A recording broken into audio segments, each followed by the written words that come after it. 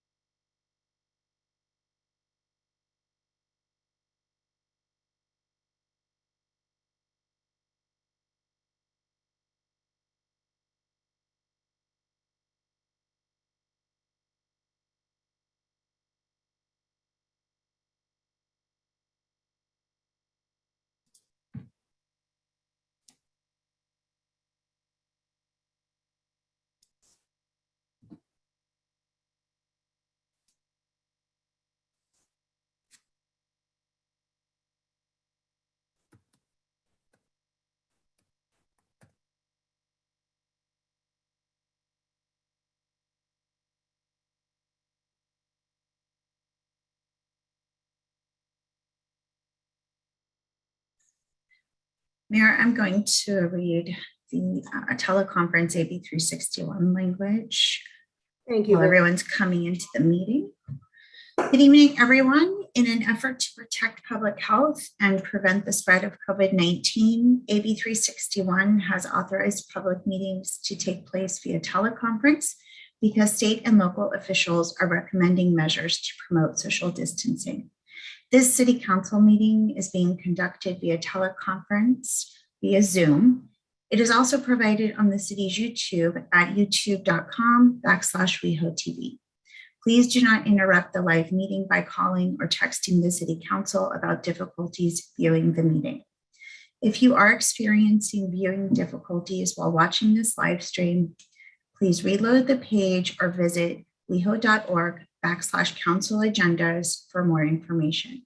In addition, you may call in to listen to this meeting by dialing 669-900-6833. And tonight's meeting ID is 829-9973-5012, and then press the pound sign. Please understand that internet speeds, device reliability, third-party platform reliability, and individual or personal technical issues are out of the scope of this broadcast. WehoTV staff has published a guide at weho.org/WehoTV to troubleshoot your connection. If you are having difficulties connecting to the meeting, you can also call 323-848-3151. Thank you. Thank you very much, Madam City Clerk. It is exactly 6 p.m. Are all of our council members signed on? Let me look. We still have I see Councilmember Horvath is coming in. I do not see either Councilmember Erickson or D'Amico. Nope. They're coming, it looks like some are coming in now. Point of order, does the land acknowledgement come before the call to order? Yes. Okay, all right. Glad I asked. It's a new one for all of us. Okay. So we're waiting on, we have all the council members. Let me see if David has come in. We're waiting on the city manager and the city attorney to come into the meeting.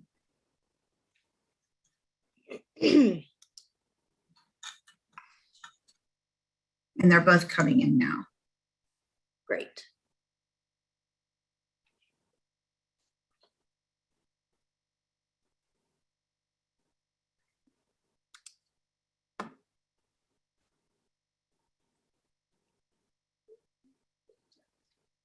Do we have Lauren Langer? She's in the meeting. She just needs to turn on her video. Okay, well, I'm going to go ahead and begin then, since it's 6:02. We would like to begin by acknowledging that the land on which we gather and that is currently known as the City of West Hollywood is the occupied, unceded, seized territory of the Gabrieleño Tongva and Gabrieleño Kizh peoples. We're going to call this meeting to order. It's 6:02. It's March 21st, 2022. Welcome, everyone. And if I could please ask Michael King to lead us in the Pledge of Allegiance.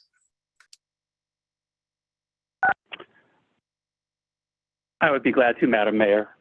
Together, I pledge allegiance to the flag of the United States of America and to the republic for which it stands, one nation, under God, indivisible, with liberty and justice for all.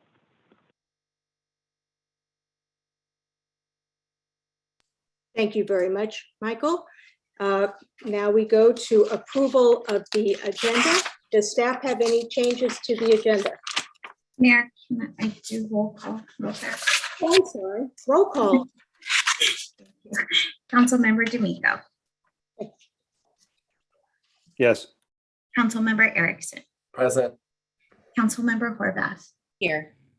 Mayor Pro Tem Shine. Present. Mayor Meister. I'm here. We have a quorum.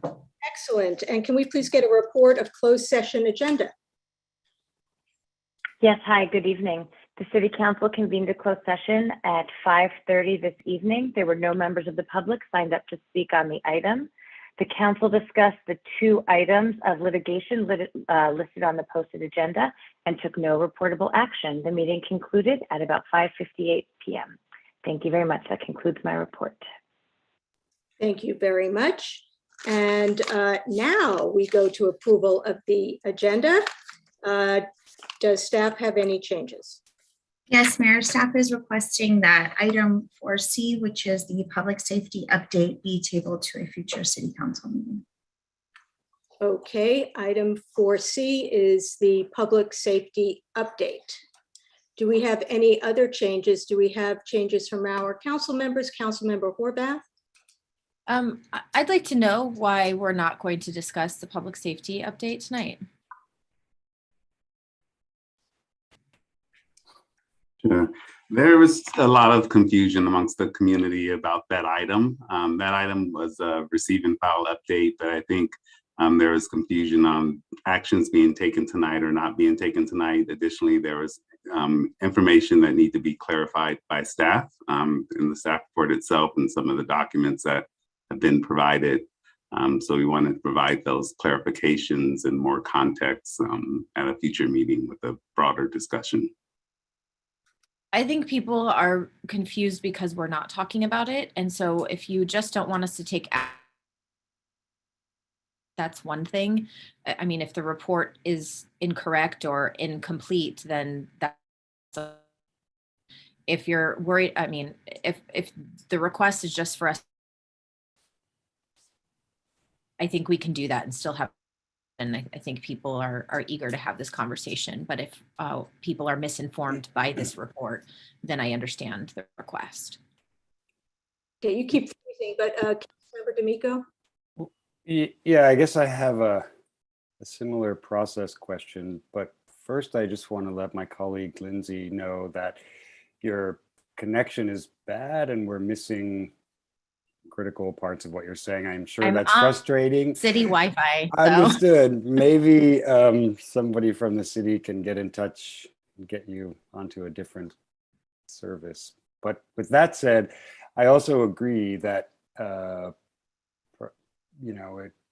in some way it makes sense for us to at least begin the discussion. If there are points of clarification, perhaps David, you can drive us around those, but I think people want to know about some of the reported,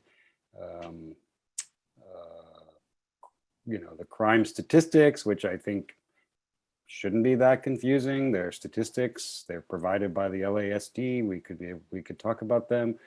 I think I would be concerned if I was a resident, and I would be concerned that we're not having this conversation. I would wonder what we're not talking about. And I know you carefully explained why we don't want to have it, but I'm just not sure that that's the right explanation for the moment.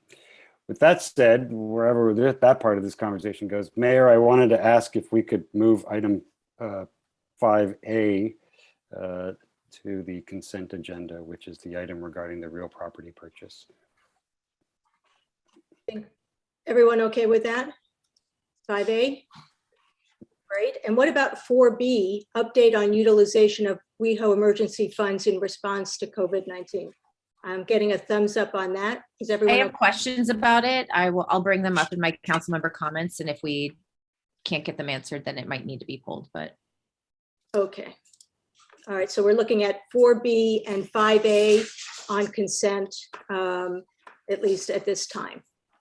and Mayor, I also wanted to pull item 2H for discussion. Okay. And 2H is priority setting one. okay. So we're going to pull 2H, priority setting.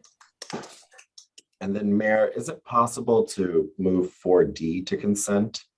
The development of the update regarding phase 2 for the behavioral health crisis response unit? Good with that. I'm good with that if everyone else is. I have a direction, but other than that, I'm fine. I could do it during my comments. Okay, great. So we're looking at pulling 2H, priority setting, from consent to excluded consent, and moving 4B, the update on emergency funds, and 4D, the development of citywide behavioral health crisis response unit, and 5A, resolution approving the option to purchase the real property located at 617, 621 North Robertson Boulevard to consent. Councilmember, Did you say me? well, your hand's up. Yeah, oh, you froze now when it said council member, and then it was, I just wanted to alert the city clerk that I know we're not supposed to, but I am getting messages from several community members that the city meeting is requiring a passcode to get on. It does. Yeah, and that's why we ask people to email me to sign up to speak, but I'll put it on the page. It's an attempt by me to ensure we don't get Zoom bombed. Got it. So I'll put it on the council agendas page. I'll make sure that individual knows right now. And I'm emailing people who are emailing me right now, so. Okay, I'm sure that person emailed you who texted me, so I think Okay. we're okay there. And then, sorry, Mary, I just lost my train of thought. Regarding item 4C, I actually shared David's concerns as well. I myself found inaccuracies in the report and in what we were given. And I think also the confusion around the public as well.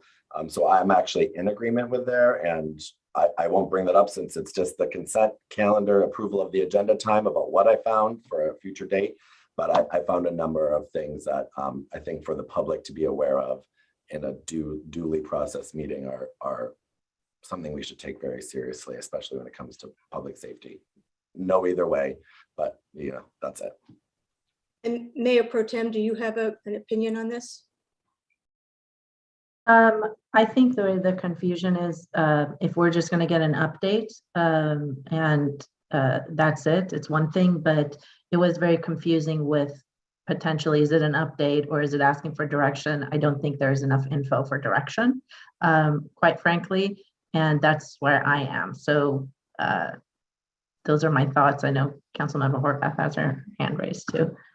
Councilmember Horvath, with your hand raised. I just want to ask that you restate what the agenda changes are before we take a motion. I'm not clear on all of the changes. Thanks. Okay, well, right now we're still trying to figure out if we're keeping 4C on the agenda or tabling it. Staff has asked to table it. I think it might be helpful to hear the update so that if we do have questions, we can ask those questions and have staff bring back whatever it is that we need more answers on. So I am okay with leaving it on the agenda with my other colleagues, if that's, I know that there are a lot of people who are interested in this item, and I agree with Councilmember D'Amico as well that it seems more confusing not to have it on the agenda than to remove it. So if we can keep it on the agenda, I would appreciate that as well. But there are inaccuracies that are, I mean, we can have the discussion. All I'm saying is that there are inaccuracies in the report, and therefore the public is misinformed. I'm not saying they're misinformed because they're reading it wrong. The report is presenting something that is not duly, the onion needs to be spliced, right? And we need to peel it. But right now it's presenting one picture versus what's actually in there. And so to have a conversation on this report and get an update and ask questions is one thing.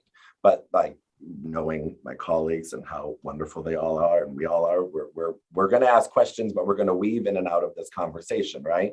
But I think to make sure everything is accurate, everything is correct, and all of these numbers are updated and reflected on what it is, that's not what's in this report. And it's not, these things happen, but I think to do that at another time is the appropriate thing to do versus to do it now and have it be wrong.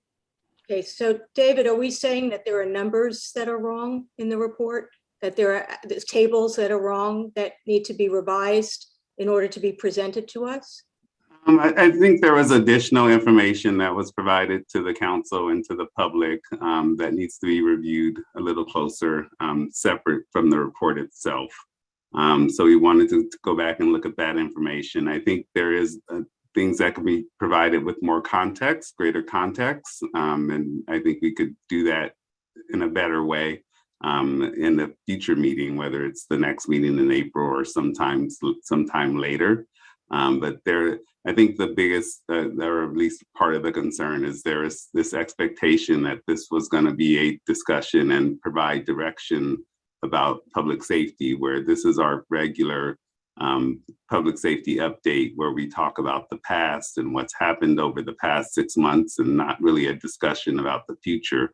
We've had a lot of discussions about community safety and developing a plan, and it just seems to be that the expectation is that this is that discussion, and this is not. This was really the discussion about what's happened the past 6 months. Councilmember Horvath? If it's a recap of what has happened and not direction going forward, what is the issue beyond that then? If that's really the issue, then can't we just identify what data inaccuracies exist in the report and move forward? Yeah, we can certainly have the discussion if that's what the council chooses. We've provided the update itself in the report itself, and staff can provide the overview of the report. So staff is available to do that. Okay, Councilmember D'Amico, your hand is up, literally. Thank you, Mayor. And I guess I want to carefully ask this question. I mean, not that carefully, but so there have been lots of news reports about our public safety, community safety, most recent history. And I think it's worth either having this discussion at the next meeting, as you know, several have suggested, or having it now. But I think there are a lot of unanswered questions at many levels about what it is we're doing, the 5 of us who have been elected. So I understand that non-elected sworn officers are doing a lot.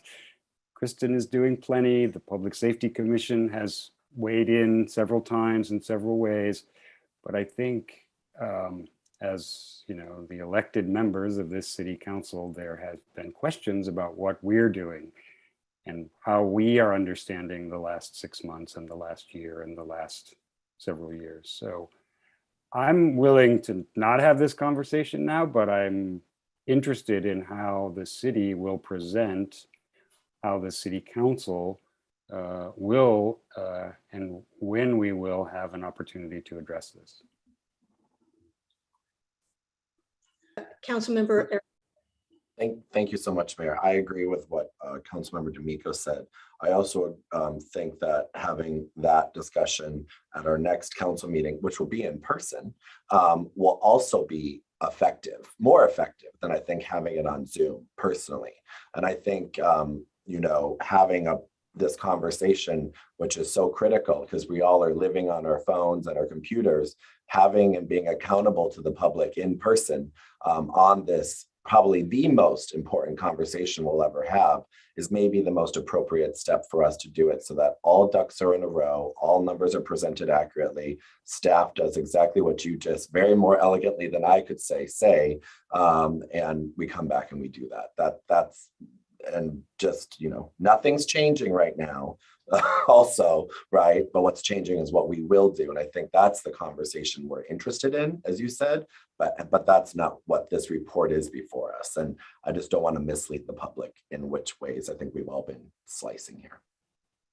okay, what I would like to ask then of the city manager is at least to address the recent news that we've seen and the numbers that everyone are very concerned about in his city manager report, if that's okay with my colleagues. Okay, so then we are going to go ahead and table item 4C, which is the public safety update. Hold on, I'm just typing it in so I remember it myself. And so now we have 2H, we are going to pull from consent 2H, which is priority setting. We're going to move to consent 4B, which is the update on WeHo utilization of West Hollywood emergency funds in response to COVID-19. We're going to table 4C, which is the public safety update, and we are going to move to consent item 4D and item 5A. Does that sound correct, everybody? Okay, so I believe now we have an agenda. Yes, Mayor. Oh, we have a motion. I'm just like losing it today. I'll move the agenda. And I forgot the whole thing. Okay, so we have a motion. Do we have a second? Second. Thank you, Mayor Pro Tem. Can you call the roll, Madam City? Councilmember D'Amico. No. Councilmember Erickson. Yes. Councilmember Horvath. No. Mayor Pro Tem Shine. Yes. Mayor Meister. Yes. Thank you. And I'd also like to share with the public that the meeting ID and password for tonight's Zoom meeting is on the City Council page of the website. So please go there to get that information to come into the meeting. Thank you. Yeah, and also, Madam City Clerk, if anyone has slips in for item 4, well, for any of those items and wants to speak at public. Yeah, they'll be moved to regular public comment. Right. Then that will be a regular public comment. Okay. Thank you. Okay, we have an agenda. And now we move to adjournment motions. Does anybody have adjournment motion? Yes, Councilmember Erickson. Thanks so much. I wanted to adjourn in memory. I was going to do this last time of Frank Galisi, who was an LGBT center volunteer and donor and a good friend of Jimmy Palmieri in the community, as well as that was the only one. Thank you very much, Mayor. Thank you, Councilmember Horvath. Thank you very much. I have a few adjournments this evening. First, with extreme sadness, like to adjourn in memory of Dina Sarr, the daughter of Donna Sarr, former council deputy to Councilmember Sal Guariello and former commissioner. Dina also herself previously served as a member of the city's Disabilities Advisory Board. We extend our heartfelt condolences to Donna and Jean in this very difficult time. We send them our love, and as very beloved members of the city family, we're always here for you however we can be.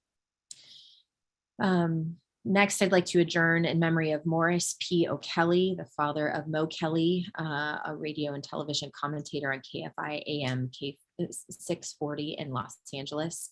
Our condolences go out to Mo and his entire family. We in this very difficult time. I'd also like to adjourn in memory of Brent Renaud, who is an award-winning American video journalist who died during an attack in Ukraine near Kiev. He was 50 years old. A second journalist, Juan Arredondo, was also injured in the attack. Brent and his brother made movies examining social issues through intimate portraits of people that reveal how they see their own world. We thank him for his courage in reporting, and we extend our condolences to his loved ones. Finally, as is our tradition to adjourn our meetings in memory of victims of mass shootings, last week, a man shot and killed his 3 children and a chaperone during a supervised visit at the church in Sacramento. The shooting victims were identified as Samantha Mora Gutierrez, age 10, Samara Mora Gutierrez, age 9, Samia Mora Gutierrez, age 13, and Nathaniel Kong, age 59. Thank you, Mayor. Thank you, Mayor Pro Tem Shine.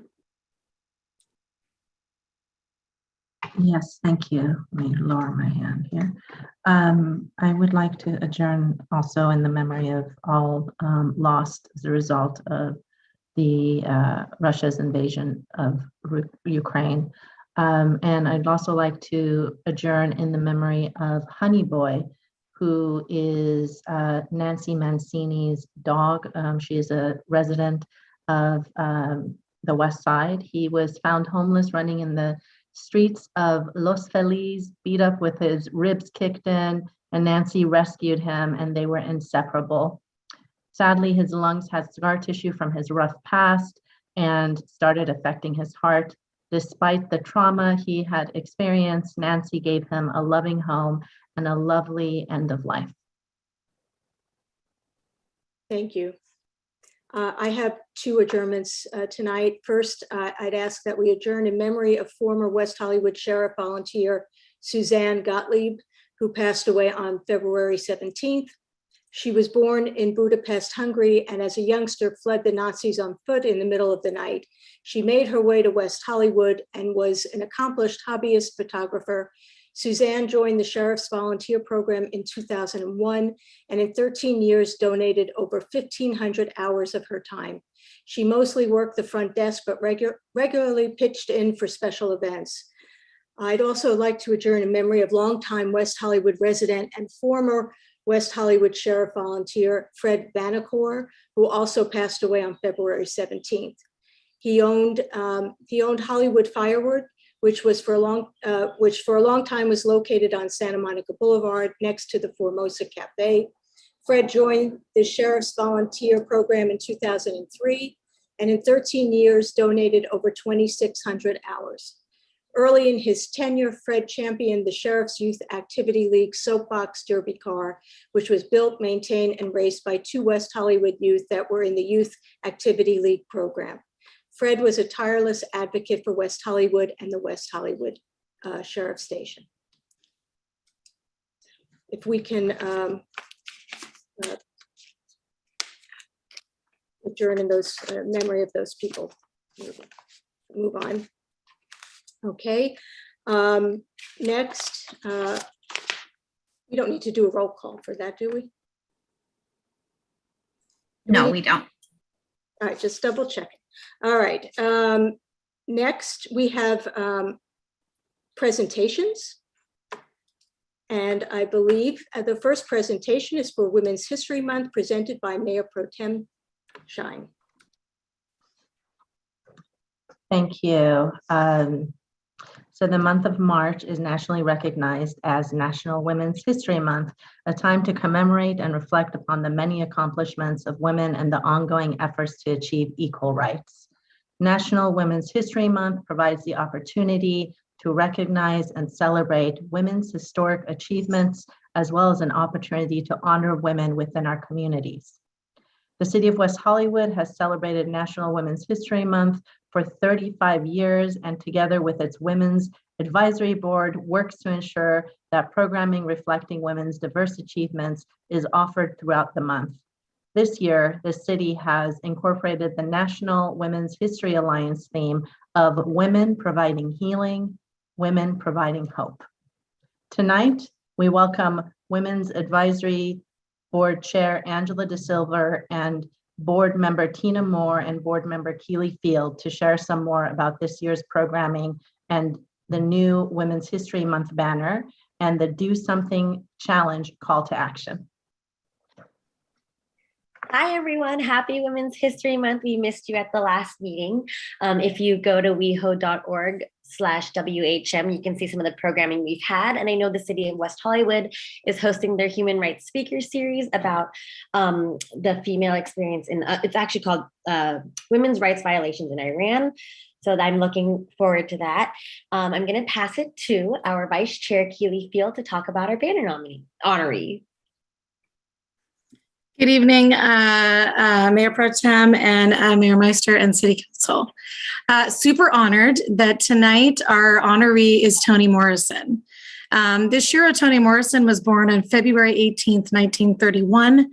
She's one of the most celebrated authors in the world.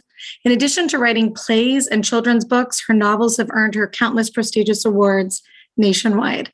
Her first novel, The Bluest Eye, was published in 1970. The critically acclaimed Song of Solomon in 1977 brought her national attention and won the National Book Critics Circle Award. In 1988, Morrison won the Pulitzer Prize for Beloved. In 1987, she was awarded the Nobel Prize in Literature.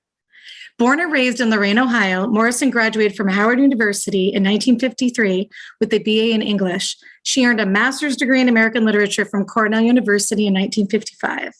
In 1957, she returned to Howard University, was married, and had 2 children before 1964. She became the first Black female editor in fiction at Random House in New York City in the late 1960s. She developed her own reputation as an author in the 1970s and 80s. Her most celebrated work, Beloved, was made into an epic film in 1988. Beloved is really part of history. It represents the inescapable horrible past of slavery returned to haunt the present. To this day, Morrison's works are praised for addressing the harsh consequences of racism in the United States. President Barack Obama presented her with the Presidential Medal of Freedom on May 29, 2012. She received the Pensol Bello Award for Achievement in American Fiction in 2016. Toni was inducted into the National Women's Hall of Fame in 2020, only months after she passed in August 2019. Toni impacted the world because she fearlessly wrote about real life experiences. She's an inspiration to not only adults, but children everywhere, and forever gives white people an insight of the Black perspective while elevating their voices. To me, 2 of her best quotes are this: "The function of freedom is to free someone else. Something that is loved is never lost, and she will be never lost. She will live forever. She's beloved." Thank you. I'll pass it back over to Angela. Thank you, Keely. That was so beautiful. So we have 1 week left of Women's History Month. And if Mayor Pro Tem Shine mentioned our Do Something Challenge. So you have 1 week to do 31 things. Okay, that's a joke because obviously that's kind of crazy. But we wanted to do something more uplifting, create community, create wellness for ourselves, our neighbors, our community, other women. Oh, there it is right there on your screen. I was going to read some to you, but now I don't have to. So hopefully this inspires you. This brings back community now that we're doing things out in the world again. And that's it. I hope you all have a wonderful meeting, a wonderful Women's History Month, and I look forward to working with you very, very soon. Thank you very much. And now we are going to have a presentation for Transgender Day of Visibility. The City of West Hollywood has historically been a passionate supporter of the transgender community and has been on the forefront of transgender rights by developing the first transgender advisory board and transgender memorial to honor victims of transgender hate crimes. Annually, on March 31st, the City of West Hollywood joins in the worldwide observation of Transgender Day of Visibility, which celebrates the vibrancy, unity, and pride of the transgender community and is an opportunity to find ways to build greater equality and social acceptance. This year, the City of West Hollywood and its Transgender Advisory Board will celebrate the International Transgender Day of Visibility through April 6, 2022, to provide a week-long celebration of increased visibility to the transgender community. The City of West Hollywood will use the week-long celebration to honor transgender and gender nonconforming leaders through a virtual campaign. Will light City Hall and the city's lanterns over Santa Monica Boulevard in the colors of the transgender flag, and will fly the transgender flag at city flagpoles. The city will also support transgender art projects, including the As We Are Pillars of Society exhibit at Wall Space Gallery through April 15th, 2022, and the virtual event WeHo Reads Trans Future Poetics on April 6, 2022. I'd like to thank the Transgender Advisory Board for their work to highlight this important day and important week. And Transgender Advisory Board Chair Lucky Alexander is here to provide more information on the city's Transgender Day of Visibility events. Passing it over to you, Lucky. Thank you, Mayor Meister. Appreciate it. And thank you to the City Council for all of the support that we've gotten from you all. Like you said, the Trans Day of Visibility started in 2019. A woman named Rachel Crandall was tired of the only day that trans folks were recognized was on Trans Day of Remembrance, which of course is around the violence that trans folks sustain. So thank you all for uplifting the accomplishments of our community and supporting us day in and day out. Thank you very much, Lucky. And thank you to the entire board. I have one more presentation. This is for Steve Wayland. Is Steve here? I hope so. Mayor, let me help him turn on his video because I think I had to turn it off. And I thank everyone for their patience with all of our presentations, which we were supposed to have 2 weeks ago. Hi, Steve. Great. In 1991, Steve Wayland began his career at Pause LA alongside founder Nadia Sutton as a volunteer and dedicated his time to attending to clients, managing the pet food bank, answering phones, and organizing volunteers. Pause LA has provided food, veterinary, and other care services to West Hollywood community members for more than 25 years. And under Steve's leadership, people living with HIV and other catastrophic illnesses and older adults with limited resources have been able to care for their beloved animal companions. As the agency continued to grow, Steve became the director of programs and made it his goal to assist clients experiencing housing discrimination because of their support animal, quickly becoming the go-to on the subject. With Steve's assistance, Pause LA created the first shelter within a shelter for homeless people and their pets in partnership with PATH, a facility that was the first of its kind in the nation that led to increased awareness of the housing barriers for homeless pet guardians and greater access to emergency shelters and transitional housing facilities in Los Angeles for people with support animals. Steve's 30-year commitment to Pause LA's clients and his commitment to keeping people with their animals together has been integral to the social services provided by the City of West Hollywood and to the current and future success of Pause LA. The City Council wishes to extend its sincere thanks and highest praise to Steve Wayland for his dedication to the West Hollywood and Los Angeles communities and extends heartfelt best wishes for his retirement. Steve, would you like to say a few words? Thank you. Thank you so much. I do appreciate that. And the picture behind me is the beautiful wild coast here in Crescent City, California, where I have retired. It's the most northern city in California on the coast. So I'm really, really happy to be here. But, this means a great deal to me. Pause LA and West Hollywood are really integral, and West Hollywood really was an important part of the beginnings and the sustaining of Pause LA. And of course, Nadia Sutton, West Hollywood resident, the founder, she and I started in a tiny, tiny little space off of Sunset Boulevard back in '92. And then for the last 24 years, Pamela Majette has really grown and professionalized the agency. It's somewhat rare for a nonprofit to survive for 30 years. And a lot of that is thanks to Pam's leadership. I want to also thank the whole human services staff, David Juni, Leslie Eisenberg, Derek Murray, and Joan Mithers, who had basically a second job making sure this came off today. So thank you, Joan, for that. My own personal history really coincided with my work at Pause. In 1992, I began my first involvement with West Hollywood with the West Hollywood Police Department initiative, Prop AA. And although it didn't pass, it really was the beginning of a big change in the way law enforcement was provided to West Hollywood, and I think in a very positive way. And I know that there's ongoing issues and concerns, but I think it's really great that we have a police agency that really has committed to being a part of the community. I also was proud to serve on the redevelopment project area committee on the east side, along with Fred Vanacourt, who I'm very sorry to hear has passed. And I also served on the Santa Monica Boulevard steering committee and survived the ficus tree debacle, as some of you may recall. And then was very proud to serve on the Transportation Commission for 12 years as Abby Land's appointee.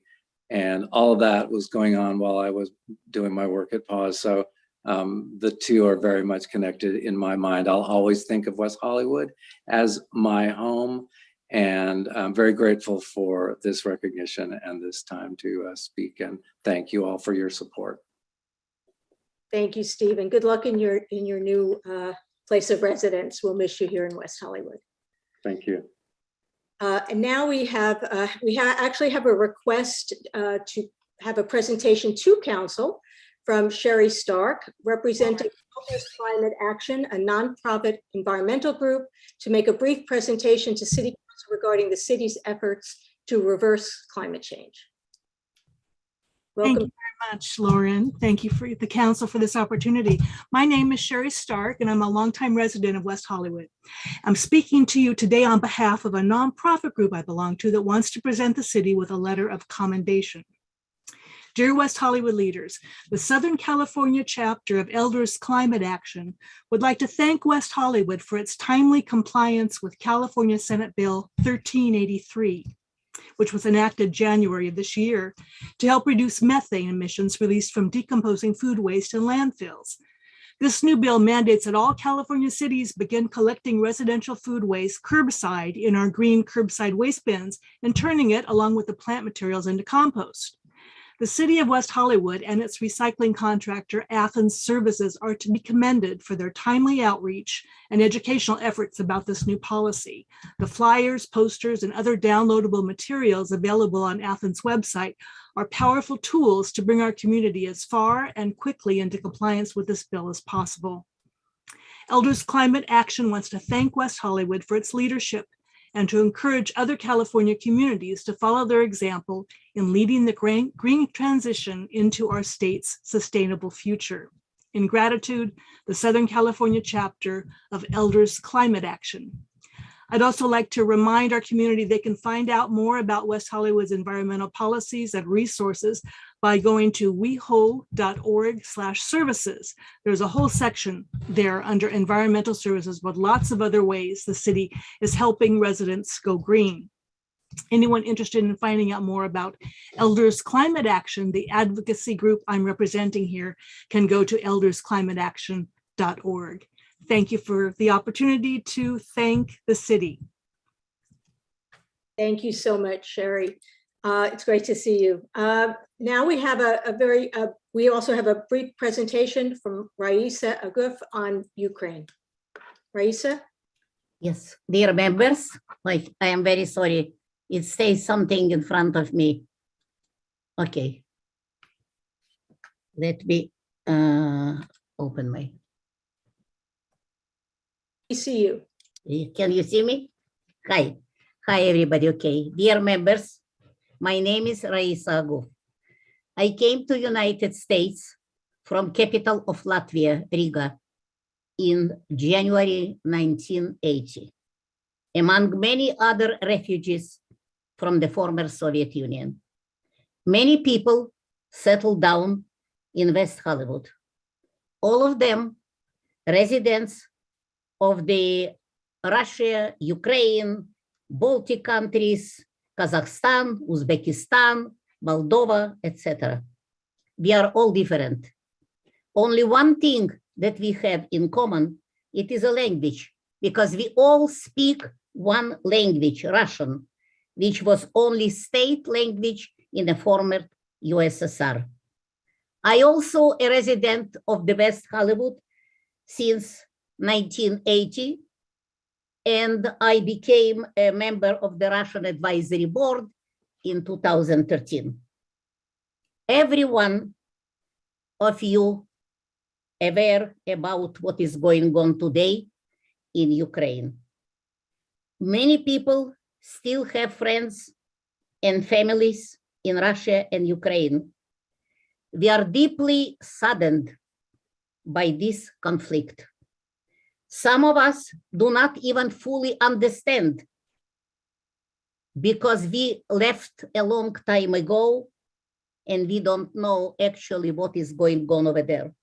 But we understand the devastating implications of this conflict, of the civilians, the economy, and the world peace. The city of West Hollywood issued statement in support of Ukraine. The Russian-speaking community is very grateful for the leadership of the city of West Hollywood for its support for the residents who worry about their families and friends. We also received information regarding the humanitarian organizations that residents can use to help people of the Ukraine. The resource page is on the city's website and it was distributed to the community. Again, we are very grateful for your support, which means so much. We want the conflict to stop immediately. We urge all politicians to use as much diplomacy as possible to de-escalate and to end this bloody conflict. Thank you so much, Raisa. And I also want to thank staff for activating the West Hollywood Response Program to encourage donations to organizations that provide emergency aid and humanitarian support in Ukraine. And for those that are interested in donating or would like more information, please visit weho.org/WeHo response. Okay, now we will move on to, if there's no other presentations, we will move on to public comment. The City Council values your comments. However, pursuant to the Brown Act, Council cannot take action on items not listed on the posted agenda. The public comment period is limited to 20 minutes with 2 minutes allotted for each speaker. This public comment period is to address the City Council on consent calendar items, other agenda items, and or items of general interest within the jurisdiction of the City Council. Another period is also reserved for general comment later in the meeting for those that could not be heard at this time. Public hearing testimony, and we do have a public hearing after this, will be taken at the time of the hearing. So, Madam City Clerk.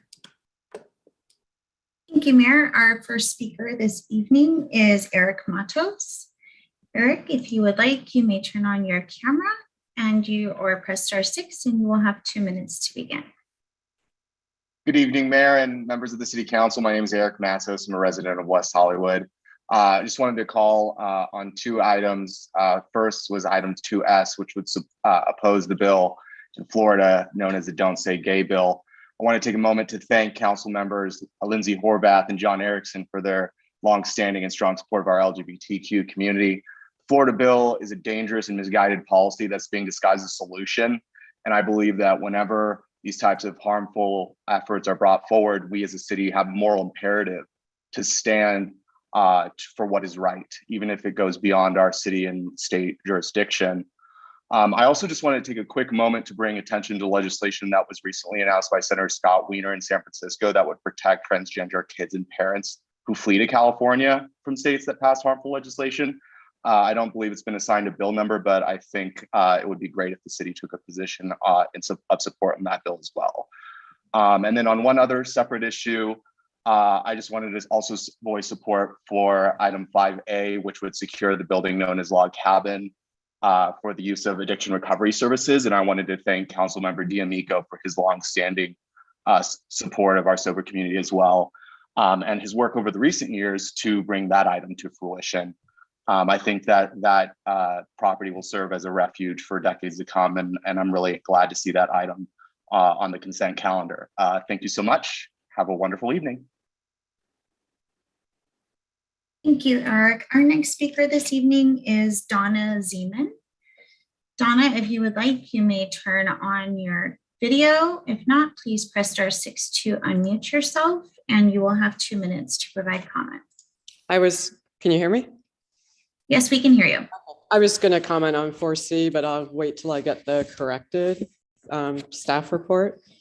Okay. So commenting on the correct thing. I just saw that it was proposed previously, I think by the safety commissioner, that it's been the tabled budget tonight. for the police Yeah. department was proposed to be decreased by 10%, losing 10 officers, which with rising crime, I just can't understand how that could be a possibility. Like somehow someone would think that's a good idea. But I think that, but I'll wait till I get the next staff report and to see if that is still a recommendation or whatever. Thank you.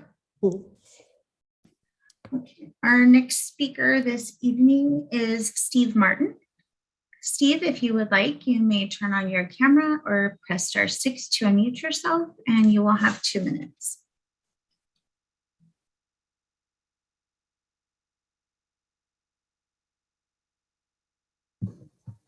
Okay. Am I unmuted? You're unmuted. Okay. Yeah, I want to join in what Eric said, particularly about the log cabin. I know there's been a long road, but that site is so meaningful to so many people in West Hollywood. And we really appreciate all the work that past and current city council members have done to secure that building.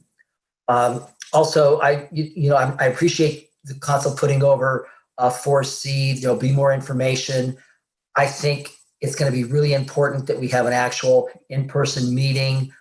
There's a lot of people that have been very interested and concerned about the proposal to cut the 10 deputies as proposed by the Public Safety Commission. I know Ruth Williams, who can't comment tonight, had told me that she thought this was the most divisive issue she's seen in the city since probably the West Hollywood Police Initiative, which frankly, as Steve Whalen said, wound up being a good thing because we wound up coming together and making some great changes in the Sheriff's Department, which we continue to do. So anyway, thank you for your time, and I look forward to speaking at the next council meeting.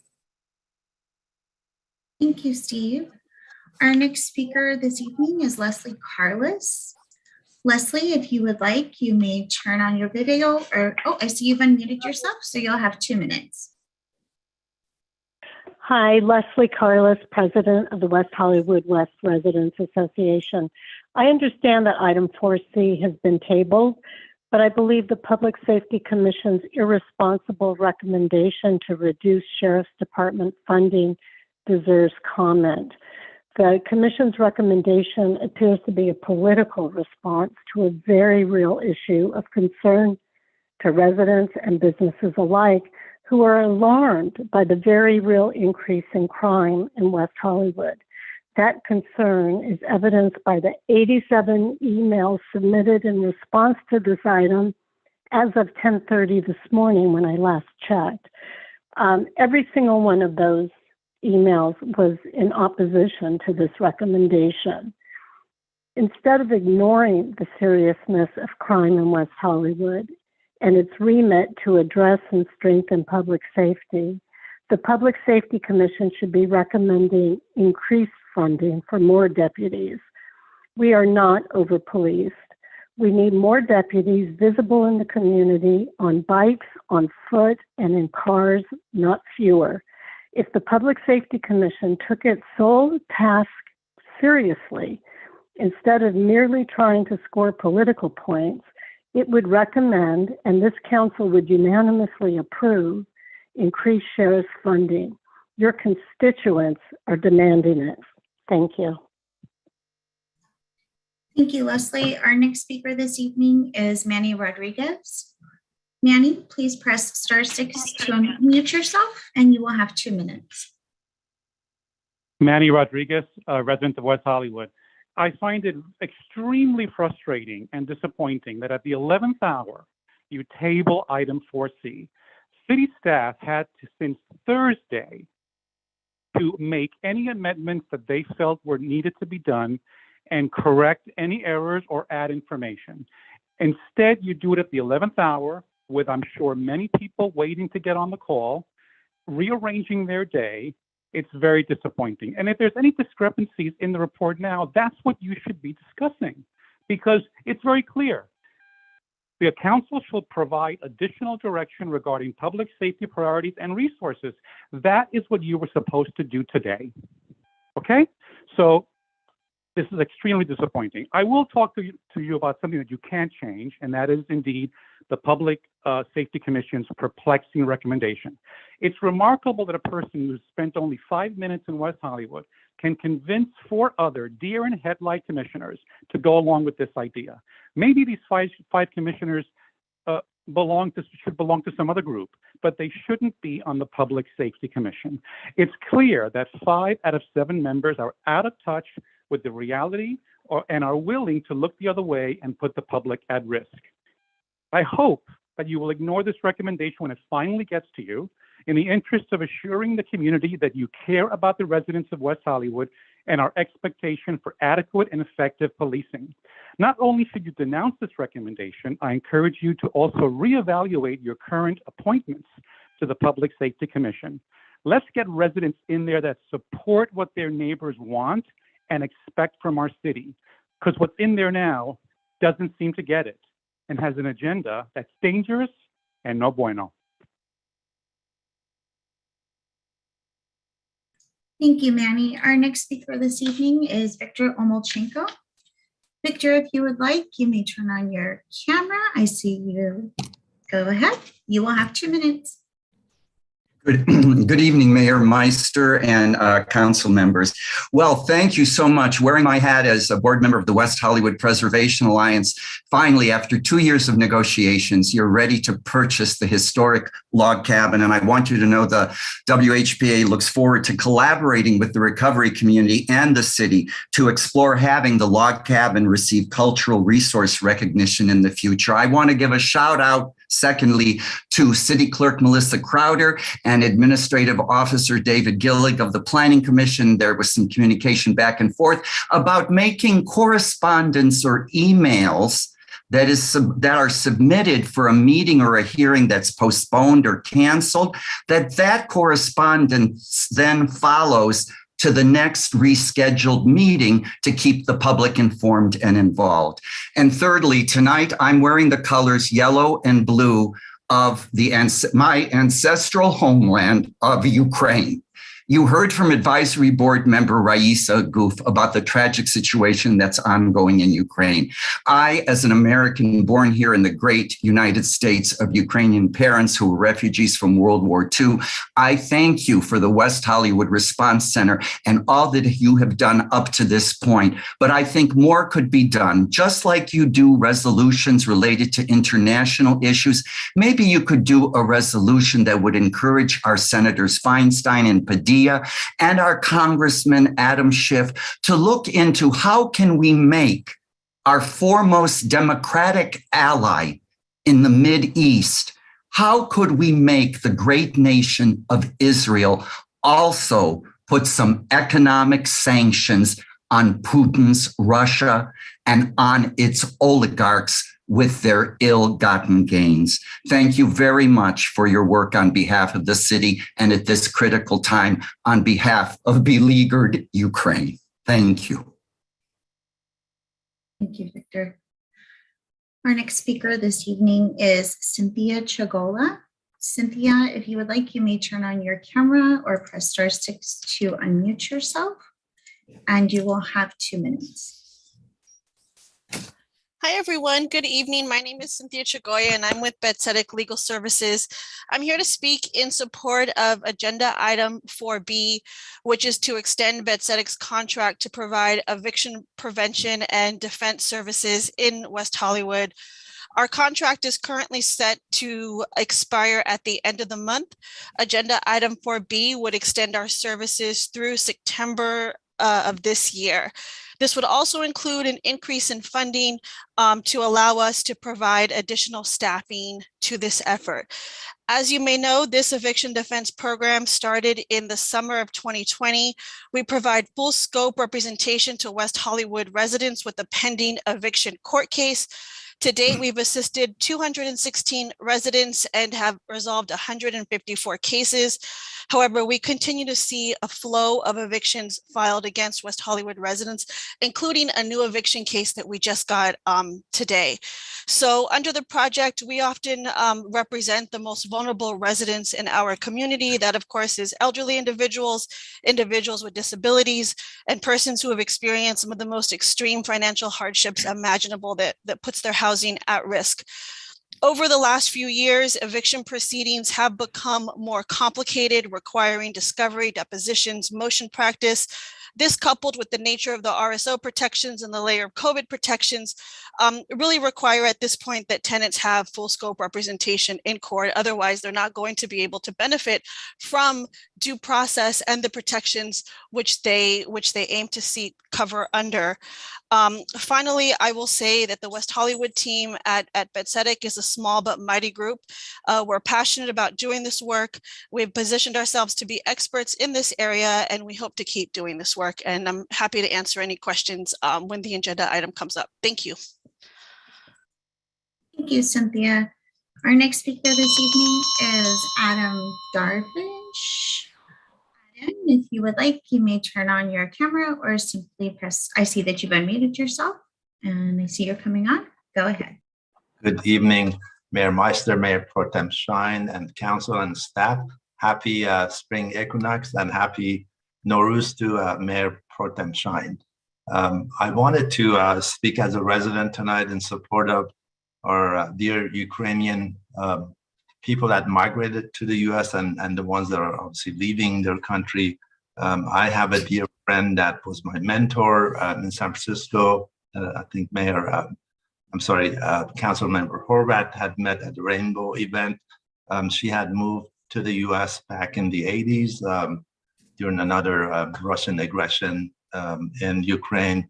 And I've given her a lot of support and had a lot of questions for her to learn more about the history of Ukraine, because in the past I've always viewed her because she speaks Russian, and I always thought that it was more of a unity between those countries, as was mentioned by public speaker Raisa. So again, I admire all of them for their braveness. I couldn't do that and stay in my own country and give my life up. That's really something to be proud of. And I wanted to thank you all for the support that you have put in place for Ukrainians, but also wanted to talk about the Russian Americans that may be targeted in our city, in the LA, in the country. We need to pay some attention to that and make sure they're not being discriminated against, because again, as I shared before, as an immigrant coming to New York, was profiled, almost killed at the first Christmas party. But the love that I received from a pastor of a Catholic church that invited me to the next Christmas to truly experience the Christmas spirit, and took me to church and Christmas carol, and all of that really touched my heart. And my friend's parents adopted me later on in that life. So thank you again for the support, and great job that you do. Thank you, Adam. Our next speaker this evening is West Siegmiller. West, if you would like, you may turn on your camera. I see that you've unmuted yourself. Hi, you folks can hear me? Yes. Thank you. March 16th this year marked 2 years since the COVID lockdowns in California began. This time 2 years ago, we all locked ourselves inside our houses while terror locked us inside our own minds. But as it turned out, we were lied to about a lot of things, too many to list here. But the perverse profit motives that drove the lockdowns and so-called health measures have only become more obvious every day since. After 2 years, it's time for this COVID regime to end and to free WeHo. All these medical passports and mandates are not only unlawful, they're unconstitutional. Violating the Constitution is more than simply breaking a law, it's breaking the highest law of the land. Elected officials who infringe on our constitutional rights are committing serious crimes up to and including treason. And not just national crimes, also international crimes against humanity of a Nuremberg level severity. But these so-called leaders are not just breaking the law, they commit moral crimes. They conspire against the free will of the people. And because they participated in forcefully closing mosques, temples, and churches, these individuals are also spiritually bankrupt. Additionally, the ever-widening gap between the rich and the middle class has been fueled by this COVID regime, pushing more people into poverty and making poor people even poorer. As the left shouts about people before profits, the engorged biosecurity state is creating historic profits for big pharma. As a consequence, the US oligarchy has grown not just richer, but also more powerful. Our leaders may believe that they represent the people, but they're only advancing the interests of the global financial elite, the same elite who gleefully erect a two-tiered surveillance society to expand poverty throughout the global south and codify a permanent serf class in developed countries. An emergency does not last for 2 years, but a regime does. Enough is enough. End the state of emergency now, rescind vax mandates for city officials, staff, contractors, and volunteers, remove vax requirements for our local businesses, and ban vaccine passports from the city of WeHo. Thank you, Wes. Those are all of the individuals that I have signed up. I don't see Howard Spellberg in the meeting any longer. Howard, are you still in the meeting? And if so, please press *6 to unmute yourself so you can provide public comment.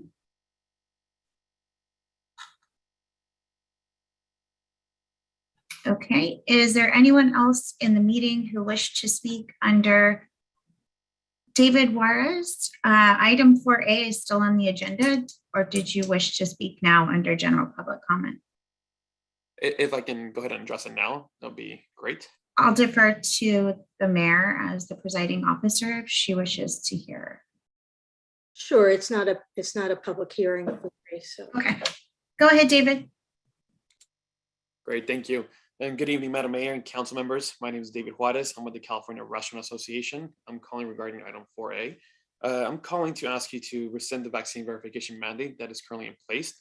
I commend the City Council for addressing COVID-19 with the level of seriousness and determination it deserves. However, as we continue to make progress in our fight against the virus, the sharp decrease in cases and test positivity rates and hospitalizations must be acknowledged. The LA County Department of Public Health has already done so by removing guidelines that are no longer necessary in our fight, our battle against COVID-19. They have aligned with the state of California in removing mask requirements for indoor public spaces. They have also announced the removal of bars, lounges, nightclubs, and other establishments from the requirement to verify proof of vaccination or a negative COVID-19 test before entering indoor spaces. Culver City rescinded their order last week. LA City Council will be discussing a similar ordinance, I believe it's this Wednesday, and it is expected to pass. So for those reasons, we asked the City of West Hollywood also aligns with LA County and other jurisdictions within LA County to rescind the order. This will provide much needed relief to the restaurant sector and restaurant staff, as they are currently the ones tasked with enforcing this public health issue. And with that, I just want to thank you very much for your time and wish you the best for the rest of your meeting. Thank you. Thank you, David. Mayor, that is the last person I have on the list to speak under public comment.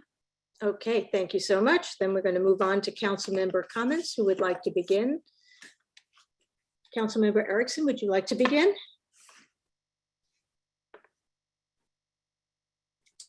Of course. Thanks, Mayor. Let's see.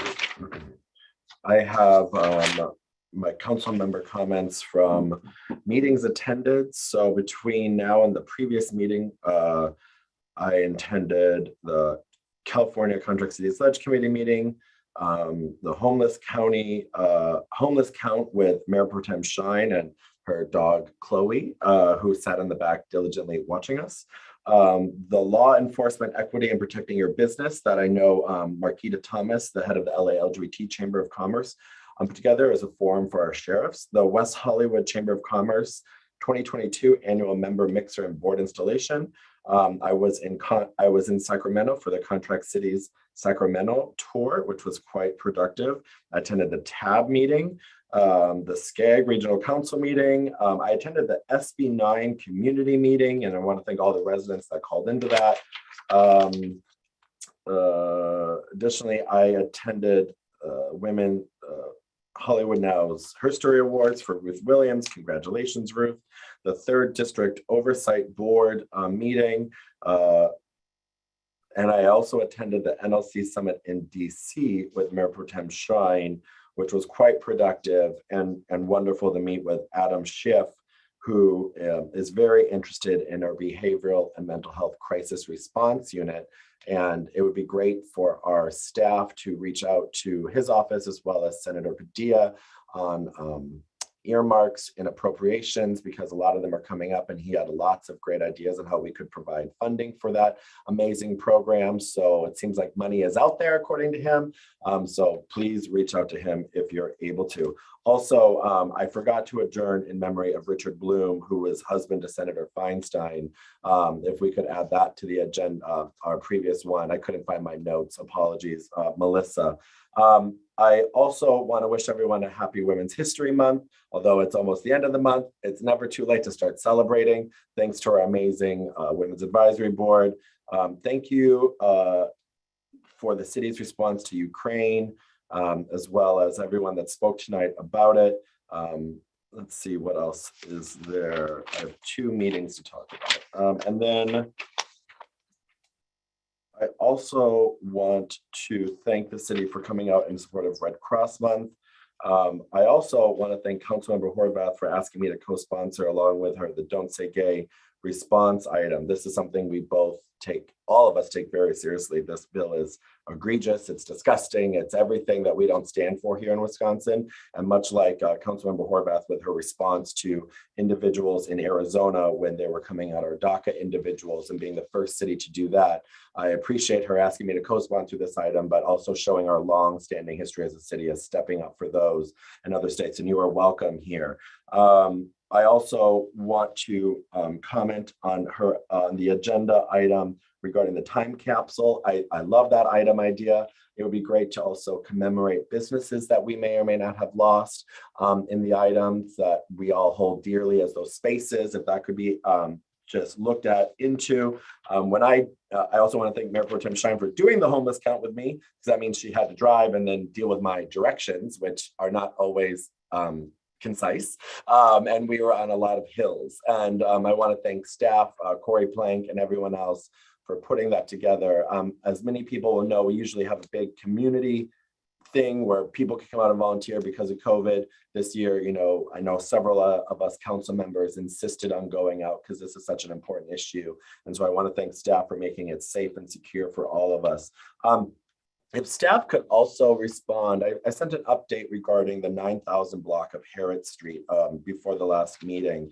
There's a lot of issues going on with garbage, vacant properties, trees that not have yet been replaced, regarding the Addition Hotel property that are of great concern to that community and are causing some issues. So if staff, not now, they can send me an email. I know we talked about this. That would be great. I know that Harrod Street is often sometimes a forgotten street because it's dead ends right there in that way, but we don't want to forget our residents there because these issues are gravely important to them. And then I think that is everything.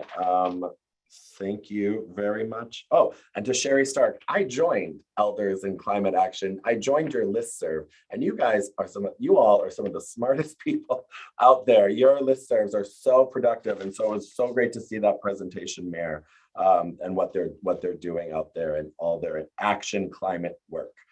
So thank you so much, Mayor. Thank you, Councilmember D'Amico. Thank you, Mayor. I'll be quick. The first item I wanted to talk about was item 5A, the log cabin. I appreciate the sentiment, suggesting that I had some additional ability to make this happen more than any of my colleagues. And I just want to be super clear. All of us are interested in the importance of that space, its history, its future history for 99 years as a place of sobriety. And I think these are the kinds of things that make West Hollywood a truly unique and wonderful place. And I just want to say, all of us here, and as former City Council member Steve Martin mentioned, previous colleagues were also interested in making that happen. I wanted to ask the city manager if we could put on our agendas a Pride update for every meeting between now and June 1st, and or a Pride update meeting and a subcommittee meeting should there need to be additional input, so we could have an A-B sort of update, subcommittee, Pride. I mean, we only have 2 months left, and I know there are things that we're still having trouble getting to yes with our selected vendor, and I think all of us want to continue to make sure that this is a Pride that kicks off the future history of Pride going forward. I haven't obviously talked with my subcommittee colleague about asking for that, but she's giving us a thumbs up. So, she may in her own comments comment on this. I'm happy either way. Either we have an update at every meeting, or as I suggested, we have a subcommittee and then an update. But I just really think we need to make sure that we have as much opportunity to move that along. I have one last, I guess, two last items.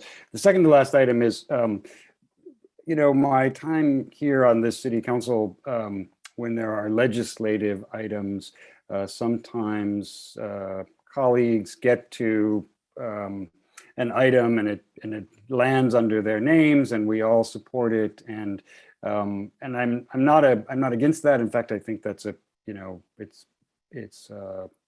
it's probably the shortcut version of getting that to happen. But I just want to sort of put out there that at one point in time, we had sort of tried to assign that to staff. And so those legislative items would come from our legislative staff, sort of saying that they have investigated the Don't Say Gay bill, for example, and it would have Hernan's name and maybe our previous lobbyist name. And I just bring that up because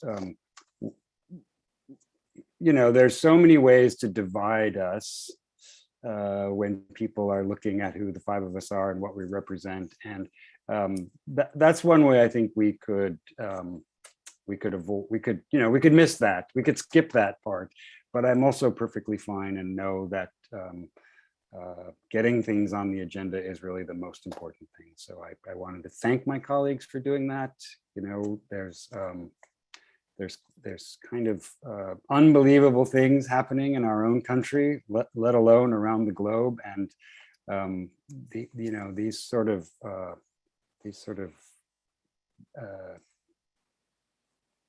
ill-gotten political gains on the backs of, in this case, trans youth or young gay and lesbian bi children who, can't vote, but can be used to scare people into voting is a truly remarkable and sad turn of events. But again, I just want to thank my colleagues for bringing that forward. And finally, I just want to talk about our public safety update that we're not having. So I'm going to talk about not having it. I'm not going to talk about it. I'm going to talk about not having it. And my disappointment is profound. You know, our in my mind, our single most important responsibility is to provide accurate and clear public safety direction and updates. And it's no secret to the city manager, I've been waiting 6 months for this update, which I was promised would be in March. There would be a community safety look at our community safety effort. And I'm 100% interested in doing it next time. And I'm 100% disappointed that it's not happening an hour from now. So any residents who have any questions, I hope you will load them into the system and I will commit to getting them answered. Certainly the 70 some people who have written, I've read your emails, I hear your concerns in all kinds of directions.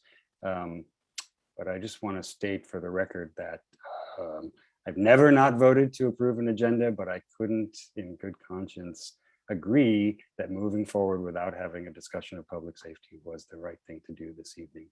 And with that, I turn it back to you, Mayor. Thank you. Thank you. Mayor Pro Tem Shine. Thank you, Mayor. Well, it's been a month since our last meeting that was canceled due to technical issues.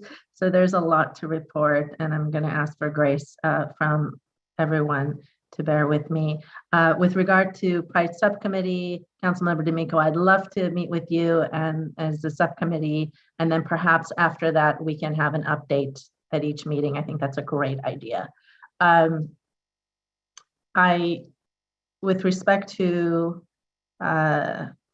Russia's Putin's criminal invasion and war of Ukraine, I can't express truly fully the amount of trauma one feels when you are watching your country get decimated, and it's a very helpless feeling when buildings are toppled and people are displaced and forced to become refugees.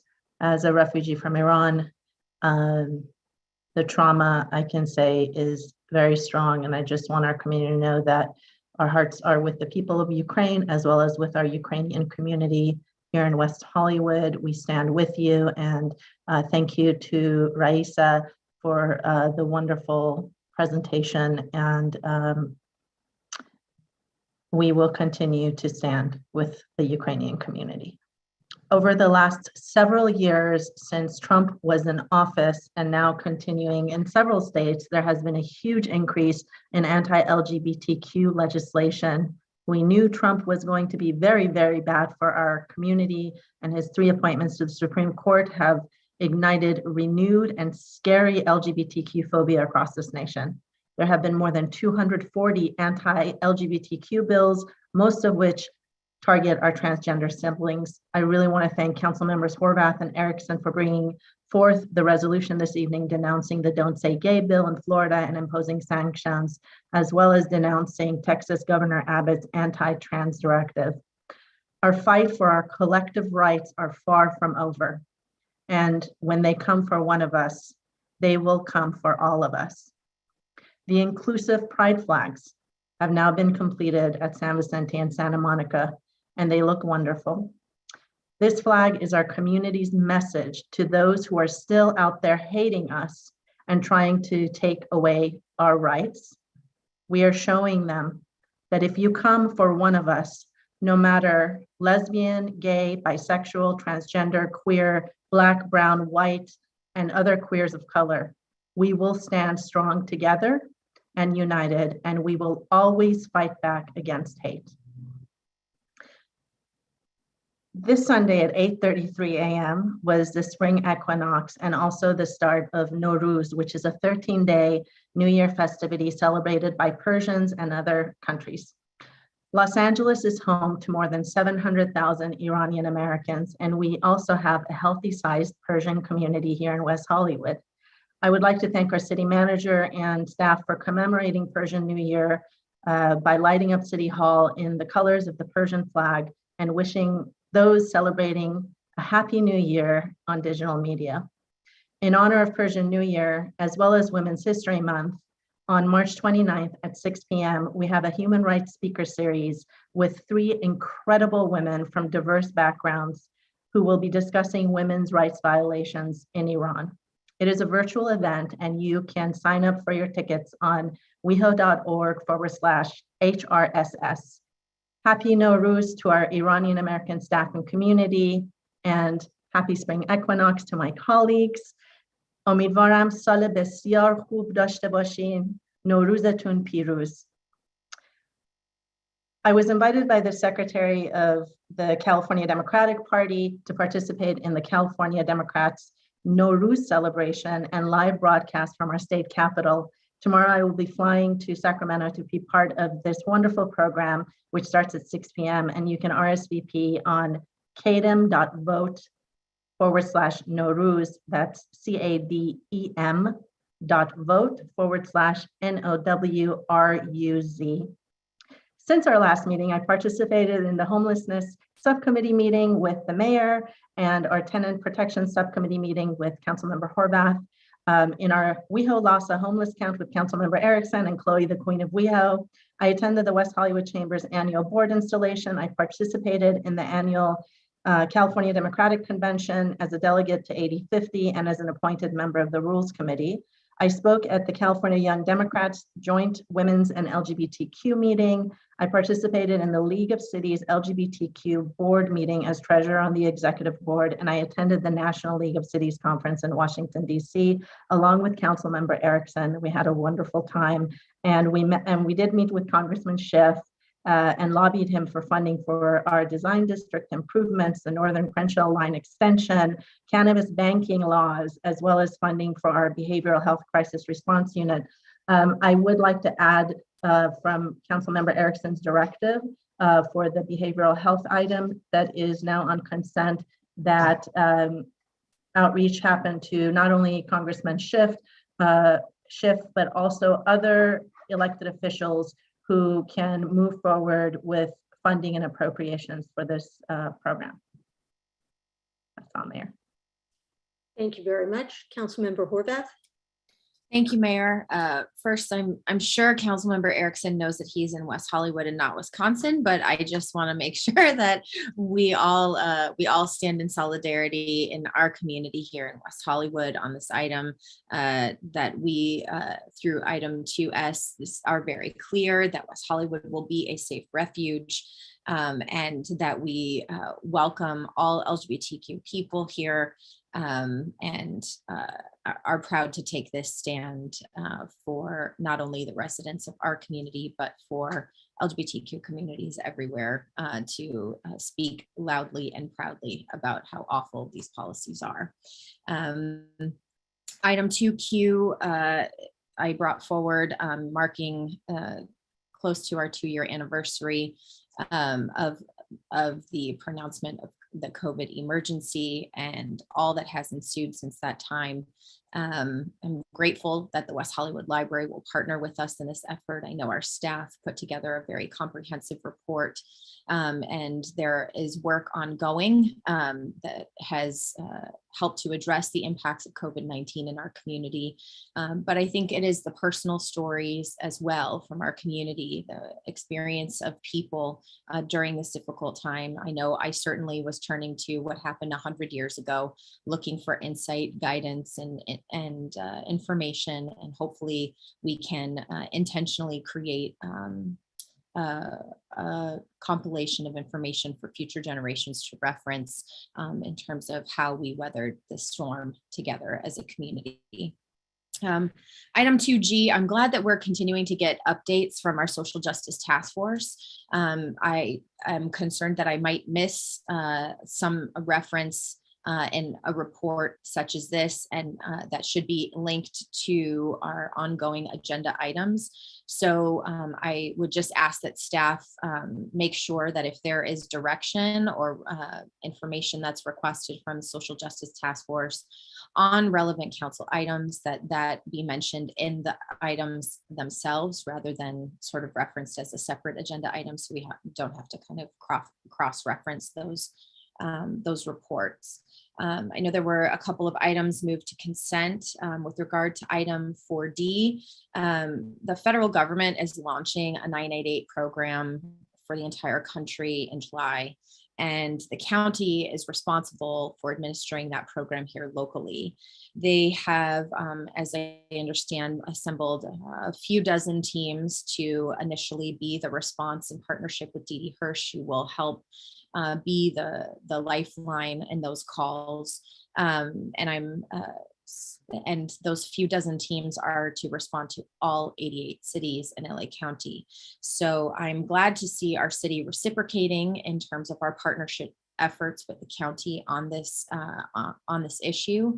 But I also hope that we continue to be thoughtful and intentional in how we build out this program. If people start calling 988 and they don't get immediate response, they will not trust it. They will not support it. They will not continue to invest in it. And so I'm grateful that we are stepping up and doing our part to make sure we're aligning quickly and carefully with the county in this effort. And I thank our staff for these ongoing updates to make sure we're doing this in the right way.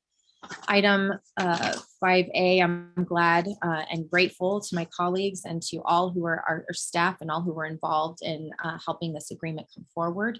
It is a very important place of refuge for our recovery community and a great symbol of our commitment to our residents. And I'm grateful that this is moving forward and excited to see how this wonderful space will continue to serve residents going forward. With regard to, I have a lot to say about meetings I attended, and I can do that later to spare us some time, but I do want to touch on with regard to the war in the Ukraine. I had asked staff before our last meeting, which was missed, about to provide direction, and was of the understanding that there was going to be an item brought forward and then it got canceled.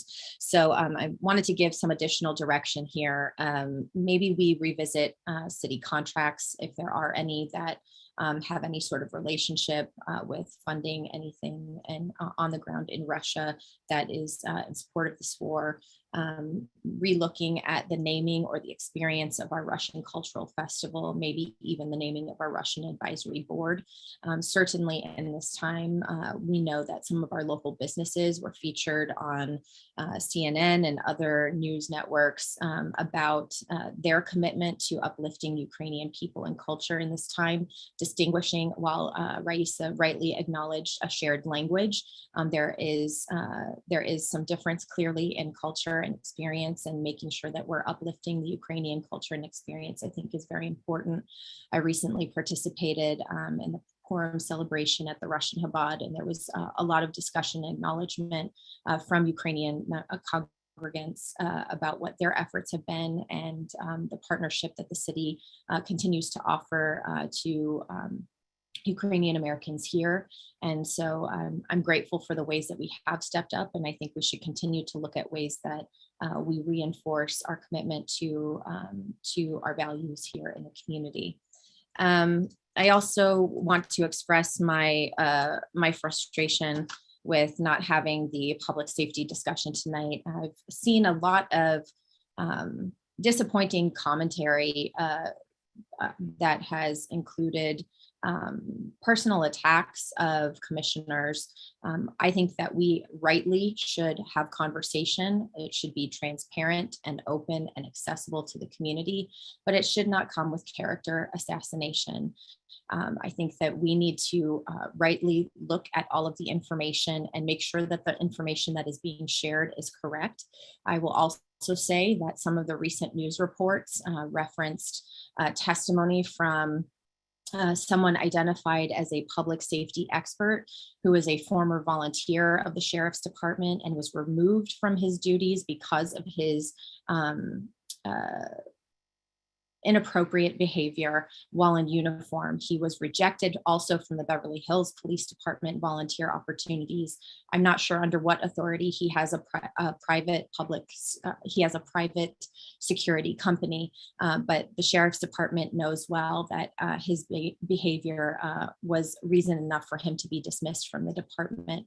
So I'm glad that we're going to take the time to make sure our information is correct, but I hope that we can also focus on what are the facts and how we take action to keep people safe. It is our #1 responsibility as a council and a community to come together and keep each other safe, and tearing each other apart while we have what is a very important and possibly difficult discussion will not help us get there. I am deeply disappointed that we have to wait even longer, especially after our last city council meeting was canceled. We rely on our staff to make sure that we can conduct the business of the public appropriately. And I'm glad that we will finally return to in-person meetings. I hope that those in-person meetings can reliably be conducted so we don't have cancellation. We can make sure we have these conversations. I know there's a lot of pent-up frustration and desire to talk about a lot of issues ongoing in this community, and it's hard to do through Zoom. It's really not a natural way to engage with each other. But I also hope that we can correctly direct that frustration and that anger into a productive conversation that keeps us safe and brings us together as a community. I'll save my meeting attendance for the end of the meeting, but I too want to end on a high note. So I want to acknowledge Ruth Williams and her acknowledgement from Hollywood Now. It was much deserved. Ruth has been a legendary activist in our community and for so many communities. And I'm grateful to see our local Hollywood Now chapter uplift and acknowledge the work of such an important and significant woman in our city's history and for the entire Los Angeles region. She has used her lifetime and legacy of work to uplift and empower women, in particular this Women's History Month to acknowledge, but so many other communities. And I just want to congratulate Ruth here as well. Thank you very much, Mayor. Thank you very much. Just to add to what's already been mentioned about Ukraine, the situation for people in Russia, for LGBTQ people in Russia, is very bleak. And so the people in Ukraine, it is also bleak because there are fears that under a Russian occupation, the situation could continue to deteriorate. And so I would like to ask staff to reach out to the Ukrainian embassy in San Francisco to let them know that the city of West Hollywood is a safe haven for LGBTQ people around the world, and provide our resources guide for LGBTQ asylum seekers. We have the guide already translated to Russian. If staff or the embassy in San Francisco thinks it would be helpful to translate it to Ukrainian to Ukrainian language, then I think it would be an important gesture to show our solidarity with the Ukrainian people. I wanted to talk about Newsom's Care Court policy introduction. The City Council and staff from the city's Legislative Affairs and Strategic Initiatives Division stay informed and advocate for new tools from the state and county to help our local work to address homelessness and meet community mental health needs. City staff is tracking Governor Newsom's newly announced plan to launch Care Court. Care Court stands for Community Assistance, Recovery, and Empowerment. Care Court aims to help Californians who are suffering from untreated mental health and substance use disorders leading to homelessness, incarceration, or worse. Care Court connects a person struggling with untreated mental illness and often also substance use challenges with a court-ordered care plan for up to 24 months. The Council Subcommittee on Homelessness and the Strategic Initiatives Division will be tracking the development of this plan and the ways for the city to support its success. We believe that some of our most vulnerable community members impacted by untreated, serious, and persistent mental illness may be able to finally connect to the support they need to end their cycle of homelessness through this approach. Regarding attendance, since our last meeting, I represented the District 4 on the Sanitation Personnel Committee meeting board and the West Side Cities COG on the Southern California Association of Governments CEHD Committee. I attended the WeHo Chambers annual member and board installation. Congratulations to Jeff Seymour on the Ray Reynolds Award and Alex Baisley on your service. City proclamations will be on their way to you. I participated in the City Council Homelessness Subcommittee meeting with Mayor Pro Tem, where we had a truly informative presentation by the Be Well Orange County Mobile Response Team. I attended the 2022 Spring Mayoral Learning Exchange, the Satba ribbon cutting, the Her Story celebration of Ruth Williams. Congratulations, Ruth Williams. And the Detroit Community Garden meet and greet for the gardeners and the mayor's Monarch Pledge proclamation, which was a lot of fun. On consent calendar, just want to thank Mayor Pro Tem for co-sponsoring and my colleagues for supporting this item, affordable commercial spaces in new city-owned commercial and mixed-use developments. Over the last few years, we've heard from nonprofits that have been in the city for many years that they can't afford to stay here. The objective of this item is for the city to provide some affordable space, just as we expect from private development projects. I'm hoping we can bring back a few of the nonprofits that supported our residents for so many years and still do, albeit in locations outside the city. I want to also announce that on this Wednesday evening, March 23rd at 5:30 p.m., we have the Housing Legislation Symposium. That will be on Zoom, so you can find that on the city's calendar. And we're excited to have a panel that will be discussing recent housing legislation and how it will affect our city and the region. And regarding other items, I too am disappointed about item 4C, but I also felt that if staff does not feel ready to present, that it doesn't really make sense for us to have them present to us. However, I will say that people are very concerned about public safety at this time, and especially with the news reports that have been recently put out there about increases in crime that don't consider the fact that that the comparisons are being made to a time when many of us were in COVID lockdown. That's not to say that there hasn't been an increase. There has, and there's been an increase compared to average monthly numbers pre-COVID, but they're nowhere near the 137% increase that was reported, which I felt was done in such an alarming way. It made it sound like West Hollywood was Sodom and Gomorrah. I mean, it was just really, really concerning that it was not, that it was taken out of context. I hope that we can do this update at our next meeting. I also hope that we don't have a public hearing so that we can really allow the time and have it early enough in the evening so that the public feels that they can be there to participate.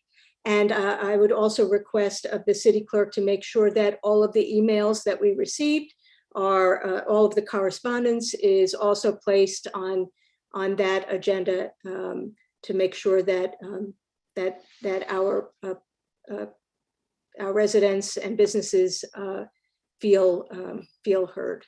And with that, I will hand this over to our city manager.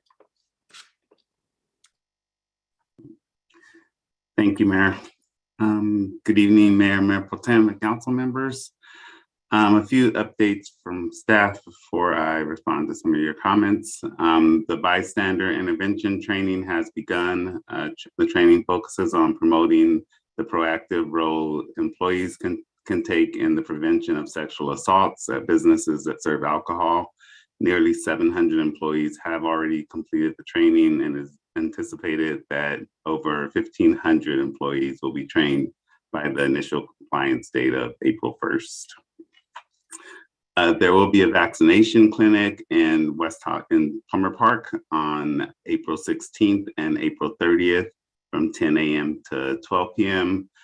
For more information on that, you can contact our Code Compliance Division at 323-848-6516 or code@weho.org. The California Rent Relief Program closes March 31st. This program provides financial assistance for unpaid rent to eligible renters and landlords who have been impacted by COVID. More information is available at housingiskey.com. The city was contacted by Cedars-Sinai cancer team. They reached out regarding to explore a partnership with the city for an upcoming LA County Department public health grant opportunity that will, among other efforts, provide resources and support for the city's existing ordinance and reduce secondhand smoke exposure in outdoor areas. This initiative is funded by the county. It builds on Cedars' current 3-year tobacco cessation project in West Hollywood, as well as their commitment to serving the LGBTQ plus populations. With even more heightened scrutiny on respiratory health resulting from the COVID-19 pandemic, this grant will provide much needed resources and expertise from Cedars to protect our vulnerable and underserved populations. As the initial grant application is due April 1st, staff will coordinate with Cedars staff to provide a letter of the signal our willingness to move forward. And if the grant is awarded, we'll plan to bring back a full presentation to the council later in the year. Regarding some of the comments from you all, staff is meeting with federal and state legislators regarding funding for the behavioral crisis team based on some of the feedback received in Washington, D.C. So we will both be meeting with those legislators that you've talked to and others as well. The Pride meetings of the subcommittee will be scheduled, as well as updates provided to the council on a regular basis. Prior to the meeting, there had been questions regarding the city's response to the attack on Ukraine. The city issued an immediate statement of condemnation regarding the attack and about the city's support for Ukraine, which went out to the city's, to all the media outlets and posted on the city's social media pages. In addition, in support of the people of Ukraine, the lights at West Hollywood City Hall and lanterns along Santa Monica Boulevard were illuminated in blue and yellow. As the mayor mentioned, the city activated its West Hollywood Response Program to help encourage contributions to agencies and organizations that are working to help people in Ukraine, as well as those seeking refuge. And city's communications division or department has been working closely with our Russian community programs coordinator and the community and legislative affairs team to help shine light on the diverse backgrounds of Russian-speaking community members in West Hollywood.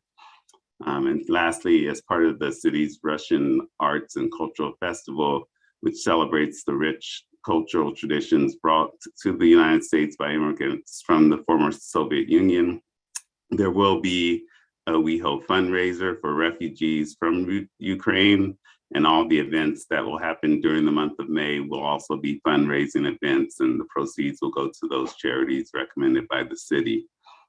Staff will additionally investigate some of the actions that were requested by Councilmember Horvath and Mayor Meister tonight. The mayor asked me to provide clarification regarding the crime update, and I think you did most of that yourself. But at the last Public Safety Commission meeting, the 6-month public safety update was presented.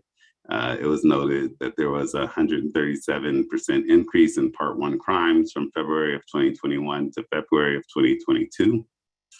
This represents a point in time increase from last year to this year. While it's technically correct, Part 1 crime was up 130% during that period, from 105 incidents to 249.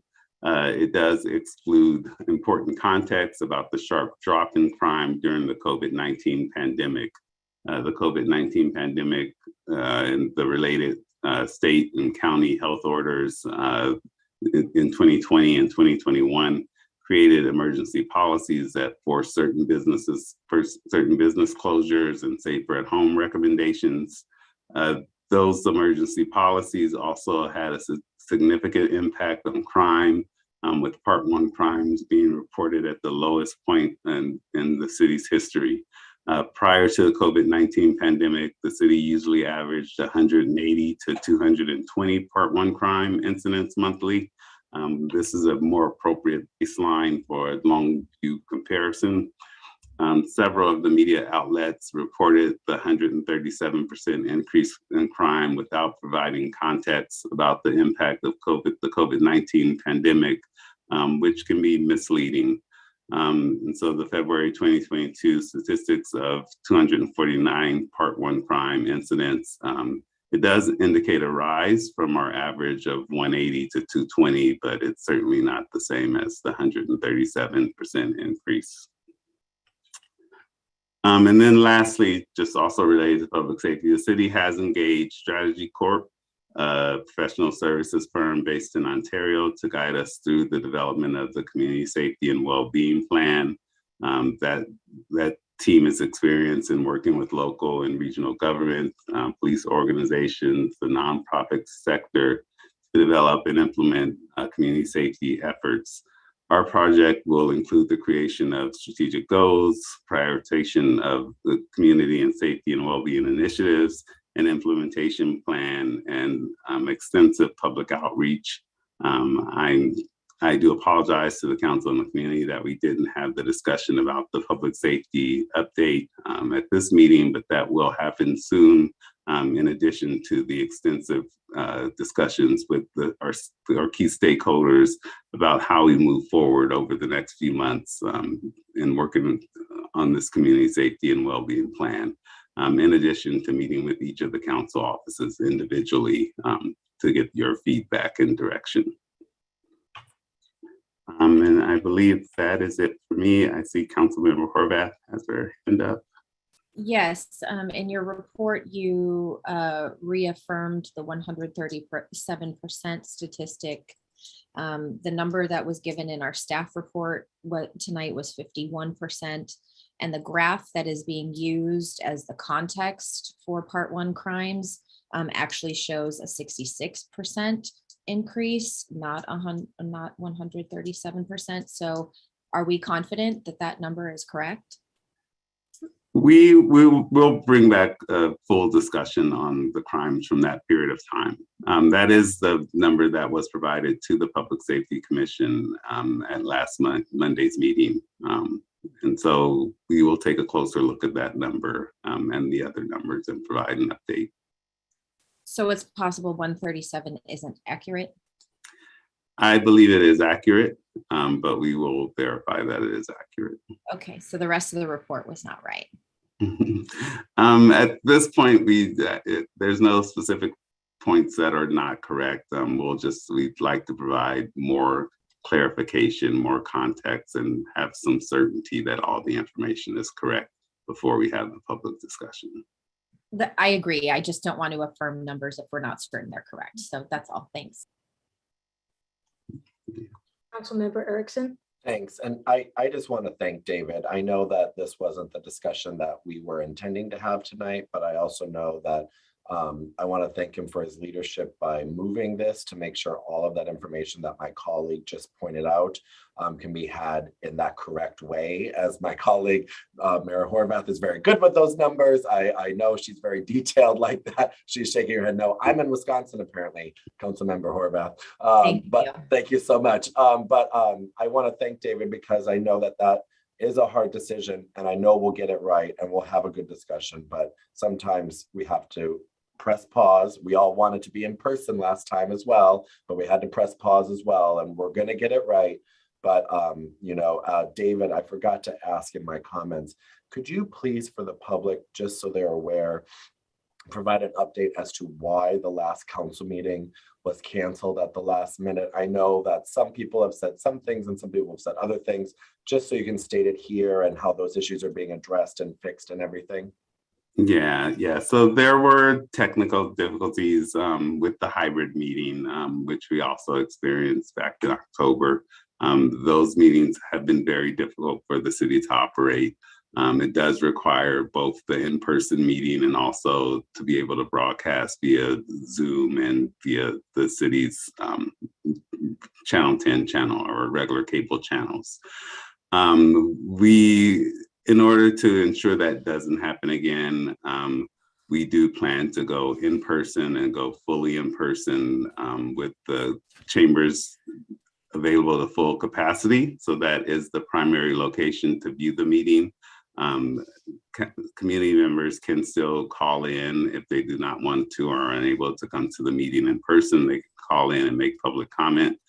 We do plan to broadcast on the city's cable channel, but if some reason we're not able to and there's some technical glitch, we would still be able to have the meeting because we are allowing full capacity in the chambers. If there is another surge and we are unable to have a full capacity meeting in the chamber, we'll have another meeting like this where we broadcast directly to Zoom.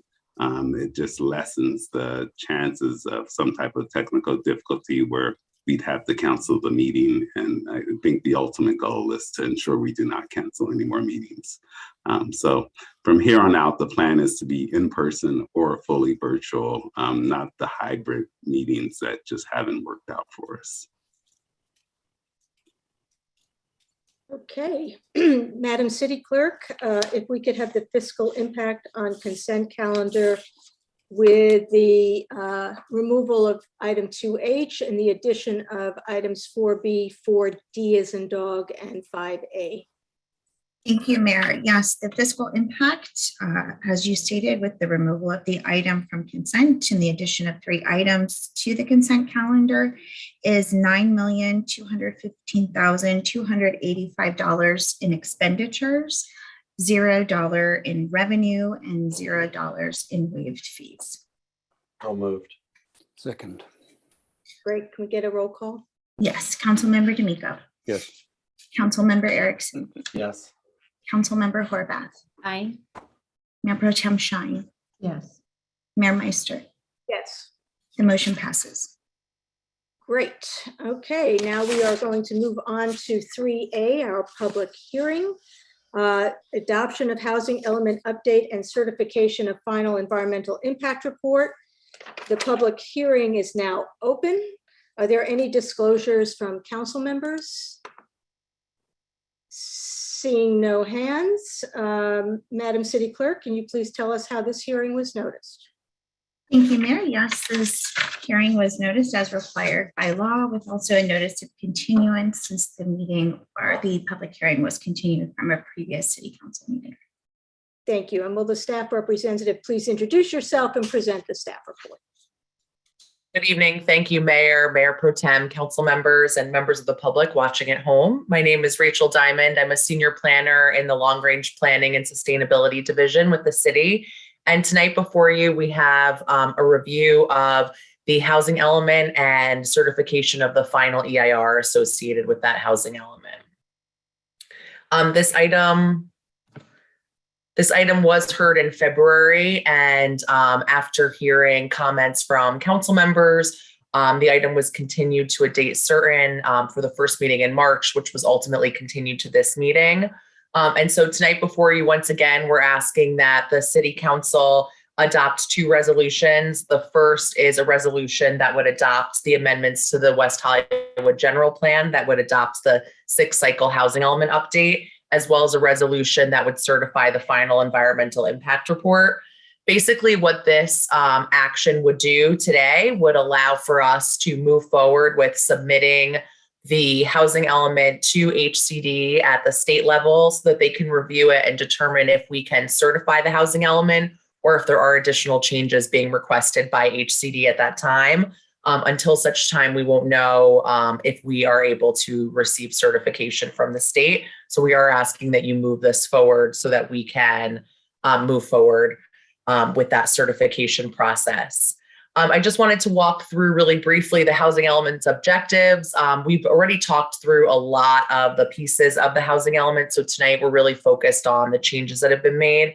But I do want to reiterate that the housing element seeks to provide planning to accommodate housing for all socioeconomic segments within the city, to allow for the development of housing that's affordable to all, to remove unreasonable government barriers to that housing development, to preserve and improve existing affordable housing, and ensure equal housing opportunities for all.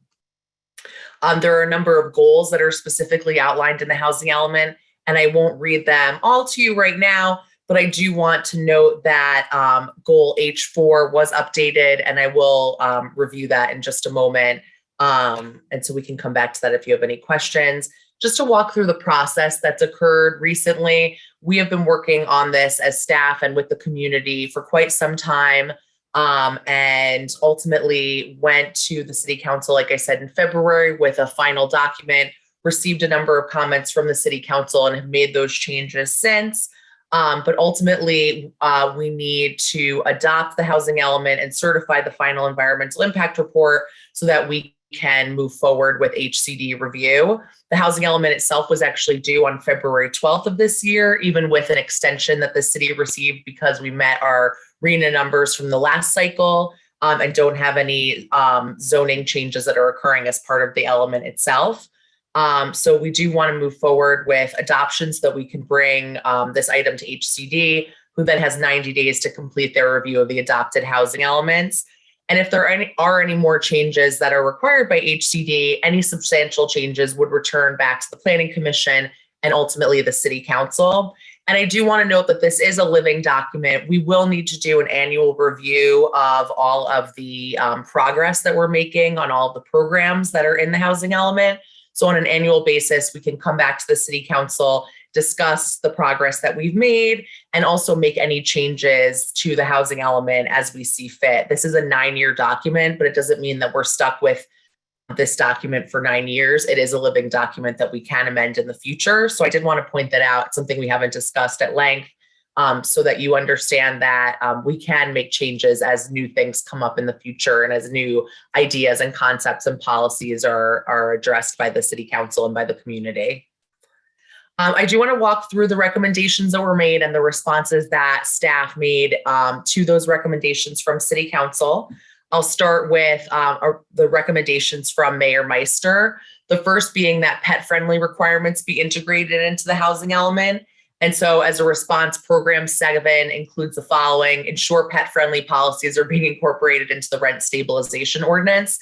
This is something that's already being done, but what you'll see are a lot of kind of work action items like this program, where we'll continue to evaluate ways where we can incorporate these types of ideas into the rent stabilization ordinance, into our housing policy, and in future zone text amendments in the future.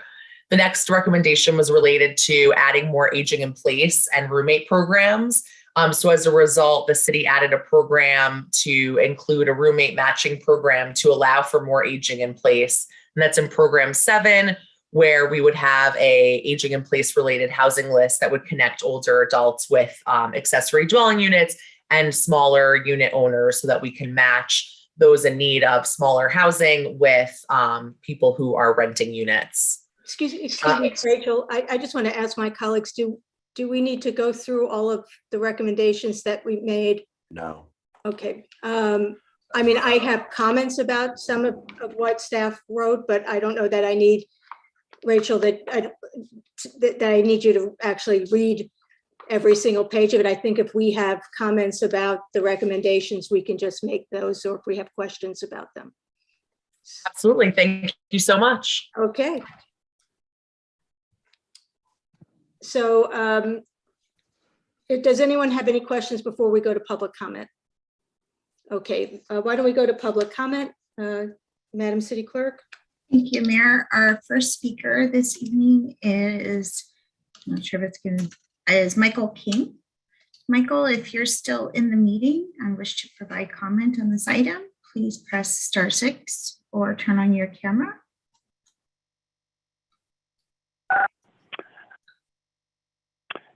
I am here.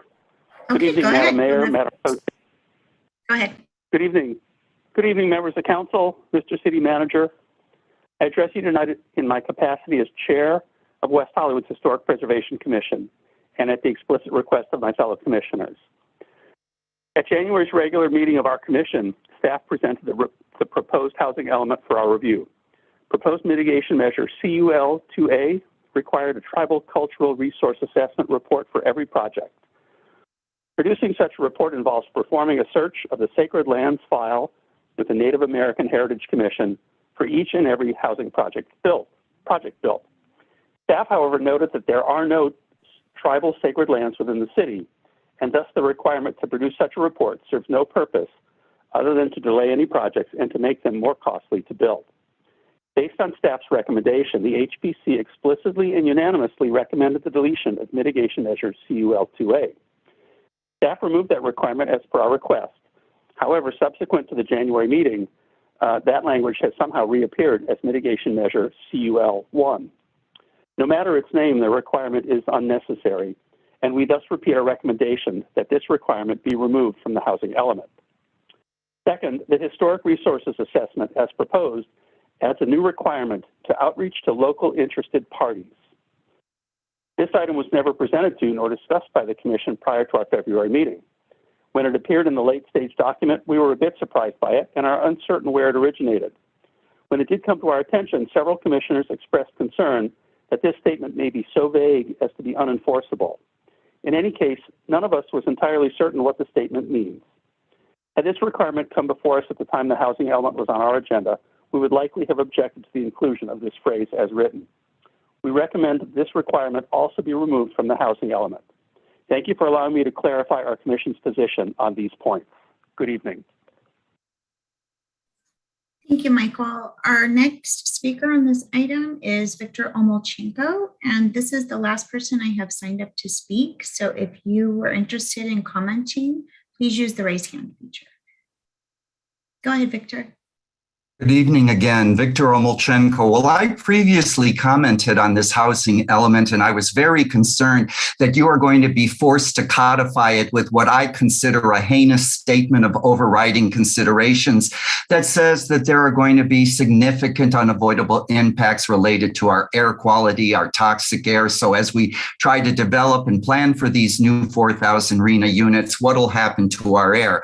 I also know that this survey, the element identifies various potentially historic properties that could possibly be targeted and maybe would be demolished. I know it does not say this one's going to be demolished and that one is, but I think that this list, this inventory, could be scrubbed of our precious, potentially historic properties. And regarding the staff report's attachment D, I refer you to the technical background report, which states on page 156 that as a highly urbanized community, West Hollywood already has in place all of the necessary infrastructure to support future development. The city has adequate water and sewer services to support the RHNA units. Well, let's talk about 8 800 of those 4,000 units that are being planned for. And those are at the gas site on the east side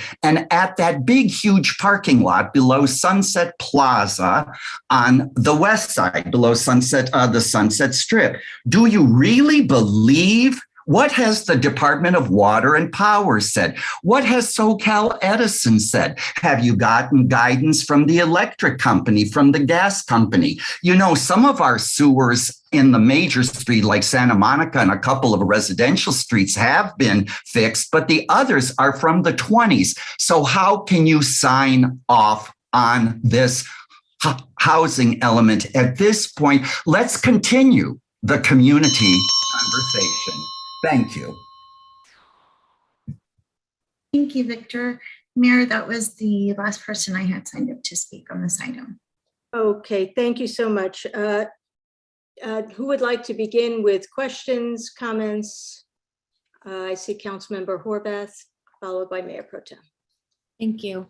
I want to thank our staff for reinforcing language around affordability, as well as our commitment to exploring flexible zoning and educating the community about SB 9 and 10 and their relevant impacts in the community. I want to first talk about our commissioners' comments tonight regarding the archaeological study. It seems that leading with the city was the right direction. And so I'm supportive of that. It's clear that the commission does not support the other part of this recommendation. I wanted to know, is this a legal requirement that you're continuing to include this language, or what is it that is requiring you to continue to reinforce this recommendation against the wishes of the Historic Preservation Commission? Thanks for that question. I can turn it over to Suzanne Huerta from Rincon Consultants. Good evening, City Council members. I would like to, we have on with us Chris Duran. He is one of our cultural resources principals. So he will address that question. Good evening, everybody. So part of the investigation here, or when we're talking about cultural resources, we're not just talking about archaeology, we're also talking about the built environment. And Measure COL1 was specific to built environment resources. But when we're investigating for cultural resources, we follow a very similar path, regardless of whether it's archaeological or built. And so part of keeping in those recommendations is it's consistent with industry standards. It's not specifically written in CEQA. However, if you're going to address the CEQA checklist, these are part of the industry standard for identifying whether or not there's potential for cultural resources to be present within your project site. Now, I understand that there's a concern that no archaeological resources have been identified within the city. Archaeological resources aren't just prehistoric resources, these are also historic resources. So they could be anything that predates about 1950. And with regard to specific to the Sacred Lands file, that is periodically updated as new resources are identified by the tribes, and that information is given to the Native American Heritage Commission. The SLF specifically is at no cost. Those searches are done for free. Somebody just needs to fill out a form, submit it to the state, and they get a response back. However, the remaining portions of those measures, again, it's to identify whether or not there's archaeological resources or historic built resources. The process for both investigations are parallel. We follow the same steps to reach the same conclusions.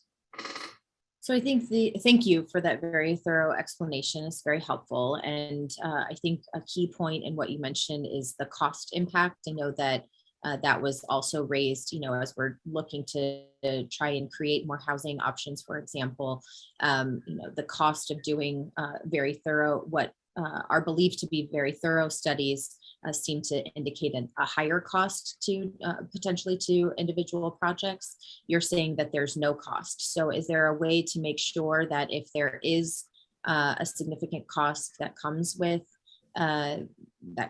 this measure, that it be reversed or revisited by this council? I want to make sure that If what you're saying is true, that makes sense. If what you're saying turns out to not be true, we might want to have a different kind of conversation. And I do want to clarify, my apologies there. The SLF search that was specifically identified, those are at no cost. However, a standard cultural resources study, there are going to be costs as you conduct a record search with the state repositories that house cultural resources records, as you're doing a site investigation, following up with a report. So I just do want to clarify, those do have a cost, but there are certain aspects of that measure that do not, specific to the SLF search. And do you have any idea how much that cost is? Depending on it really varies depending on the size of the site. Most negative studies, again, this is going to vary by consultant. They could anywhere be from $5,000 to $10,000 per study. If there are resources present, for example, if there are historic buildings of significance, that could increase the cost of the project. However, those would need to be addressed in order to address the CEQA checklist for cultural resources as you're going through these projects on a case-by-case basis. I just want to make sure we're not in a situation where we have consultants recommending that consultants continue to be hired in order for us to be able to build housing in our community.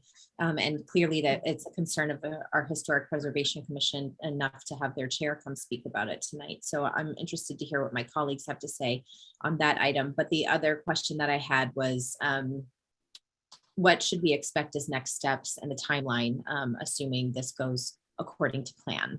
I know we have to submit, and so if you can kind of walk me through what we anticipate to happen next after council takes action tonight. So should the city council move forward with adoption of the housing element, we would submit the element itself to HCD, and they have 90 days to review the housing element itself and let us know if it's certified. In some cases, they do have comments that they have that we would need to make additional changes. So we would take in those comments and determine what type of action needs to be taken. If they were significant comments, we would go back to the Planning Commission and then the council again to address those comments and have an updated recommendation. But regardless, as soon as we hear back from HCD, we would report back to the council to let you know their update and whether the item was certified or not. Okay, thank you, Mayor. Thank you. Mayor Pro Tem, did you want to go next? Thank you. I have a follow-up question for Chris. And aside from cost of $5,000 to $10,000, can you give me a time frame it takes for getting all this information? So what's the time cost rather than the dollar cost? The typical study right now, in the past, it used to be maybe 4 to 6 weeks, but because of COVID restrictions and some of the repositories that we have to do our investigations with, they're not allowing, or they're much more slow in responding. So sometimes they could take, an average about 8 weeks now. Okay, so in essence, we're having consultants paid $5,000 to $10,000 and a delay of 6 to how many weeks you said? 12 weeks? Somewhere in that realm, probably 8 weeks on average. 6 to 8 We want to add that this would be part of the larger EIR process typically. So this is going to happen for projects that are not categorically exempt and ultimately are doing an initial study or ultimately an EIR for much larger projects. So it's really getting wrapped into the larger environmental review that's occurring. So it's not necessarily a delay in the overall project. It's part of that 6 month to 1 year process of doing a full-blown EIR for a project. And that would be eliminated once the city was able to do their own survey of that information and just provide it to the developers themselves while they still go through that 6 month to 1 year process. It would just be one check mark off of the long list of items to do that would be eliminated once we were able to do our own survey.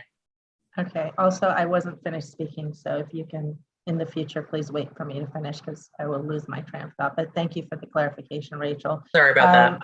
Yeah, when is the time frame that we are going to have the city do the analysis then?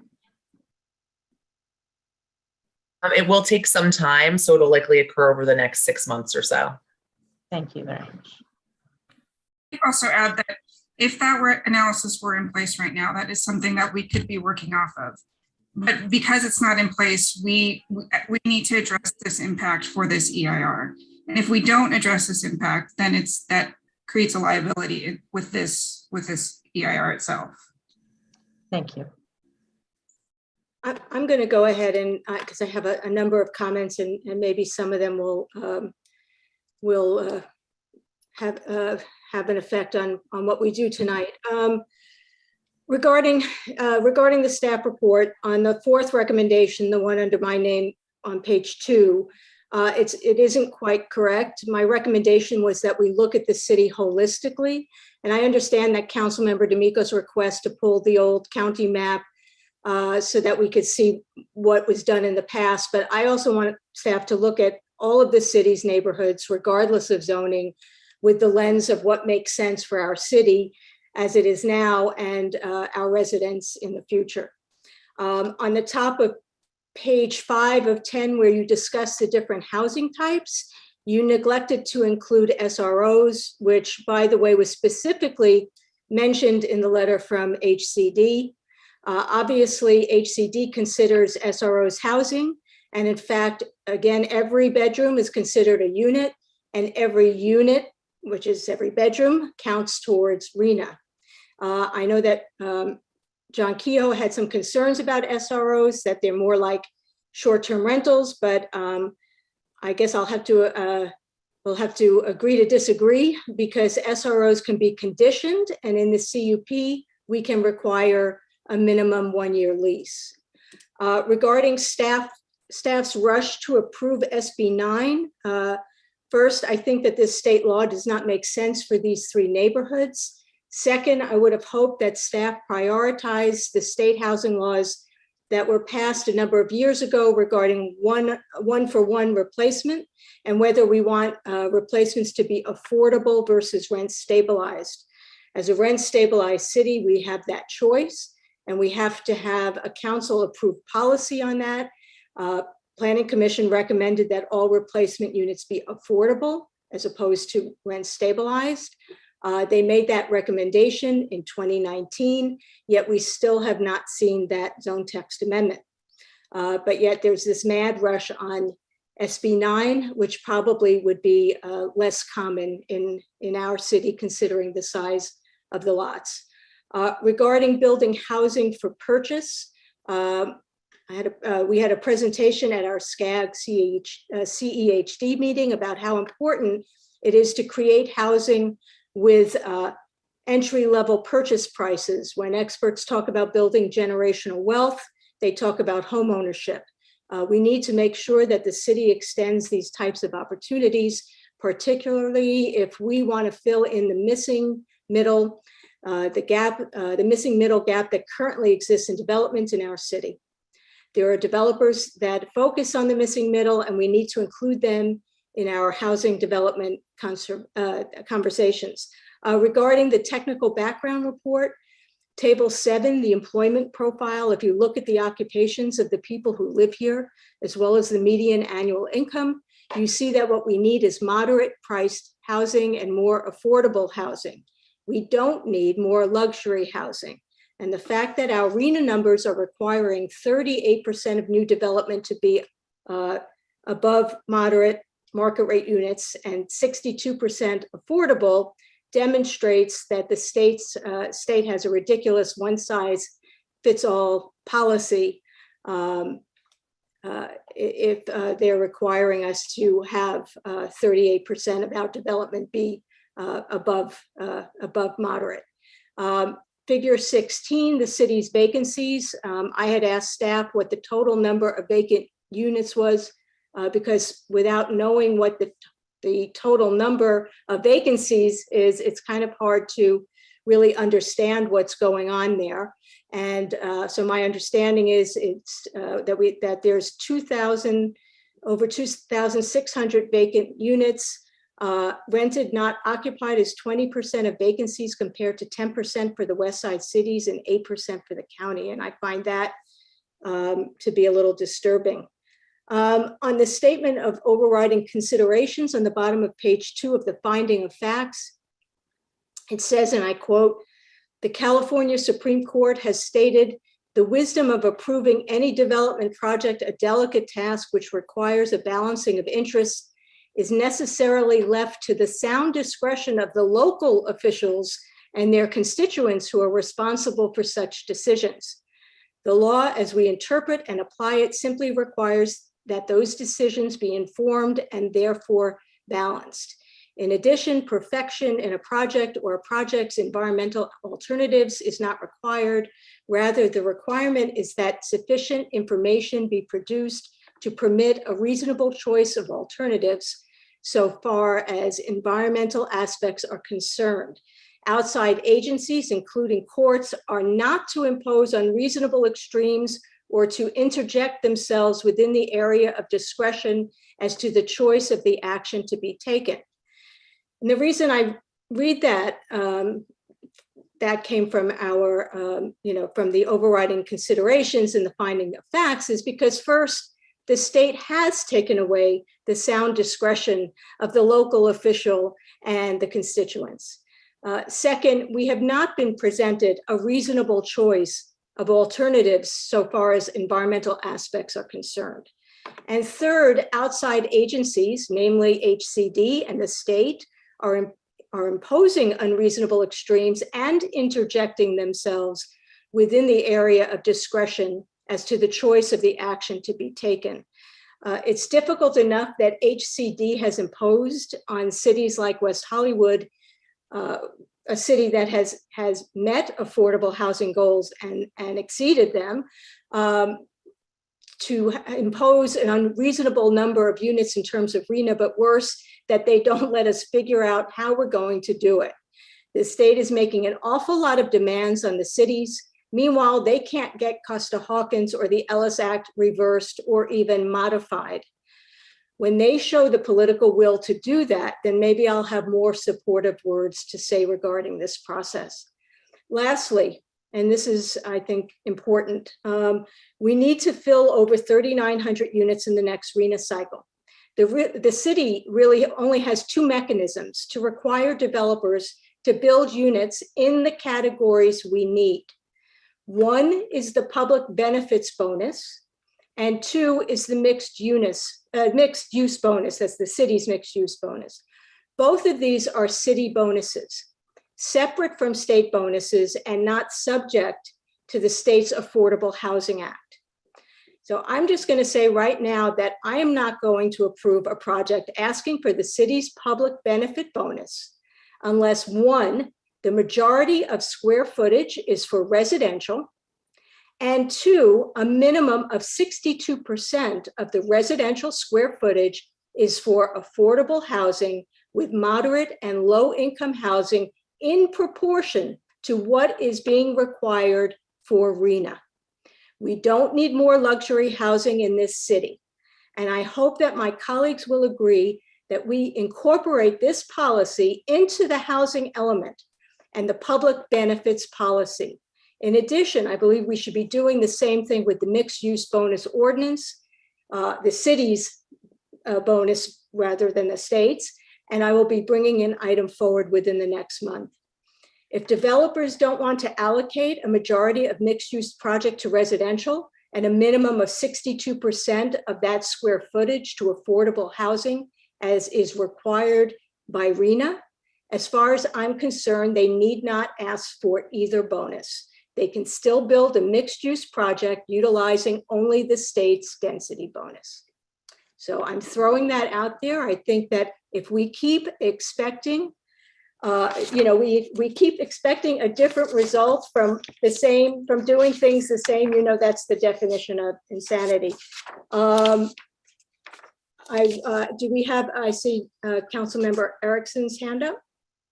Thank you, Mayor. I want to thank staff for their work here, but I would like to move to close the public hearing and move staff's recommendations forward.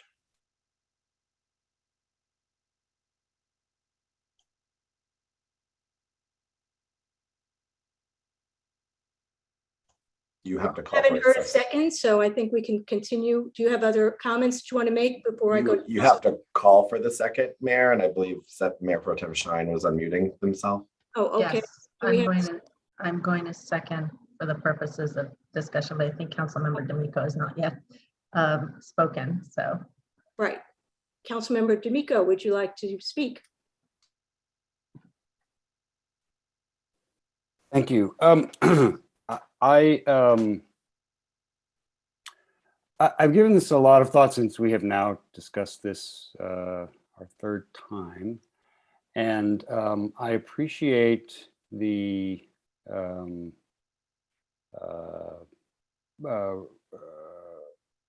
rush is probably the wrong word, but the insistence that we return this for comments. I have to be honest, it would, after sort of reading through this and considering the sort of continuous slide away from making meaningful change to encourage a meaningful change in our housing direction. I think we should send HCD a letter and tell them we need a year to change our zoning in areas where it needs to be changed, to move away from relying on properties that for the 38 years of our city have never seen any interest in development, as if suddenly magically those properties there would be interest. At the beginning of this process, I thought, okay, whatever, we'll send a housing element in there and we'll do what we do, and that's what we will do. But I have come to, with John Erickson and Seppi and the mayors and Lindsay's, very careful talking about what our housing policy should be, have come to think that, well, in fact, as I've been saying for more than a decade, we need to stop making housing for rich people. And as has been pointed out, to really get the number of affordable units at 20%, we'd need 10,000 units. And we haven't planned for 10,000 units. We've planned for the units that RENA needs. And those aren't going to be built. Let me tell you, those aren't going to be built on the south property of Sunset Plaza. That's not happening there. Those aren't going to be built at the gas company site parking lot. We need to rezone our city, and John Kehoe needs to step up and tell us that, and be honest that if we want to reach our goal of housing affordable, having affordable housing be what we do, we need to rezone the areas of our city where housing is likely to be built, and not pretend that 800 units are going to be plopped down on the south half of Sunset Plaza, which PS has a seismic fault that runs through the middle of it. So I actually don't support this housing element, and I would support an honest reaction to it, which is that it is a fairly good assessment of 2020, but it's not a fairly good assessment of 2030. Thank you, Mayor. Thank you. Can I respond to that real quick? Of course. Thank you. So I do want to just make sure it's clear to everyone that the programs in the plan include looking at rezoning as one of the options to address the housing crisis. So that's already taken into consideration, that we will be looking at changing land use regulations for the city. Delaying sending the housing element to the state doesn't accelerate that, because that's already in our plan for something that we'll be doing. So I just want to make sure it's clear that the plan does have us looking at what the densities and all those things should be for our community. So just wanted to make that clear. Councilmember D'Amico and then Councilmember Erickson. Thank you. If I could just follow up with two comments, John. I think you're probably right, but I also know that, at least I've read in the newspaper, that the city of Los Angeles is supposed to rezone and come up with 20,000 units by October. So there's a deadline, there's some need to move quickly, and the history in our city of bringing forward ideas about changing our housing mix, as the mayor clearly said, is that they linger and they wallow. And if we gave ourselves a year, that would be a timeline. It would be a deadline. It would be something that would signal to all of us and our planning department that this is something we want to do, and will do. And it won't be 2025 before we've had that come together. So that's my big idea on this. It probably sends shivers up the spine of every planner, on this call, and our city manager and our city attorney. But I just really want to say that, if we want housing for rich people, this is the housing element for it. If we want to make housing that's affordable in our city and cause a seismic shift in that development, then we need to cause a seismic shift and not, for example, plan units over a seismic fault that will never get built. And if I could just follow up quickly on Councilmember D'Amico and John Kehoe's conversation here. John Kehoe, you sent, I think you might have sent it to everyone, the different developments that are in the pipeline, the 11 developments. And I calculated that, 68% of them, 68% are going to be market rate units.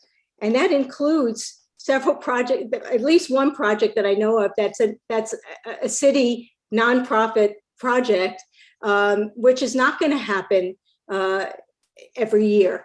And the city isn't going to have the money in the trust fund to make up for what we're losing in the locations that where private developers are. And so, if 68% of those pipeline developments are market rate units, how do we ever expect to get to 62% affordable, which is what's required by RHNA? I just don't see it happening. So that's why I think, we have to change our bonus system in order to get the types of units that we want to get. And that should be a something that is in our housing element, so it puts everybody on notice. This is what we want.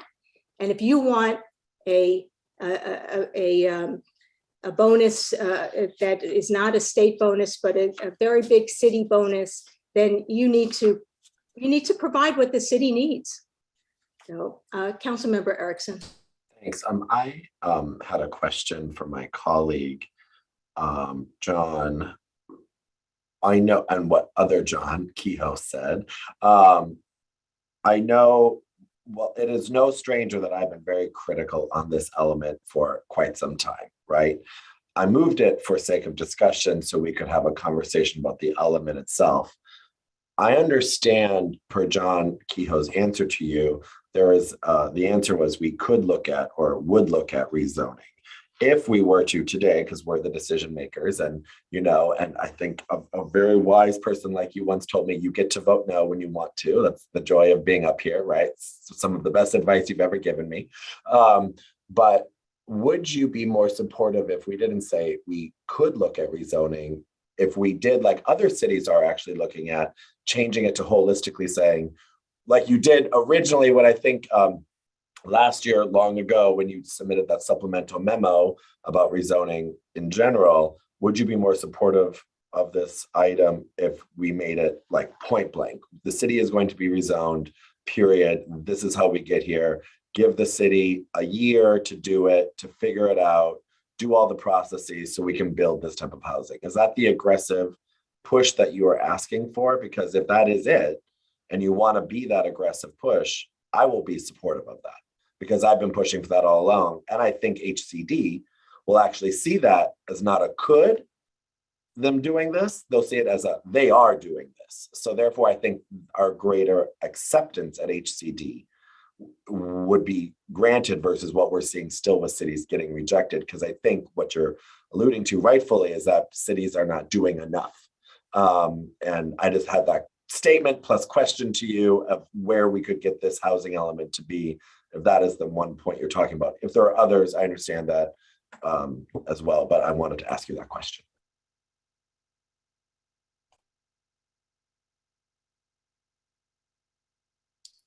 Councilmember D'Amico, do you want to Trying answer? to unmute myself with my finger and my touchpad. So thank you, John. And since we're doing a little backslapping, I want to thank you and Seppi for invigorating this conversation in a real way. And my other colleagues as well. But it's in many ways the reason why I'm excited about someone new sitting in this seat that I'm sitting in, theoretically at the council chambers, because they will have new ideas and they will push them and they will become reality. And in my mind, the new idea is that, this actually is a crowbar. This is a crowbar to cause our planning staff to do planning and to cause our development community to do development and to cause us to stretch ourselves. And I guess what also occurred to me is that, yes, we did reach our RHNA numbers last time, but we didn't reach anything near the RHNA numbers we're supposed to get, and we had the same housing element. I mean, we basically had this housing element because it had 90% of the same ideas, and there's not some 10% of ideas that are going to, flip this in the other direction. So I mean, stepping into that, I want to see this happen in 6 months or 8 months, or in some way, that's a question for you all. What because I'm happy to select a date and happy to select a method, but it will be some other combination of people who will vote on that. But that said, I mean, I do think that the capacity to produce the housing that we're being asked to produce, P.S., that we would happily produce. We're not some city that's rezoning ourselves as pig farms and saying it's one house per 10 acres. We're a city that wants to produce affordable housing. This housing element doesn't produce it. It just doesn't. It doesn't get us there. There's too much pressure on the $2 million 2-bedroom condo, 6 stories in the sky, and not enough pressure on the 20-unit building on our streets that prior to cityhood were already zoned for that, most of them, and then we downzoned it. So I think I just want to stick with this idea that we're not ready to vote on this. I'm not ready to vote on this. And I encourage you all to, obviously vote the way you think is right in terms of how to move forward. Could I ask the city attorney, and I think we asked this, and thank you very much, Councilmember D'Amico. We don't pull papers for the next election until August, so I would urge you to reconsider. But I know you will not. Maybe you will. Who knows? That's the next WeHo bill article tomorrow. Will he? Won't he? I jest. But could the city attorney please provide direction on, okay, let's say we don't approve this tonight. What are consequences? What are next steps? What would we need to do? What's at risk? All of that, so that way we here can make sure we're in alignment with what we have to do and what we don't have to do. Yes, I will start, and I think the planning team and the housing element team and the secret team probably want to jump in as well, because as Councilmember D'Amico said, those thoughts probably made everybody jump a little bit to think about everything that's entailed to take this another step further. The first thing that comes to mind for me is the CEQA analysis, because the CEQA analysis, the full EIR for this housing element studies, this package of housing policies. And so I think there would definitely need to be more analysis done on CEQA in order to be more specific on which sites would be rezoned to what densities. I think that requires more analysis of what the environmental impacts are of that. I think West Hollywood would be in a very unique position because most cities that are late in submitting their housing elements is because they're maybe trying to avoid some of the obligations of the state housing laws, or what I think I hear you all saying is this isn't going far enough. It's not getting us enough housing. It's not getting us to our RHNA goals. So it's an interesting position that I'm not sure many other cities have been in, and I don't know exactly how HCD would respond to that. I know that there are penalties at the end of this process if you don't have a certified housing element, and I think you've talked about some of those before, not getting state grant funding. The AG could file a lawsuit against the city and impose penalties, and then if it gets really bad enough, the court could mandate compliance with certain things and appoint a receiver to make sure that the city implements its housing element obligations. I think in very extreme conditions, there is provisions in the state law that say that the court could even issue a moratorium on all permits and entitlements in the city until a housing element is implemented. So there's very severe consequences for not getting this done at the end of the process. But again, I think your delay would be to get to more housing. So I'm going to start there and see if anyone else on the housing element team has more to add more specifically about what's on the table here. And don't all jump at once. So I think one key factor would be that, obviously we can change the language in the housing element to be more strong about the rezoning that will occur versus considering rezoning. So we left the language open-ended for the council to ultimately make that decision. We can be more stern in that language. If we wanted to take a pause to actually conduct all those rezonings, I think the key issues, like Lauren said, would be reevaluating the environmental impact report. We would likely have to completely redo the analysis, as well as determine the exact, appropriate upzoning to occur throughout the city, where and how to change our density bonus program, all the things that we're going to do as part of our program over the next few years. We would accelerate and work on all of that within the next year effectively, and redo our CEQA analysis, and then we'd have to put that back out for public review. So that would take probably 6 months to a year just for the CEQA process itself.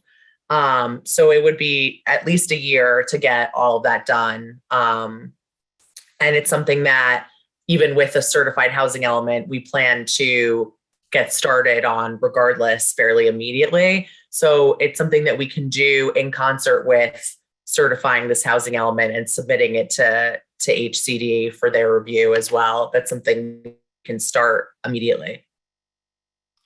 Does anyone else have anything to add? I was just going to say that in addition, we would wind up doing more general plan amendments. It's obviously the housing element is a component of the general plan, but we also have the land use section of the general plan that, we weren't really addressing now because that was going to be future actions that we would be doing, but we would have to also entail updating our general plan more holistically if we're increasing densities beyond what the current general plan has already studied. I think for sake of argument, and from what one of my colleagues said, I am going to remove my motion. Mayor Pro Tem.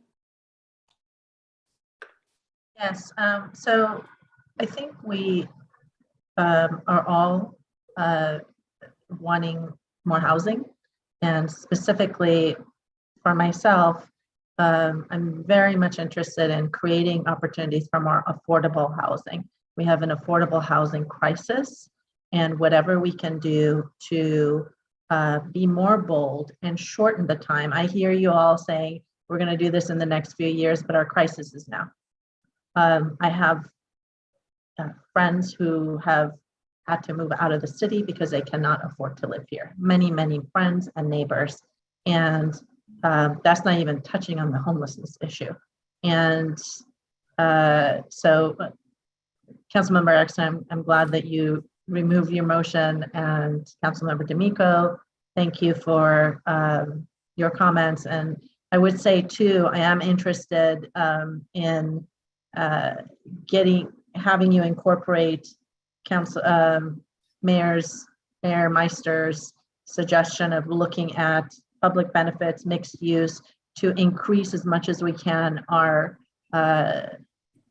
agreements with developers with regard to percentages of affordable housing in a way that is obviously reasonable, because we want things built and not a barrier, but really pushing more on that front. And I think that Councilmember Horvath's direction in the last meeting that we had about this with regard to the type of zoning with our own tiered levels is also very effective in getting us more affordable housing.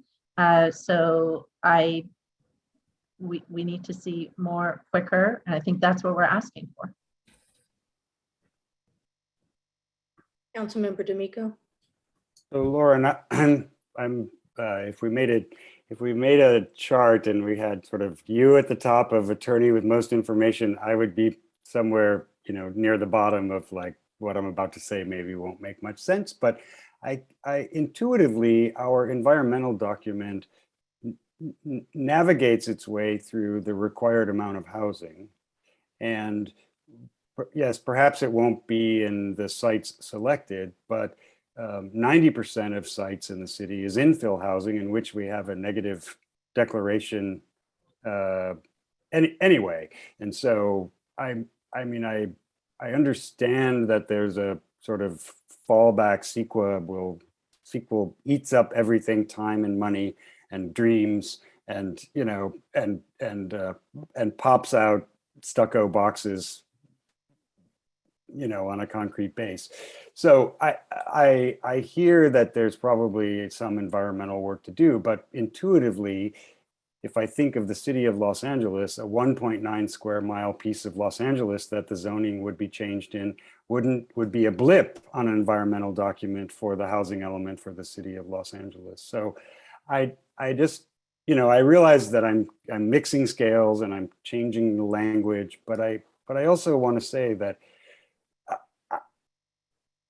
I think the environmental question is one that gets worked out in the courts, and Rincon would have a sort of more fine-grained answer. But intuitively, I think that if we are actually planning for this number of units in a 1.9 square mile area, that the environmental document can't possibly be that different, because 90% of what we approve anyway, or more, is has a negative declaration. Has no impact whatsoever, even at the scale that we're considering for neighborhoods that are not existing at that scale, because they used to exist at that scale, many of them.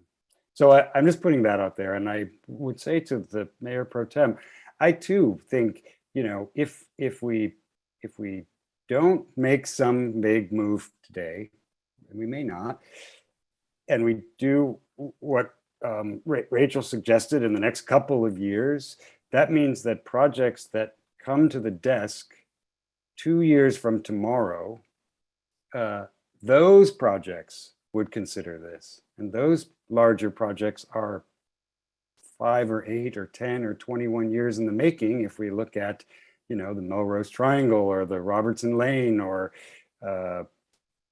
even I think the fairly straightforward replacement of the French Market, that's, I think, 5.5 or 6 years in the making. So that would take us out past the end of this arena.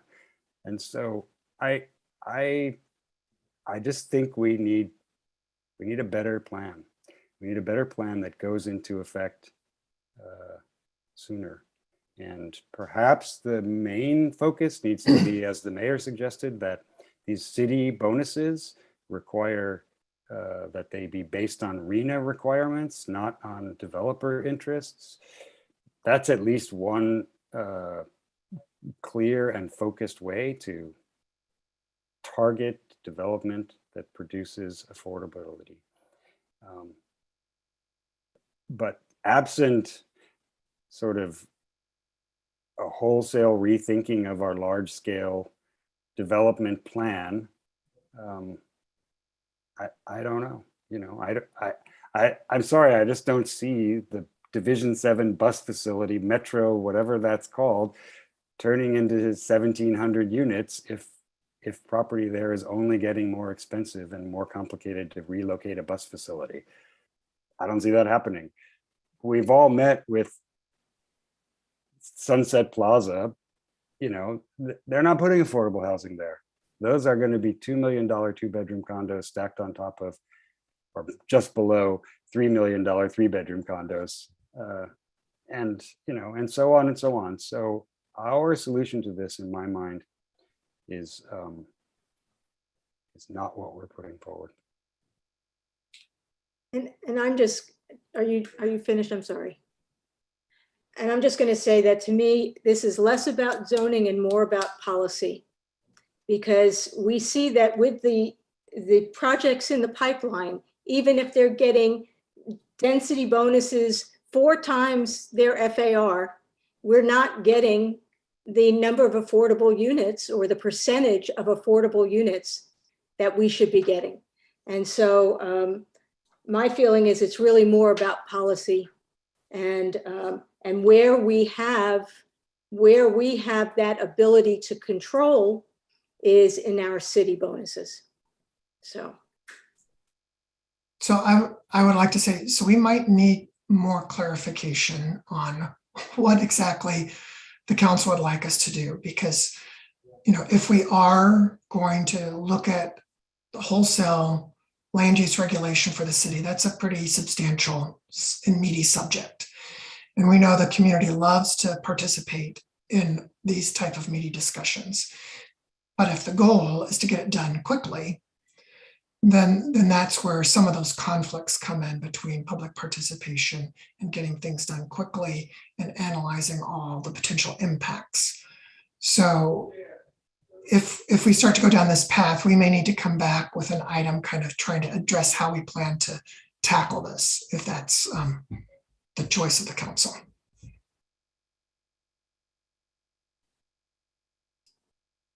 Councilmember Erickson. I think what I'm hearing from my colleagues, and I don't want to lump you in, Mayor, because I don't want to speak wrongly for what you just said, but I think, John, we're telling you to do that. We're not saying come back, tell us how. We're literally saying we think we need to do this. It's clearly shown. Go do it. And I get the public participation, and that's super important. And that will be a part of everything that goes forward. But what we're saying is this needs to happen, period. And we're the decision makers. Us 5 right up here get to decide that. And then staff will figure out how to implement that and do exactly what you just said. You don't need to come back to us again to say, should we do it? I think what we're trying to say here is, no, go do it. And I think that's maybe this disconnect is. And I appreciate the maybe more conservative approach of saying, well, we don't want to say it this way because we could get public participation this way. But what I think we're saying is I think we're all going to get to the same route. So we should tell you to do it now so we get to these ends: affordable housing, greater development, Mayor Meister's comments about bonuses pertaining to affordable housing and what that would bring forth versus what the state's doing. We're saying go do that so that way we can have a housing element or housing in this city that is exactly what this city is and what we stand for. I don't know. Correct me if I'm wrong, colleagues, but I don't know. That's just my general opinion. So I guess what I'm trying to say about that is we can certainly do that. But when we get to the Planning Commission, frequently the Planning Commission says, did you do enough public outreach? And so then they may want to add additional outreach efforts. And so I want to make sure that there's clear buy-in on what that process is. I think that we do need to have public outreach, and I think the public will go crazy if there isn't outreach. And to me, the policy stuff can be done separate from the element. We can decide, next meeting that the public benefits policy needs to be a different way, that it needs to be, 50% or more has to be residential if a project is coming to us, and 62% of the square footage has to be affordable. Policy can be changed much quicker than zoning, and I would not feel comfortable with no outreach. That's just my personal opinion. I don't believe anyone was suggesting there would be no outreach. Yeah, I wasn't didn't suggesting hear that. Limited. I heard the opposite.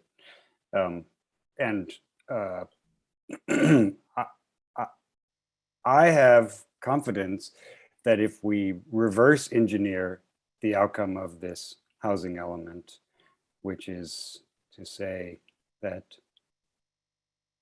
market rate housing will build us out of our affordability problem.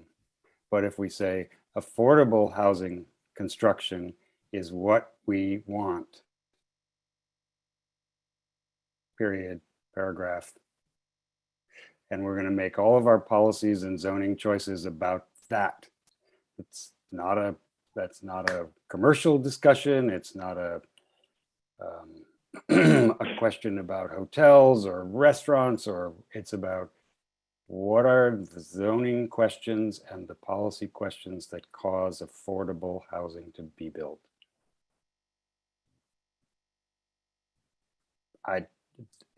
That's the outreach, that there's plenty of ways to take all of those units, spread them around the city, suggest ways in which buildings in neighborhoods would be similar to those or different from those that already exist, and how that housing could come to be. I know that the planning staff knows that. I just think that we need to, again, it's my preference, but that we use this housing element as a lever, as opposed to some gate into the land of housing development. It is in fact the lever that causes all of this to change. Councilmember Horvath. Thank you, Mayor. I think we think we're being very clear, but what I'm hearing from staff is they need some more specific direction on what they'd like us to do next. So I think what needs to happen is somebody needs to make a pretty clear motion to direct staff, and for there to be a second, so we can kind of know exactly what we're talking about. And I think staff has a clearer idea of what it is they want from us. Am I hearing you correctly? Yes, we need clarification, because looking at redoing all this could mean a whole lot of things, like looking at the R1B zones, look at changing our R4 zones. Instead of 50 units per acre, maybe it goes up to 70 units per acre. So there's a lot of things we could look at. Councilmember D'Amico. I will try to make a motion, and that motion would be to notify HCD that our city is interested in maximizing the development of affordable and median income housing, and we are respectfully asking for 12 months to change our policies and our land uses in accordance with that desire as a city. 2, that we look at the zoning across the city and we identify ways in which we can change the zoning to maximize the production of housing that is affordable and median income. 3, that we consider some of our long-standing large parcels and the actual viability of those being developed.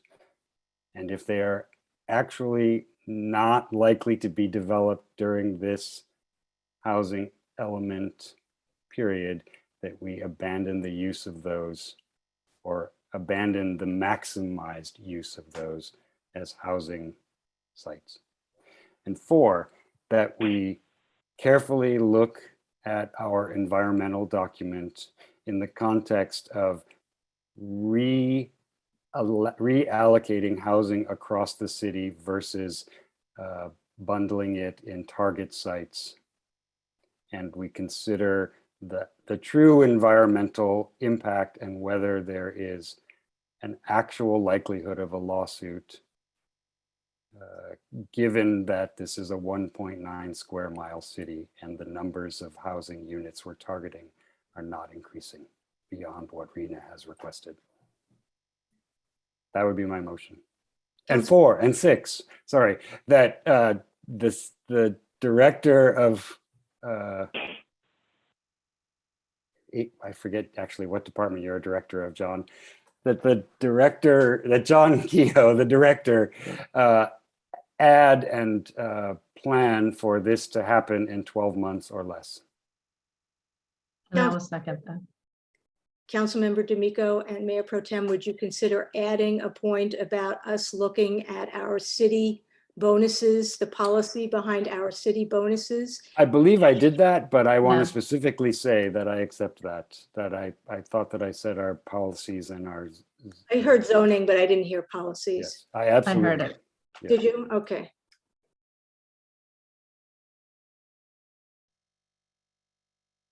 We have a motion on the floor. We have a second.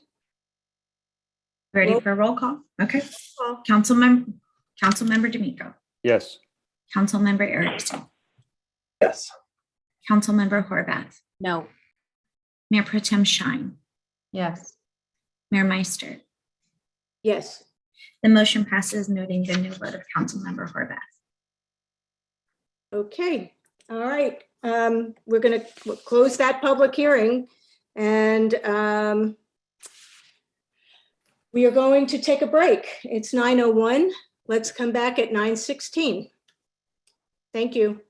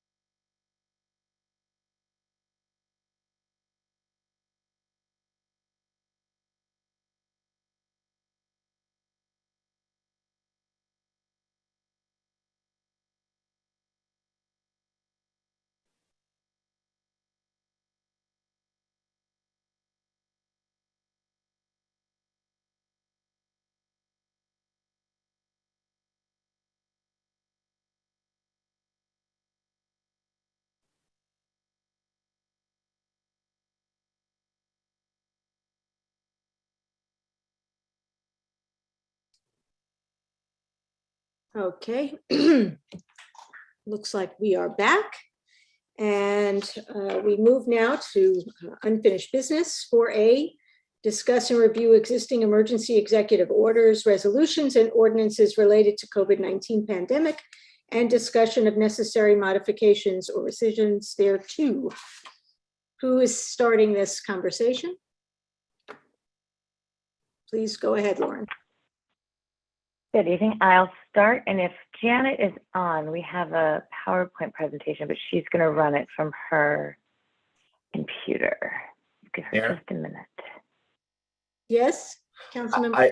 Thank you so much. I feel like this could be, I mean, I don't want to think that I can read the tea leaves, but I think that this could be a very short conversation. So although I appreciate all of the diligent PowerPoint presentation work that the city attorney has done, I feel like direction is fairly clear. I would like to hear from members of the public, but I feel like as a council, we can probably give very quick direction on this in some way, shape, or form. I could be wrong. I see you, Councilmember D'Amico, but I think that this could be a fairly quick item, considering we've had lots of time to plan for it. So maybe we could just get that way pretty quickly. I'm seeing Councilmember Horvath shaking her head no, and oh boy, I'd like to just go ahead and start the PowerPoint presentation and just ask staff if they can move through it as quickly, and if we have questions, we'll stop them and we'll ask them questions. So let's see how that goes. Okay, I will do my best to go as quickly as possible. Did anyone see the presentation up yet? I am not seeing it. Nope. Give it just a minute. I just see Janet has started screen sharing, but. Let me try one more time.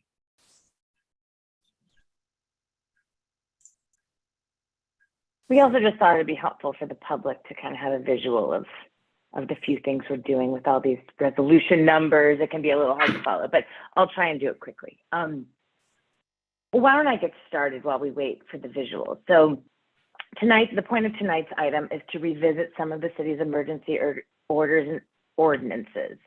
When the COVID pandemic arose, the city had to act swiftly and take actions immediately to protect life, property, health, and safety. So just for, I know the council knows this, but so for the public knows, I want to be clear that when we're talking about orders, we're talking about executive orders that were adopted by the city manager on an emergency basis, which are ratified by the city council at the next city council meeting by resolution. We've also acted through urgency ordinances, which are ordinances that go into effect immediately if 4/5 of the council approve those ordinances. So the items that we're going to be talking about tonight are to revisit some of those orders and ordinances and see if they are still appropriate. So some of the items that the council has adopted have naturally concluded just because of their very terms. They were only in place for 30 days or 6 months. And so we're not going to be bringing those before you. And another thing I want to point out is tonight is not about ending the declared local emergency. There will be a time for the council to have that discussion, but I know there's been some questions about that. So I just want to note that the item tonight is just about reviewing some of the city councils and city managers' executive orders and ordinances to see if they're still needed under the current state of the COVID pandemic. Janet Jimenez, Jackie Rocco, Danny Rivas, Christoph Schroeder, and Jonathan Hollab are also available to answer any questions.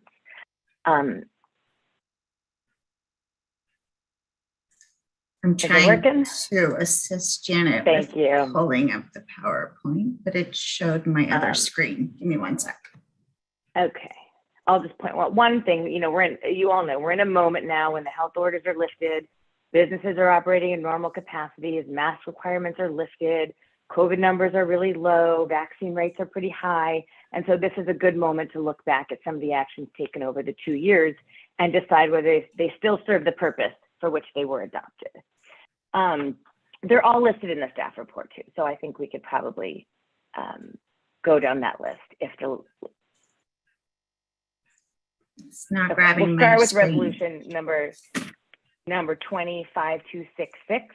This was a resolution adopted by the city council. There was a moment in time when the state emergency order was not allowing construction activity unless it was declared an essential service. And so this was a resolution that declared city construction projects essential activity because we are no longer in the period of emergency where the state is stopping activities.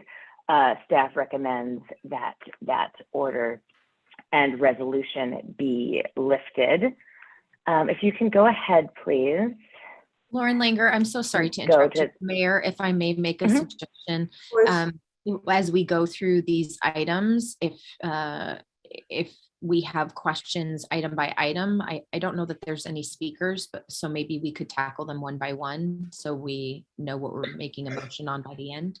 We do just have, a thought. If that's too confusing, I'll rescind. Just well, we do wanted to have offer. one speaker. We do have a speaker.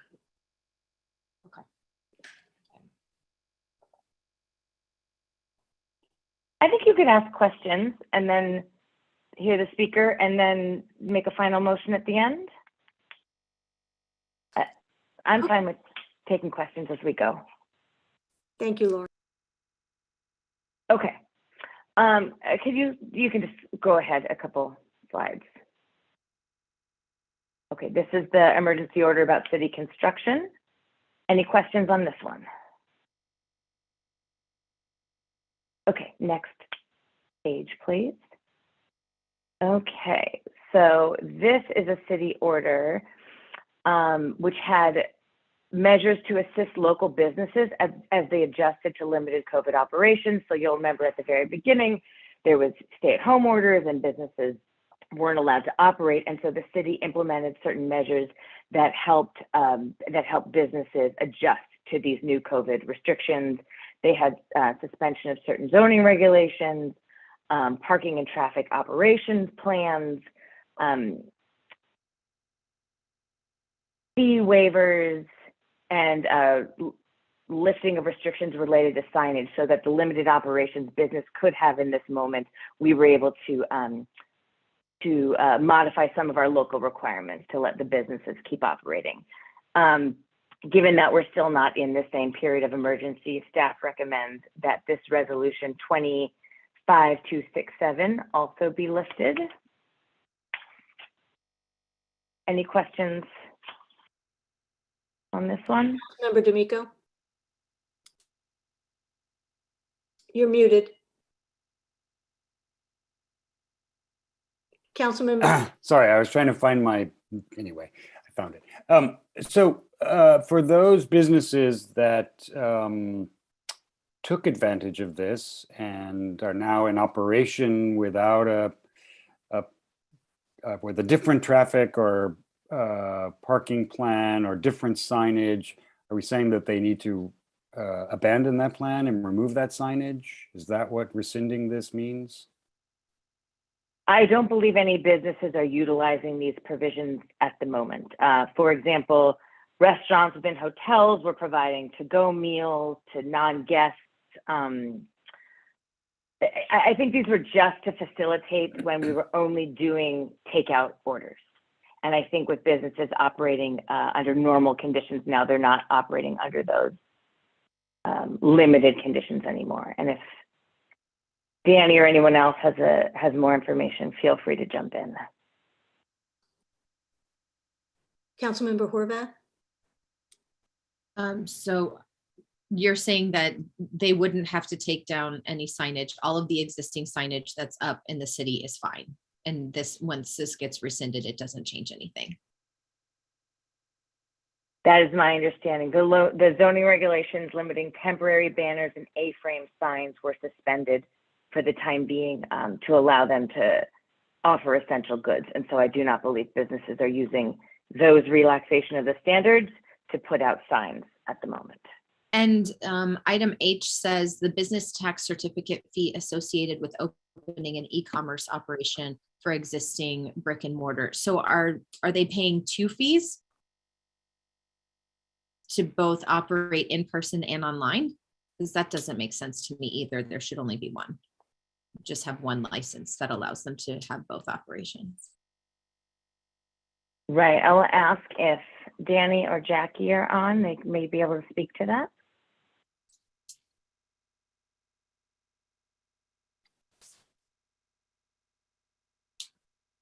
Jackie, Danny? Good evening. Councilmember Horvath, what was your question about online and in-person? Item H in the staff report. I don't know what it is. They're not enumerated in the PowerPoint, but in the staff report, item H says the business tax, because only certain provisions are being eliminated. This whole resolution isn't being eliminated. It's just these provisions, as I understand, because like B's missing, I, J, K, L, and N are all missing. So I assume those are staying in place for now. And these are the ones that are being lifted. And so letter H says the business tax certificate fee associated with opening an e-commerce operation for existing brick and mortar retail stores is waived. Well, why would we charge somebody who's operating as brick and mortar to have an e-commerce operation? I don't think we should be charging them to certificate fees. They should just have one license. Councilmember Horvath, this is, go ahead, David, sorry. No, go ahead. Oh, no, I was just gonna see if I know we have people from finance on the call, because that's more of a finance question, the business tax certificate, and not a code question. Right, but there is two different types of tax certificates to operate as an e-commerce versus a brick and mortar. So during the early months of the pandemic, when brick and mortars were closed or weren't open to the public, they were transitioning to an e-commerce format. And so we waived the fee for an additional tax certificate for that operation. But if Lorena or Annie are on the line, I can have them jump in if I misspoke.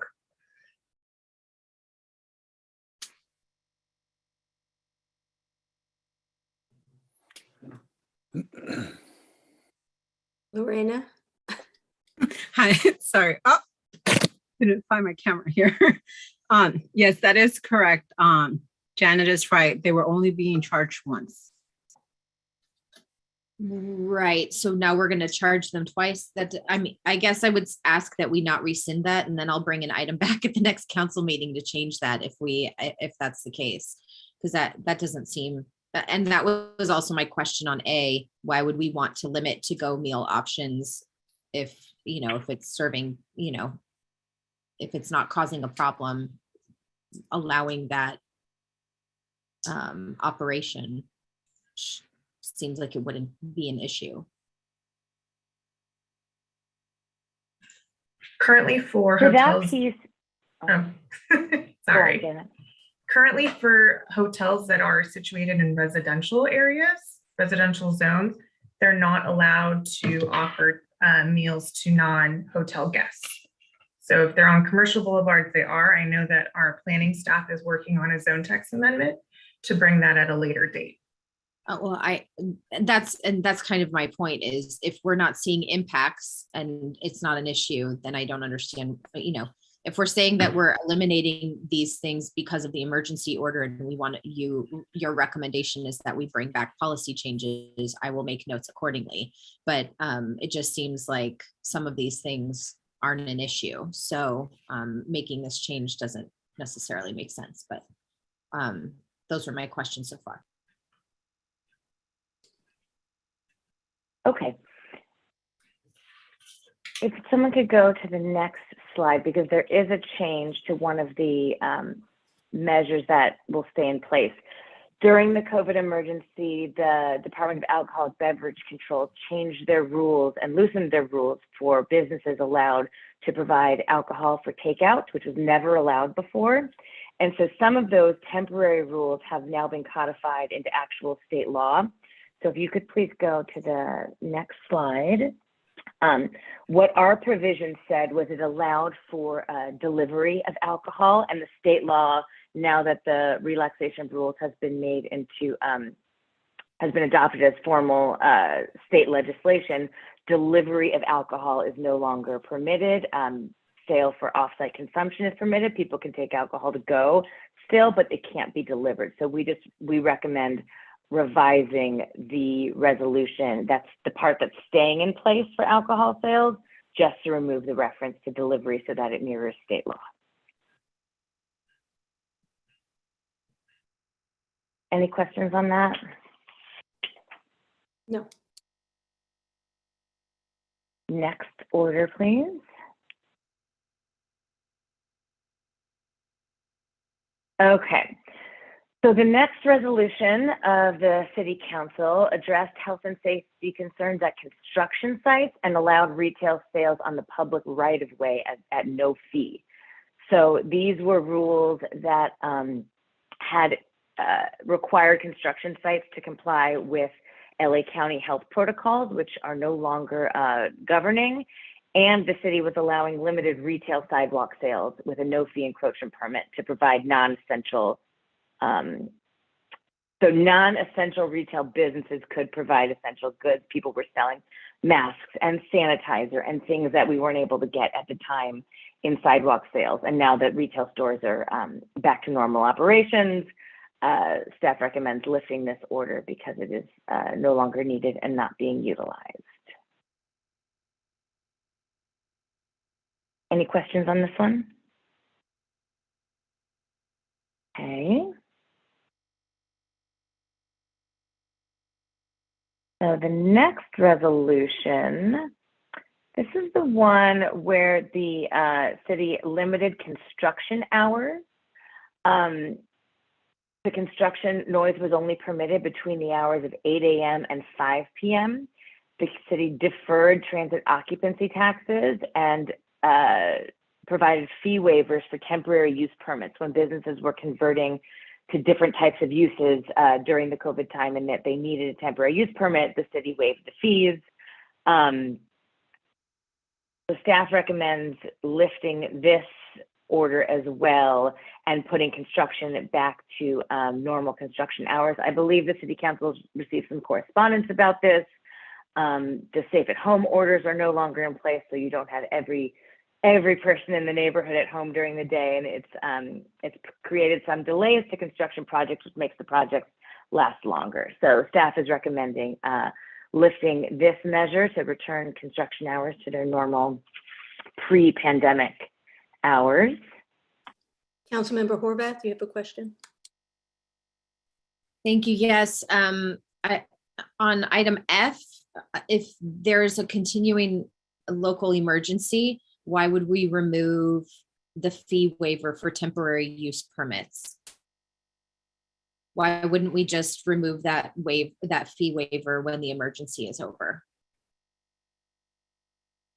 You certainly can. I think the thinking was businesses aren't utilizing the temporary use permit to convert their businesses in response to COVID-19 anymore, to do other things that they otherwise wouldn't be allowed to use. So I don't think anyone's using it at the moment. Are we sure no one's using it? Because if so, then that's fine. But if somebody's using it and they're still in a time of emergency, I don't know why we would lift it before the emergency period is over. I don't believe anyone is using it right now. John Kehoe or his staff can confirm. I think early on, to Lauren's point, there were a few businesses that did take advantage of it, but it's been over 18, 20 months that we've seen anyone come forward. I think the out zones have helped businesses tremendously instead of applying for a fee waiver. Okay, so if nobody's using it, then that makes sense. Thank you.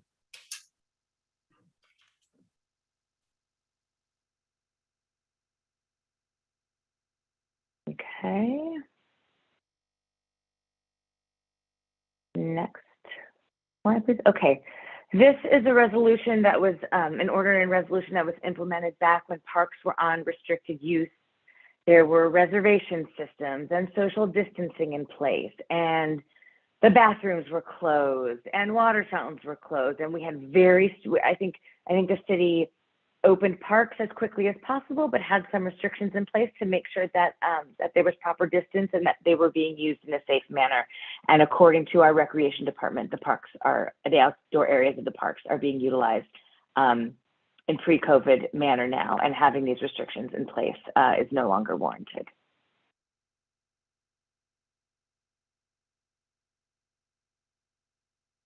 Any questions? I can only see some of you on the screen, so. No questions. Okay, next one.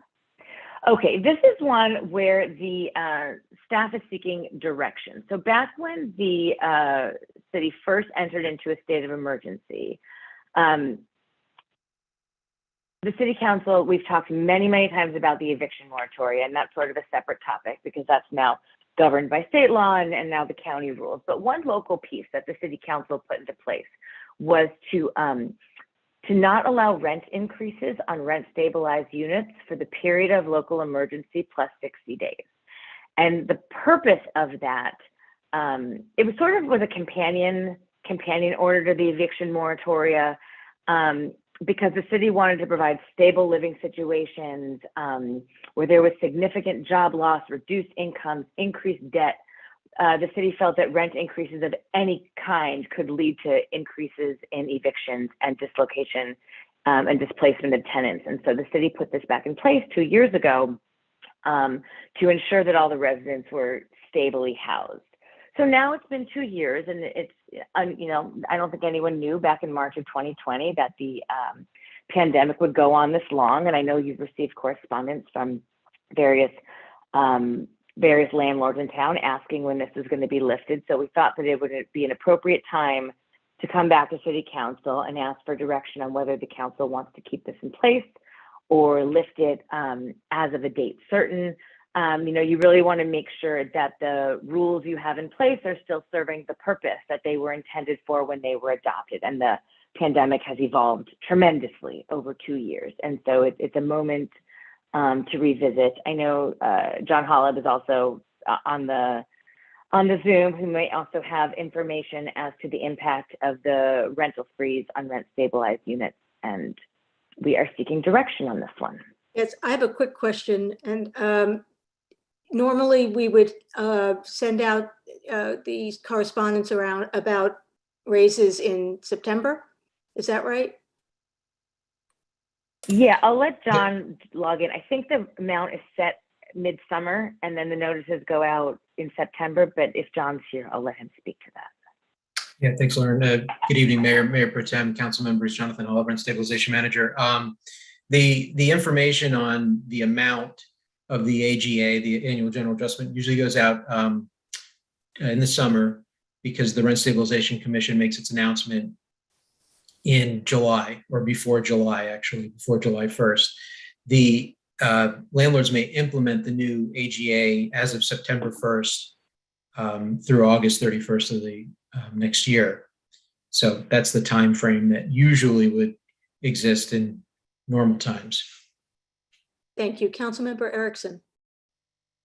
Thank you. And Lauren, Lauren Langer, there is no county aspect regarding the rental freezes, correct? This is strictly something we did here locally.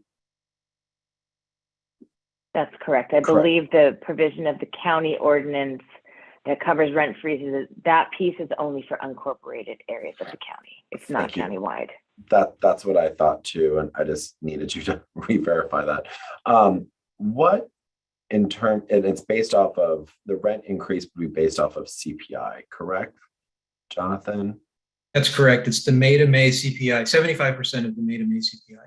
Do we know what that is yet? No. No, we got to get through May and then we'll know. I'm already in May, if you can tell. I was in Wisconsin earlier. Apparently I'm in May now. But we don't, when the rent freeze was in place, do we know what last year's would have been, or that would have been an off year because of the pandemic, correct? Like it would have been skewed. It could, yeah. I mean, certainly there's been a shift. I anticipate a significant difference between the AGAs of the last 2 years and what we will see in July.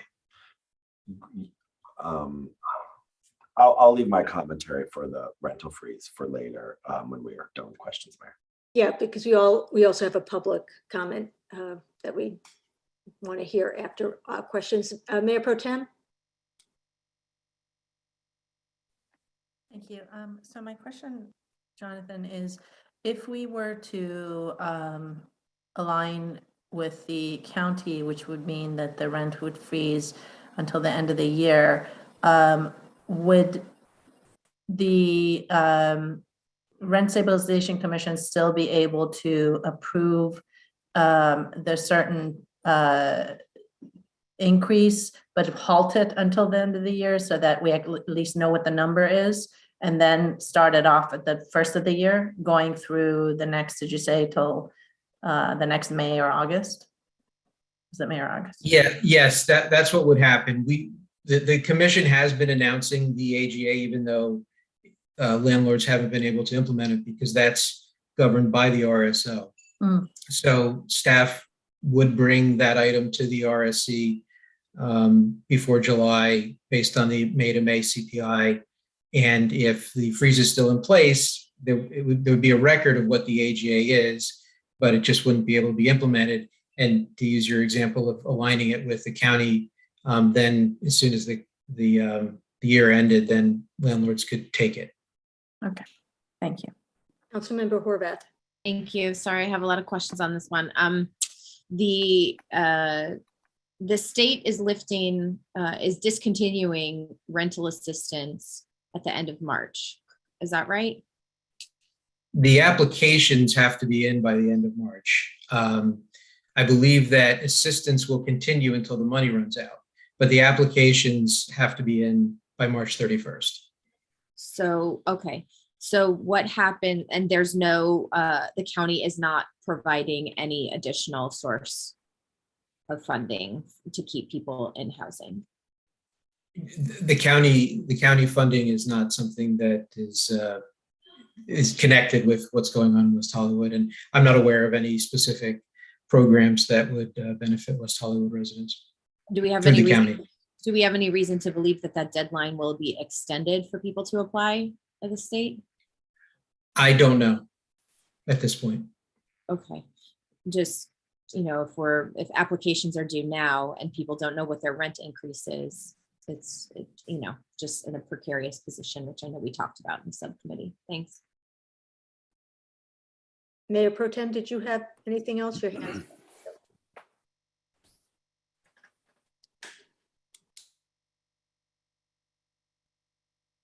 Okay. And one more. D'Amico. Yeah, sorry. I guess, Jonathan, those applications are for rent in arrears, right? Not rent going forward, or am I mistaken? It was for anyone who might encounter rent hardship. As far as I know, at this point, it only has provided for rent in arrears, but my understanding is that the program will fund anyone who is facing rent hardship. But at the moment, it is only looking at arrears, as far as I know. Okay. Okay, thanks. Okay, Lauren. Okay, next urgency ordinance, please. This was an urgency ordinance that was adopted by the City Council requiring public health notice. Remember when the public health order was being changed? It felt like every week. So this was an ordinance adopted by the City Council requiring that in multifamily residences, hotels, lodging, and some sharing rentals to post notices in common areas and entrances because there was social distancing requirements, there was face covering requirements, and gatherings were prohibited. And so the city wanted people in these multifamily and larger buildings to have notice of what the different requirements are as they were changing. And staff was providing a copy of the notice that the buildings could post in their common areas. So because we're not operating with this type of social distancing and gatherings aren't prohibited anymore, staff is recommending that this urgency ordinance be lifted. Any questions? Okay, next ordinance, please. This was an ordinance that the City Council adopted requiring that at grocery stores, a dedicated person be posted at the entrance in order to ensure requirements with public health requirements. There was periods of time when obviously masks were required and capacity was greatly limited in many stores. And so this was a requirement to make sure that there was someone posted at the front of the grocery stores to ensure that people coming in to get the essential goods, to get food, were able to shop in a safe manner. And because since there is no more masking and no more capacity limits, staff is recommending that this ordinance be lifted. Any questions?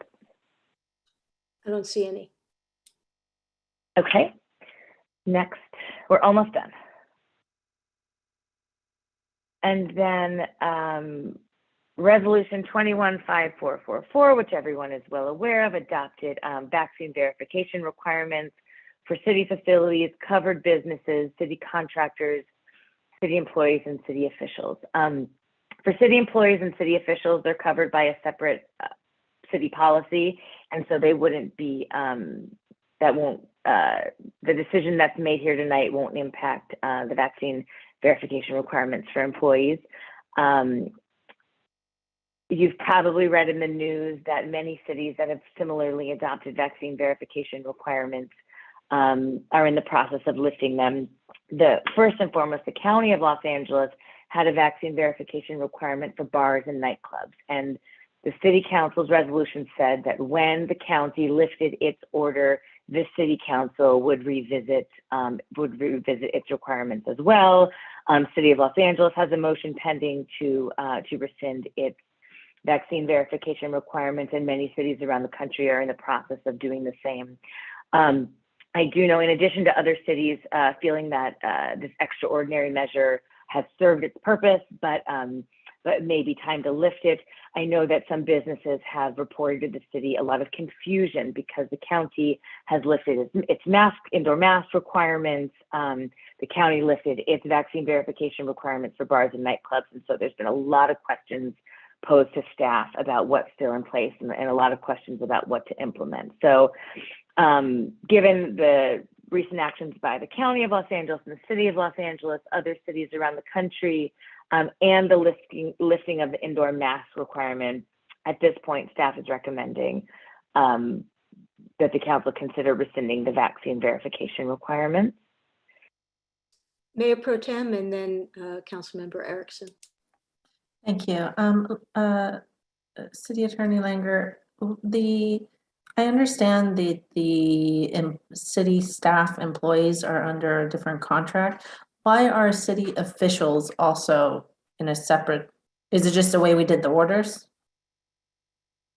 It's just the way that it was listed because city officials attend public meetings and we're sort of grouped in with the employees. That separate policy document says that employees and officials have to provide proof of vaccination. We could change it, but that's just how they were written.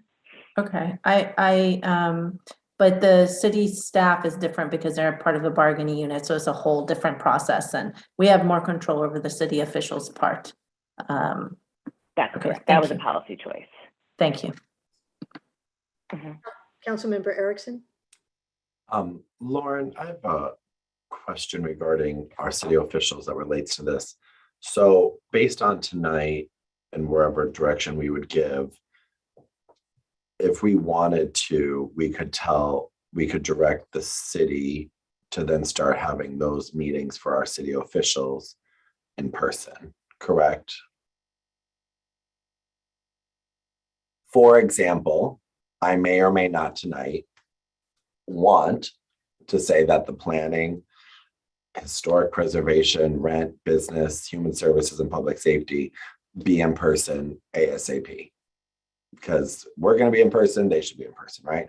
The city can come back with the other ones or set a priority scale, but some of our most important commissions need to start coming into person. That wasn't really mentioned anywhere in here because I know that they're kind of still operating in this online world, but this then, like, when can we have that conversation here? Because I think staff needs that direction from us to tell our appointed bodies to start, they're going to meet again and they're going to meet in person. So I don't know if Melissa already had that planned out and she's like, guess what? It's April and it's great. And then you don't have to worry about it. Or maybe she already had it planned out version of this, but that is something I do need a question on. And this is where I didn't know if I could ask it because of the city officials piece, but I wanted to see what the city clerk or you had to say about it. Yeah, and I think it's related to the next item too, which is the mask requirement for city facilities through the end of this month. Yep. I'm gonna let the city manager or the city clerk talk about the plan for getting some commissions back in person. Yeah, thank you, Lauren, and Mayor Pro Tem and Council. My thought process, and David and I have spoken briefly about it, was to bring an item either at the next meeting or the second meeting in April, once the city council has had at least one meeting under its belt in person again. And the recommendation would be for them to come back either in June or in July, May or June, depending on the direction from the city council. And that would be for those bodies that meet in council chambers. So Planning Commission and Rent Stabilization. Then we would talk about how to safely bring back the other commissions and boards. And one of my thoughts was to have them meet at Plummer Park in rooms 5 and 6, so they have a larger area. But again, those will be part of the staff report and for council direction. Could we give that direction to you tonight, though? As long as Lauren feels that that's part of what's included in this item. Because I feel if we're going back in person and we're having these conversations about all of these things, I think to cover it all at once for the benefit of the public to know that this is also being followed is appropriate, in my opinion. I completely will give leeway to how you will calendar it out. I think June is way too late, personally. April, May, I think is where you need to shoot. I get planning and rent. I think that is fine. They could probably start meeting in May, April. But I think June, July is way too late for these meetings to start happening. And the only reason why I say this is we travel, we go out to bars, we do all these things. It is not fair to the public that we are holding Zoom meetings still when we could be in person, fully in person, as David said earlier, and be held accountable to the public in the ways that we should be. And I think continuing to push off this deadline, while I understand the burden that it places on your office, and I don't want to do that, I think it is a disservice to the public. And I've been wanting to meet in person. I know the public health order is what it is, but I think our boards and commissions need to as well. As we've seen with topics such as certain commissions tonight, Zoom only aggravates that more. And these conversations need to be in person. And I think that would have helped even the last planning commission meeting, personally, with how that got taken over with a lot of, aspects here or there with whatever people were speaking about. But these things can be diffused in person, and Zoom emboldens people in different ways. And I think it's time we all start looking each other square in the face and having these conversations than me seeing Lauren in the bottom right-hand corner and Lauren Langer over here and Lindsay over here. I think that we need to start getting back in person. So I plan to see if we can make that motion tonight, but Yeah, I think it would be helpful for. I was going to say, I think it'd be helpful to provide us with direction. And if you recall, the reason those aren't listed here is because those were decisions made by the organization for the health and safety of the commissioners and the board members and the community and staff. So it wasn't done by an emergency order. We slowly rolled into having meetings, whether they were Zoom or otherwise. After the emergency orders went into effect, we did the council first, and then planning commission, and then others. I think it'd be helpful to have direction, and we can certainly move it along as quickly as we can, what is safe. But I think if you make a motion with some certain timeline and we have another variant, I think it's also disruptive for the community and the boards and commissions to go back and forth of having meetings in person or not having meetings or having meetings canceled.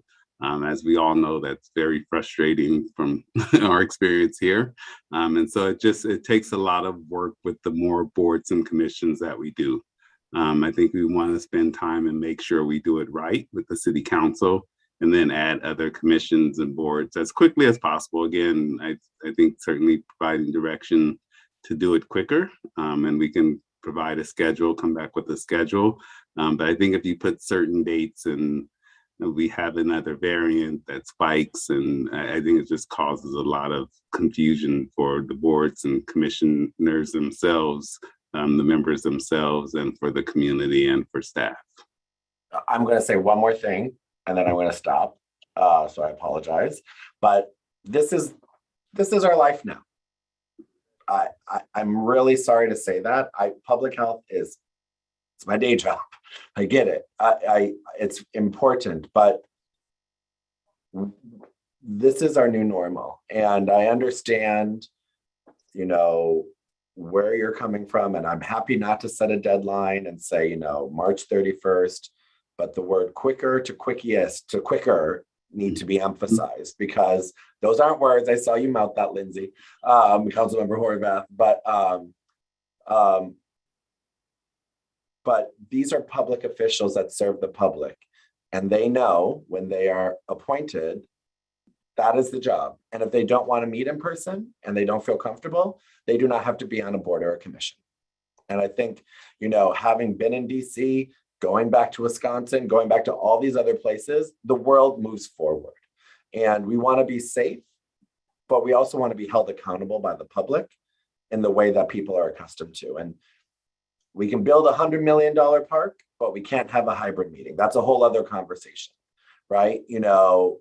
And it doesn't mean that on Mondays, the Public Safety Commission meeting isn't meeting in rooms 5 and 6 at Plummer Park starting in April, right?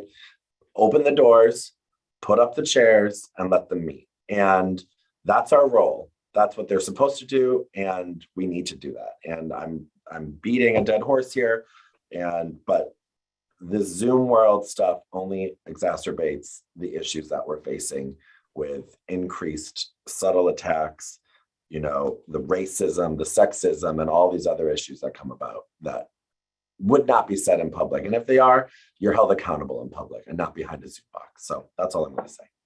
Mayor Pro Tem. Thank you. I want to just clarify, City Clerk, Business License Commission also met at council chambers. I don't know if they're still having meetings. I know they got through all the cannabis licenses, as I was made aware. But we're in council chambers, and many months ago, I did give direction that Public Safety Commission needs to go back to council chambers. So I know we're going to probably make a motion later tonight because we still have a public commenter, but I would say I agree with Councilmember Erickson, and I actually think a date certain does need to be made in that motion. I don't think quicker, and quickest gets us to where we want to be. So I don't have any more questions for this part of the presentation. Lauren, are there any more slides that we are looking at? There's just one, and that is just ratification. And it's related to, somewhat related to the conversation you were just having about city facilities. And that was after the county lifted its indoor mask requirements, the city manager issued an executive order for the month of March to require masks in city facilities to allow a transition period between, since public employees are in these city facilities, allow a transition period for employees interacting with the staff, and to monitor the lifting of the county mask requirements and see how the numbers played out through the month. So I think another way to handle the city meeting question is to allow staff to kind of think about a date that is realistic and report back, because there are a lot of factors that play into that. But I do hear the direction seems to be loud and clear to get as many commissions back into council chambers as quickly as possible.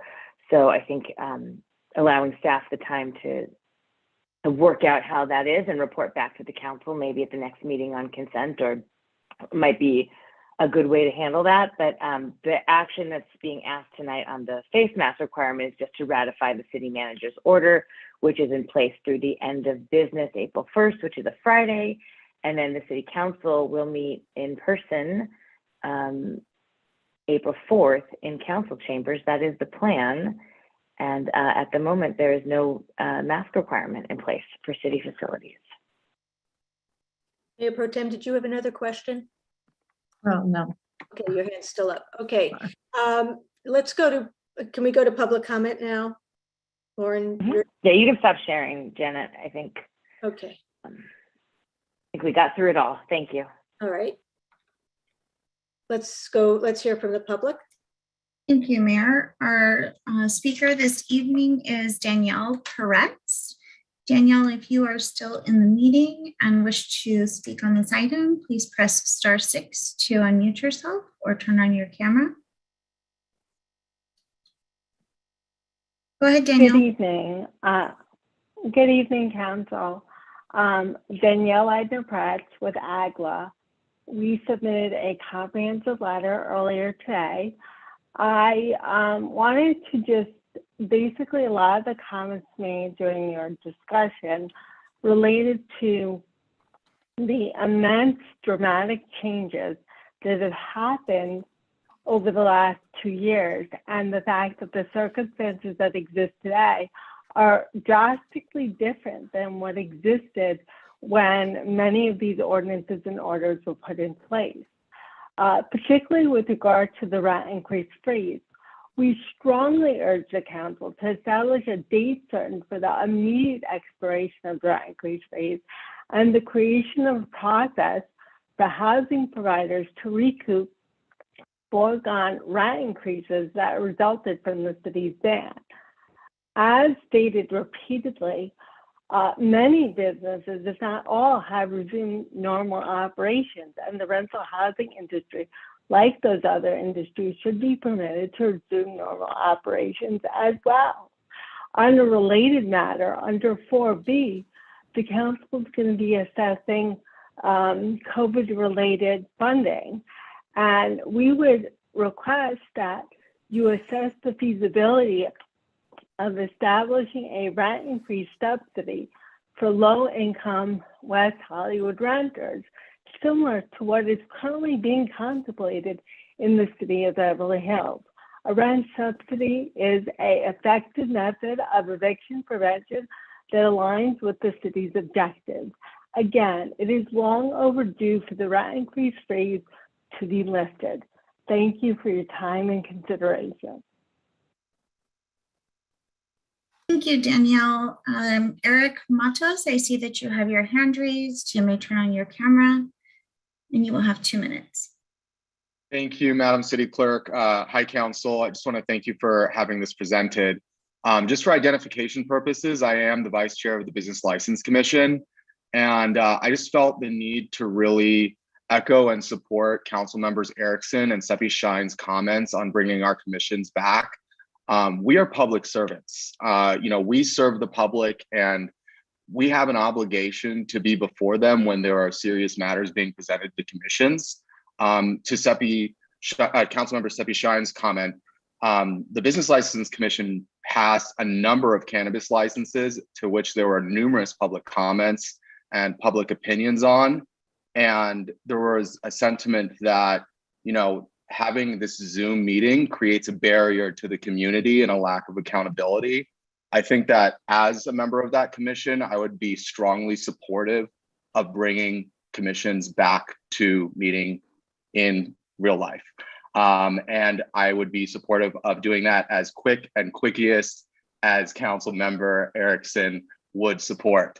And then just on a separate, this is more of like an individual public comment. I don't think that you guys are allowed to respond to public comment, but I would just ask for potential clarification on regular construction hours and what that means. As someone, I live across the street from an active construction site, and there's a lot of things going on, and I'm still working from home. So I would just be curious as to what regular construction hours entails. Thank you so much. Thank you, Eric. Our next speaker this evening is Stephanie Harker.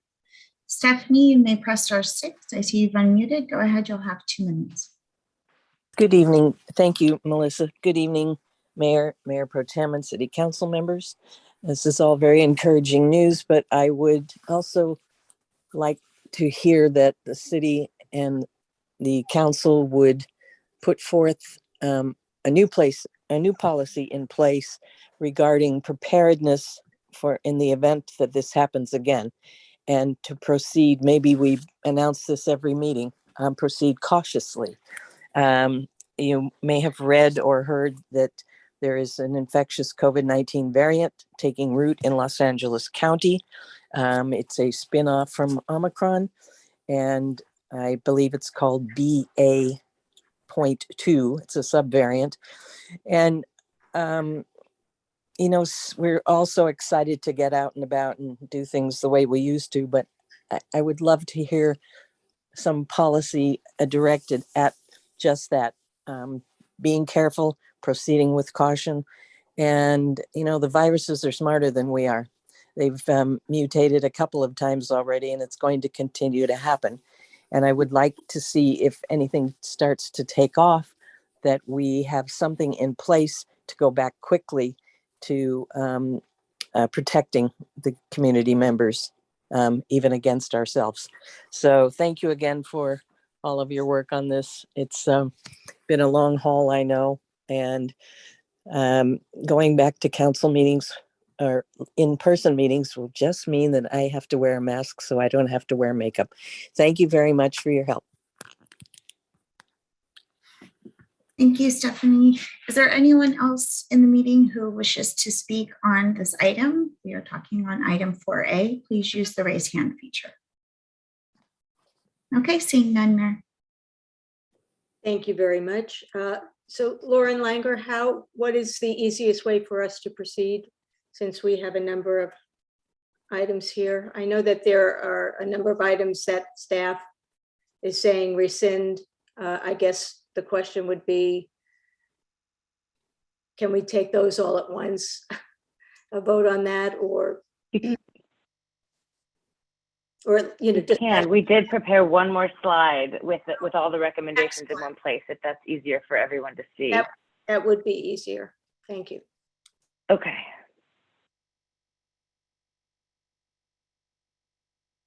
It actually might be 2 slides because there's a lot of them, but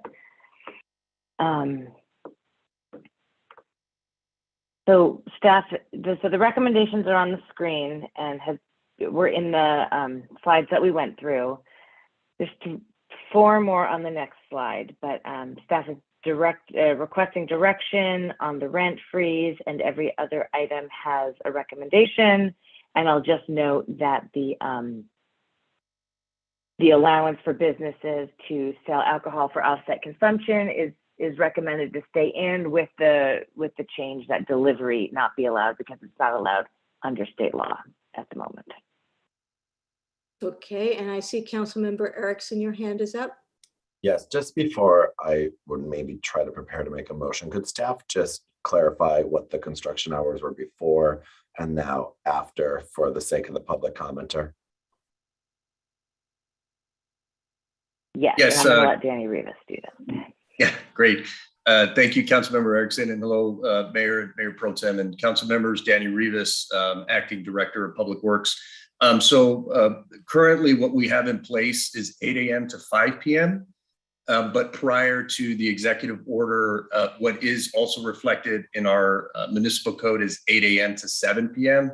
So we would simply just be going back to the 8 a.m. to 7 p.m. construction hours.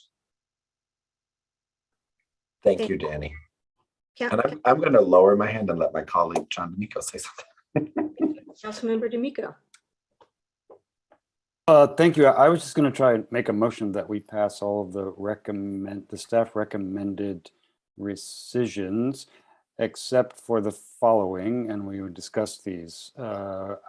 Outside sales and service of restaurant food from hotels, existing signage that exists because of the emergency ordinance that allowed the erection of temporary signage, the business tax certificate, and the rent freeze. And so that would mean we would be talking about those 4 items, and all of the other items that were brought forward would be rescinded and or passed.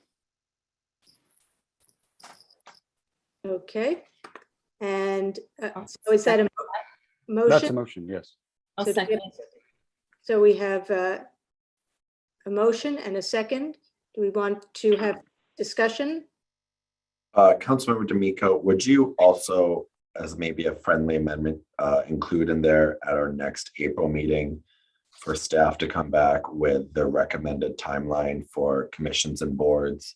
Oh, yeah, I thought we would do that next. I guess I didn't say it because it wasn't part of that, but yes, we can have it this motion or the next one. I'm fully in support. I'm happy to make it separate if it's easier for staff. Okay. Mayor Pro Tem? Yes, and also I have a suggested friendly amendment as well. Can we also have staff come back to us with, at our next meeting, with an item so we could discuss, along with commissions and boards going back into in person, also the vaccine mandate and or other alternatives we may want to come up with for city officials, not staff, but city officials. I think that's something that we need to discuss.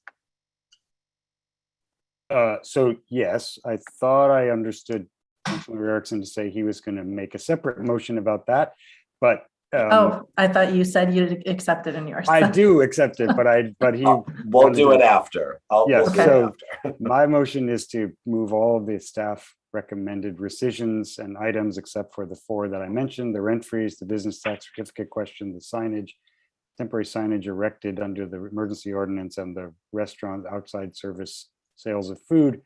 And then we'll talk about those 4 and have either one big motion or 4 separate motions, and including a 5th motion that might be regarding public officials and meetings and vaccinations. Okay, so can we go ahead and call the question? We have Yes. a motion and a second. Melissa? Yes. Councilmember D'Amico. Yes. Councilmember Erickson. Yes. Councilmember Horvath. Aye. Mayor Pro Tem Shine. Yes. Mayor Meister. Yes. The motion passes. Great. Okay, so why don't we start then with hotels? Councilmember D'Amico, did you want to talk about it? Sure. I'm actually prepared to make a motion unless we need to have a lot of discussion. I would agree wholeheartedly with my colleague Lindsay Horvath that we have not seen or heard anyone complain that hotels in our community serving food is a problem. And so we should leave that in place until the planning department comes forward with their recommended ordinance change. Second. Any discussion on that? So why don't we call a vote and we can just keep this moving along? Lauren Langer has her hand raised. Could I just clarify one thing? So on the resolution attachment A that's in the packet, if you look at resolution number 20-5267, so we would essentially scratch out A, E, and H. We're just, right now, we're just on A. Oh, does just A? I apologize. Yeah. That was just restaurants? Yeah, we're just A for now. Sorry, jumping ahead. Okay, so we'll just scratch out A. Right. Okay. Okay. Councilmember D'Amico. Yes. Councilmember Erickson. Yes. Councilmember Horvath. Aye. Mayor Pro Tem Shine. Yes. Mayor Meister. Yes. The motion passes. Okay. Next is existing signage. Councilmember D'Amico, do you want to? Sure, I'll just keep going. I guess my assumption is that the signage that was put up for the temporary signage hasn't seemed to have caused any heartache I just wonder how we would get it taken down if we rescinded this order. And so I wanted to have more conversation about what that means. If we rescind the order, does that mean the signage has to come down, or do we have to pass an ordinance to remove the signage? Lauren, do you have an answer for that? Because this allowed signs that aren't otherwise allowed under the zoning code, I think they would have to come down to the extent that they're still out there. I'm not sure many businesses are still putting out the A-frames and the banners to show that they're open. The purpose was to let the public know if they were open during times when many businesses were closed. But that's the answer to the question. I think it allowed something that the zoning code otherwise did not allow. Councilmember, oh, I'm sorry. Go ahead, Councilmember D'Amico. I was going to say, if we do proceed with rescinding this, I would like us to choose a date, maybe near the end of the year, for the removal of signage, so that Danny and his team can make some contact and tell them they have 6 months and remind them when they have 90 days and ask them if they want to make it permanent and tell them how to apply and so on. Councilmember Horvath and then Danny. Danny might have something to say that changes my opinion, but I think we should just leave this for now until we understand the actual impact of how many signs would be impacted, how many people will be impacted. I think we should leave this and then come back either with a policy change if that's necessary, or once we understand how many businesses are impacted, then maybe we proceed with lifting. But I don't think we need to do that tonight based on the information we have, unless Danny says that there's a problem. Danny. Thank you, Councilmember Horvath. Yeah, I was just gonna provide a little bit of insight. There's definitely not a lot of signs at all any longer that are being utilized, and really the intent with this was to also allow those folks that were distributing or selling essential items to be able to market that too at the time when everything was closed. So there's very far and few that are still out there. I would say probably a handful throughout the community. So it certainly wouldn't impact that many folks, but we can certainly, do outreach no differently than we do any other time. But one of the other things to keep in mind too is when we had implemented this, we didn't have the volume of out zones that we do now, right? That were in operation. And so some of those signs and some of those areas and the width of the sidewalk and taking into account, right, ADA accessibility, pedestrian accessibility. So we are having those conversations now with those certain businesses, those handful that I mentioned, but I just wanted to provide that insight. But just know, again, that we would definitely work with those businesses, give them ample time and make them aware. And some of these businesses have kind of morphed into advertising just kind of their general business as opposed to the essential items, which really wasn't the intent, but we've been flexible during this time. So Danny, does that, if we say December, does that give you enough time to do notice and inform people that this is rescinded as of December 30th? Absolutely, Mayor. Yeah, more than enough time. Yeah, more than enough time. Councilmember D'Amico, do you have a date in mind? Would December 31st, the end of the year? Or Sure, that makes sense. Yep. So December 31st. So Councilmember Horvath? I can live with that. We can figure out the impacts between now and then. That's fine. Okay. So Councilmember D'Amico, do you want to make a motion? Yes, and by the way, the mayor gets to make motions too. I will make a motion to rescind the allowable temporary signage with the caveat that the city would work with businesses identified and notify them they have to be gone by the end of the year. I will second that motion. Okay, can we have a roll call? I don't think there's any more discussion on that. Okay, Councilmember D'Amico. Yes. Councilmember Erickson. Yes. Councilmember Horvath. Aye.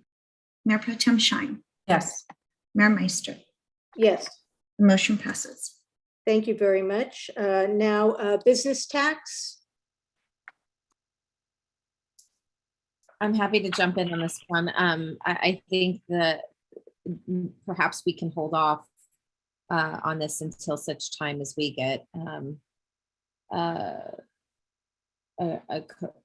direction from staff on why it's needed for there to be 2 fees. I think just allowing businesses to continue to function with 1 license, paying for 1 license seems allowable during the emergency period, and then that gives us time to evaluate if we want to make a policy change. You make that a motion, I'll second it. Do we have to make a motion to keep something in place? Lauren, yeah, what I'll do is in this last sentence where it's little b, where we talk about resolution number 20-5267, 5267 will clarify that measures A, B as revised, H and N remain in effect. And then we'll remove H for the time being from the resolution. Okay, so that's my motion. I'll second it. Can we get a roll call? Any further discussion before roll call? Okay. Thank you. Councilmember D'Amico. Yes. Councilmember Erickson. Yes. Councilmember Horvath. Aye. Mayor Pro Tem Schein. Yes. Mayor Meister. Yes. Motion passes. Okay, great. Now we're on to probably the most difficult one, the rent freeze. I'll start the conversation here. I'm comfortable with us ending the rent freeze sometime between September and the end of the year. So do we have any other thoughts about that? Personally, I'm not comfortable with ending the rent freeze currently. In that time, I would push for the end of the year, if anything. If I were to talk about a deadline, that's just kind of where I'm at the moment. I also expect the CPI jump increase to be quite significant for renters, and not knowing what that's going to be and a lot of the other aspects is a little alarming to me at the moment. So I have a question then for Jonathan. Is this something that can wait, or for Lauren, is this something that can wait until May, until we find out what that increase is?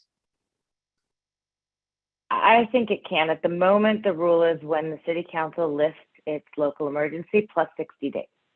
And so I don't know exactly when you'll have that conversation about lifting the local emergency, but if things are going, the way they are, maybe early summer. So I do think you could wait till May to revisit this conversation. I don't know if John Holub has a different, or has more to add on that. I agree with that. Okay, Councilmember Horvath. I'm happy to make that a motion if that's helpful. Okay, do you need a motion on that? Then I'll second it. We'll bring this back after the CPI has been calculated for us to review when we would like to rescind the order. Any other discussion? Mayor, if I could just clarify that for the May CPI, it won't be released until June. So it's always a month after, or 15 days. Once So it's calculated, how about that?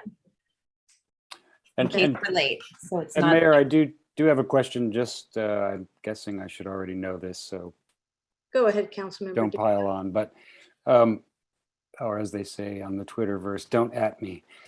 Jonathan, is the 3/4 CPI, that's part of our ordinance, of our rent stabilization ordinance? Is that a city ordinance, or is that somehow driven by state language? Could we modify the percentage in June for the Rent Stabilization Commission to consider? It's set by the rent stabilization ordinance. So we would have to modify the rent stabilization ordinance, which is the untouchable ordinance of all time. But Right, any modification of what becomes the annual general adjustment, which is based on the CPI, would have to be done by amendment of the rent stabilization ordinance. Okay, thank you all for your patience with me on that. And I just want to note for the public record that there is a provision in the rent stabilization ordinance that a specific, that allows a specific landlord to make an application to the city if they have specific increases in costs and such to the effect that they're not getting a just and fair, reasonable return on their investment. There's a process they can go to get an exception. And that was one of the bases for implementing this rule to begin with, that if there's a particular hardship on a particular landlord, there is a process that they can apply to be allowed to do a rent increase. Okay, if there are no further questions, and I guess we could, we have a motion, we have a second. Thank you. Councilmember D'Amico. Yes. Councilmember Erickson. Yes. Councilmember Horvath. Aye. Mayor Pro Tem Shine. Yes. Mayor Meister. Yes, The motion passes. excellent. I believe now we are done with this item. I think we have that extra one that we were going to do sorry. there. That's, how could you forget? No, there's only 18 other items. I'm going to let Mayor Pro Tem Shine do the honors. Sure. So with regard to the city officials, actually, I don't know if we need an item to come back. City Attorney Langer, can I just make a motion with respect to the vaccine mandate for city officials? Yes, why don't you tell me what you're thinking, and then I can help you figure out how to accomplish that. Okay, so I think we should lift it. That's my motion, is to lift the mandate so that when, as we're going back in person,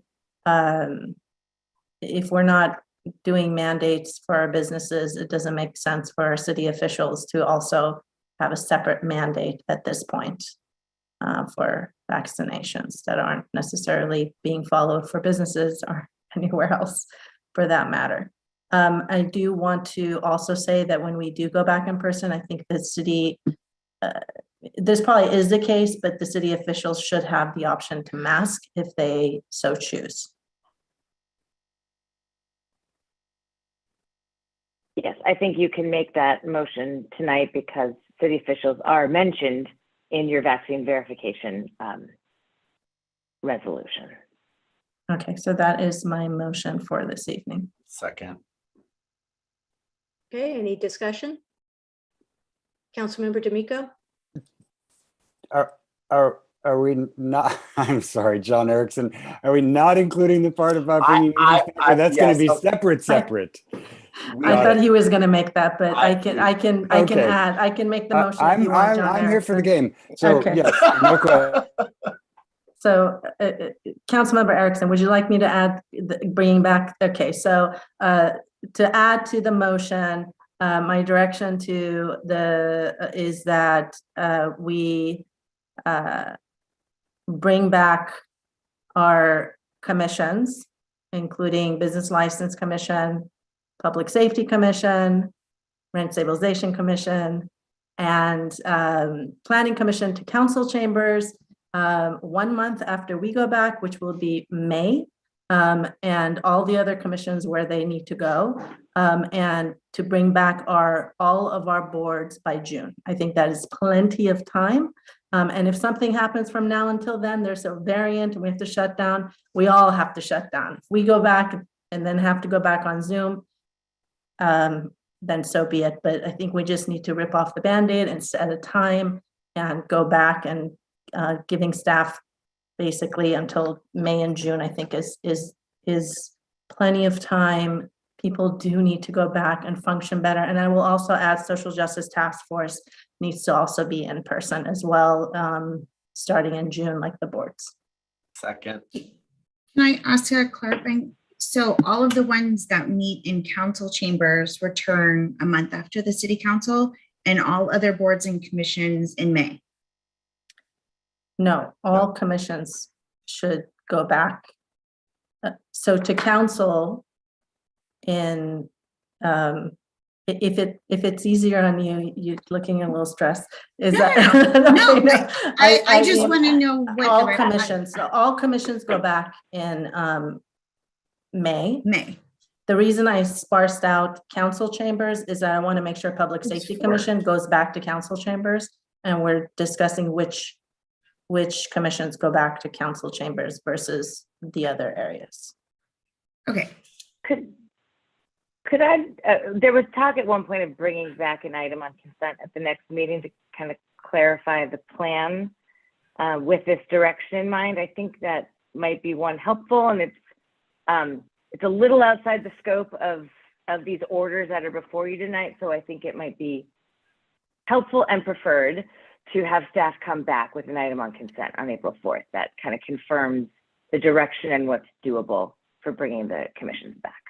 That's fine. We can have an item come back based on the motion and votes that we take tonight on this.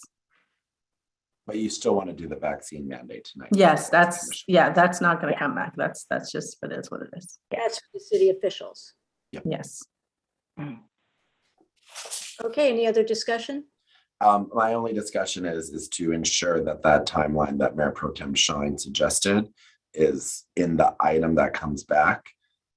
Like, that's what it is, right? You know, like I get, Will be the recommendation. I don't want to see like August on the calendar, right? You know, I think that's the thing, but as long as that's clear, then we're good. Yeah. Okay. That will be the recommendation. Let's have a roll call, please. Councilmember D'Amico. Yes. Councilmember Erickson. Yes. Councilmember Horvath.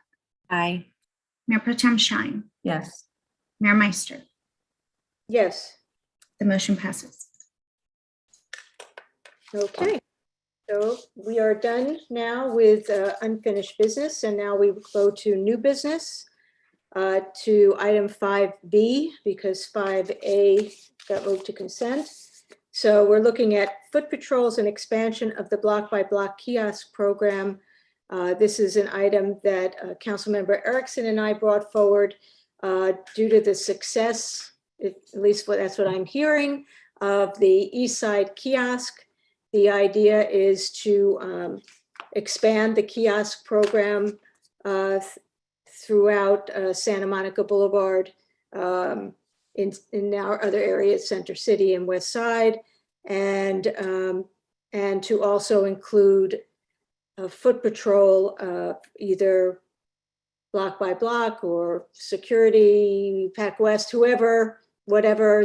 I'm sure there's going to be if this is approved, it would go to an RFP, and it's basically to have it at hours where we feel that it's necessary to have more eyes on the street to make people feel more comfortable that there are people out there to help them. Councilmember Erickson, do you have anything to add? No, thank you that you did. That was great, Mayor. So do we have there any speakers? Any speakers? We had one person signed up, but I don't see them in the meeting, but I'll call them. Bill Karpiak, if you are still in the meeting, please press *6 or turn on your camera and you will have 2 minutes. Okay, he's not here. Thank you. So we have no speakers. Okay, do we have any questions, comments? Councilmember Horvath. Thank you, Mayor. I think this was actually recommended by Public Safety Commission to expand. So had we had our update tonight, we could have talked about that. So I think because the Public Safety Commission is recommending it, and I think we've noted the success from their discussions, I'm happy to see it move forward. I hope that I'm glad that you brought it forward, and I hope that in the future it can be just brought forward by staff when the Public Safety Commission recommends something, so we can make a decision about it. I actually think this require further council action, but in this case, I'm glad you did to make sure that it got done. Yep. And I think that this actually was something that we talked about at a council meeting when we were talking about expanding possibly kiosks, and that's when I brought the item forward. I don't know that I was aware of the commission's recommendation at that time because it wasn't in a report. Okay, so I would make a motion that we move this item, foot patrols and expansion of the block by block kiosk program. I'll second it. Thank you very much. Can we get a roll call? Yes. Councilmember D'Amico. Yes. Councilmember Erickson. Yes. Councilmember Horvath. Aye. Mayor Pro Tem Shine. Yes. Mayor Meister. Yes. The motion passes. Wonderful. Okay. Excluded consent calendar, item 2H on our priority setting meeting. Do we have staff who can talk about this? I don't need a report on it unless we all do. I guess my question was whether there was ongoing need. I know when we initially talked about this, it was intended to kind of be an opportunity for council to work together and, any number of things. We've now worked together for a year and a half, and I'm just wondering whether there's ongoing need for us to have this meeting, especially as a specially noticed meeting to bring staff in separate from a council meeting, whether this is a discussion that we can just have as part of a regular council meeting. And the date proposed is a Saturday before a Monday council meeting as well. So just for us to think about that as well. Right, and I believe the date was moved because we wanted to try to find a date where we wouldn't have to wear masks. I'm sorry, Mayor Pro Tem Shine. Thank you. Originally, when I supported this was now months ago. And I felt that at the time we would have this meeting a lot sooner with almost an entire year to go. I think at this point, the part of this that I think we need to discuss is council subcommittee purviews. That is something I think will be beneficial. But my suggestion for this item, for the rest of this item, given that we are coming in April, we have an election in November, and a lot of new seats that are in this 3 seats that are going to be in the election. I think it would really benefit the new council to have this for whoever the new council is going to be. I think it's an excellent item. I wish we had met earlier and we had been able to do this. I just feel like I don't think we have enough months left together to for this to be a huge benefit to the 5 of us. And I don't think the 5 of us should be in a way together setting the course for a new council that is going to be forming by December. Well, I guess you could make that argument every 2 years. I think the goal of the item was to talk about our priorities, maybe even talk about items that have been done in the past that will help with items in the future. Then we also have the subcommittee discussion.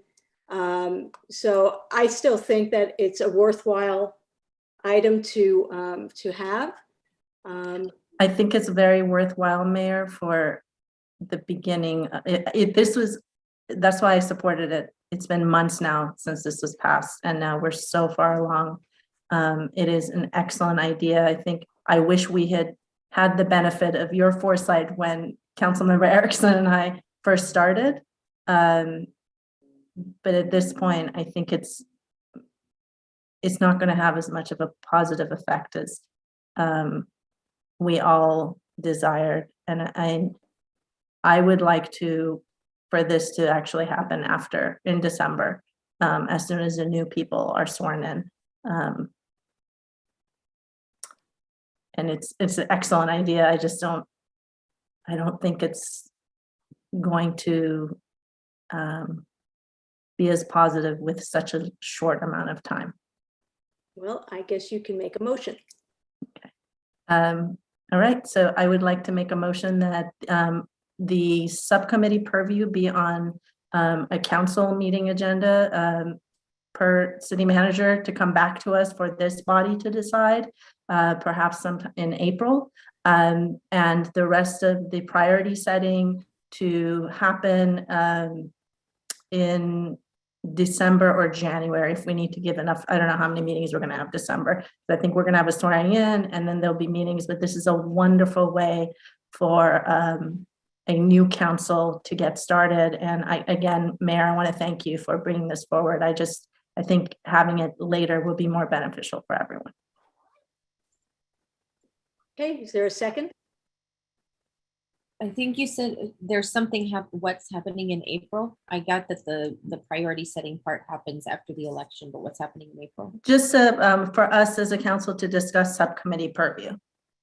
Okay, yeah, second. Okay. If there's no, yes. I just have a quick question.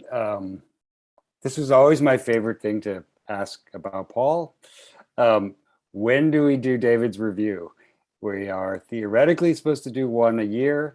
I'm happy to not be involved in it if it happens in December, but then, you know, I mean, I'm just saying that I think, you know, there needs to be a time when he gets feedback from us as an employee of the city, and he is, you know, we're the only people that he reports to. I'm sure he gets plenty of input from his staff about all the things he's doing great and all the things that, you know, ways that, but I just want to say that as a sort of HR thing, we probably need to have an extended closed session, maybe in September, maybe in October.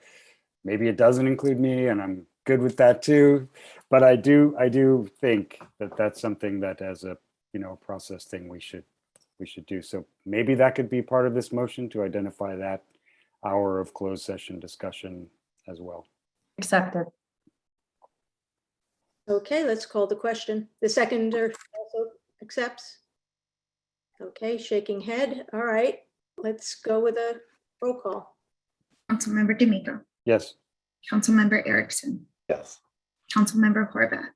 Aye, and we should do that part in August. Mayor Pro Tem Shine. Yes.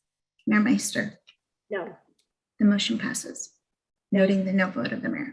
You get to be here the entire time, John. We're going to make you come to all of these meetings. Okay, so I think now we are at public comment. There is no legislative, so public comment. I do not have anyone signed up to speak for this public comment period. If there are any members of the public in the meeting who wish to speak under final public comment, please use the raise hand feature or press *6. Okay, seeing none. Thank you, Mayor. Okay, and council member comments?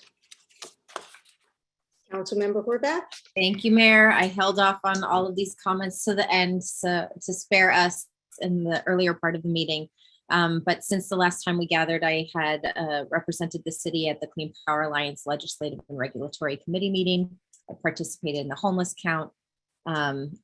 With regard to the discussion, the ongoing discussion about our contract with the Sheriff's Department, I think we would benefit from having the civilytics analysis that was done. Since that has become part of the public discussion, I think more daylight and transparency around what was discussed would be helpful, maybe even having them at our meeting. So we make sure to get very clear about what the direction is and what is informing our direction. Maybe we also invite contract law from the Sheriff's Department, since they are the experts on these contracts, and making sure we're able to get all of our questions answered in one meeting with clarity. Since we've postponed it.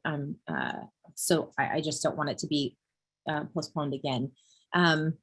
I want to make sure I also understand that Beverly Hills made corrections to their own contracting or their own agreements with their police department based on some of the analysis that came out of the Public Safety Commission. So I think we would benefit from knowing what that information is as well. I want to congratulate the chamber board members who were installed. I also participated in the Contract Cities legislative visit in Sacramento, and moderated a panel on the economy. I know there was also discussion about legislative priorities and a great preview in first person from some of our legislators that I think was incredibly helpful. I participated in the SCAG Transportation Committee meeting, the LA County Sustainability meeting, and want to thank Commissioner Robert Oliver for inviting me to join him at the JQ International Impact Awards, which I thought was a really great way to be engaged. And JQ is actually right here in West Hollywood, so it's great to be in partnership with them. I also visited the Detroit Community Garden event, and very excited to see the spread of milkweed everywhere to proliferate our monarch butterflies. I represented the city and chaired the Liability Trust Fund Claims Board meeting, and I'll talk more about that during our public safety update. I worked with our Mayor Pro Tem on the Tenant Protections Ad Hoc Committee, participated in the marathon, not as a runner though. I know John Kehoe ran, there were some others who ran, but it's always fun to welcome the marathon to the city, and I'm glad that it came back this year. And Mayor, I saw you there too on camera. And I also had the privilege of speaking to High Village of LA about the Jewish community safety plan that we approved as a council, and have been invited to speak to other Jewish community groups about this plan. It's getting a lot of traction, a lot of positive response, and so I'm grateful to all of my colleagues for supporting it. I think it's not just important for our city, but it helps to encourage other cities to take similar action. Thank you very much for letting me make those comments later in this evening. Thank you. Any other comments? If not, then we are adjourned until April 4th, 6 p.m. regular meeting, West Hollywood Park Council Chambers. Woohoo! Want to wear your mask. Okay, thank you. Bye, everyone.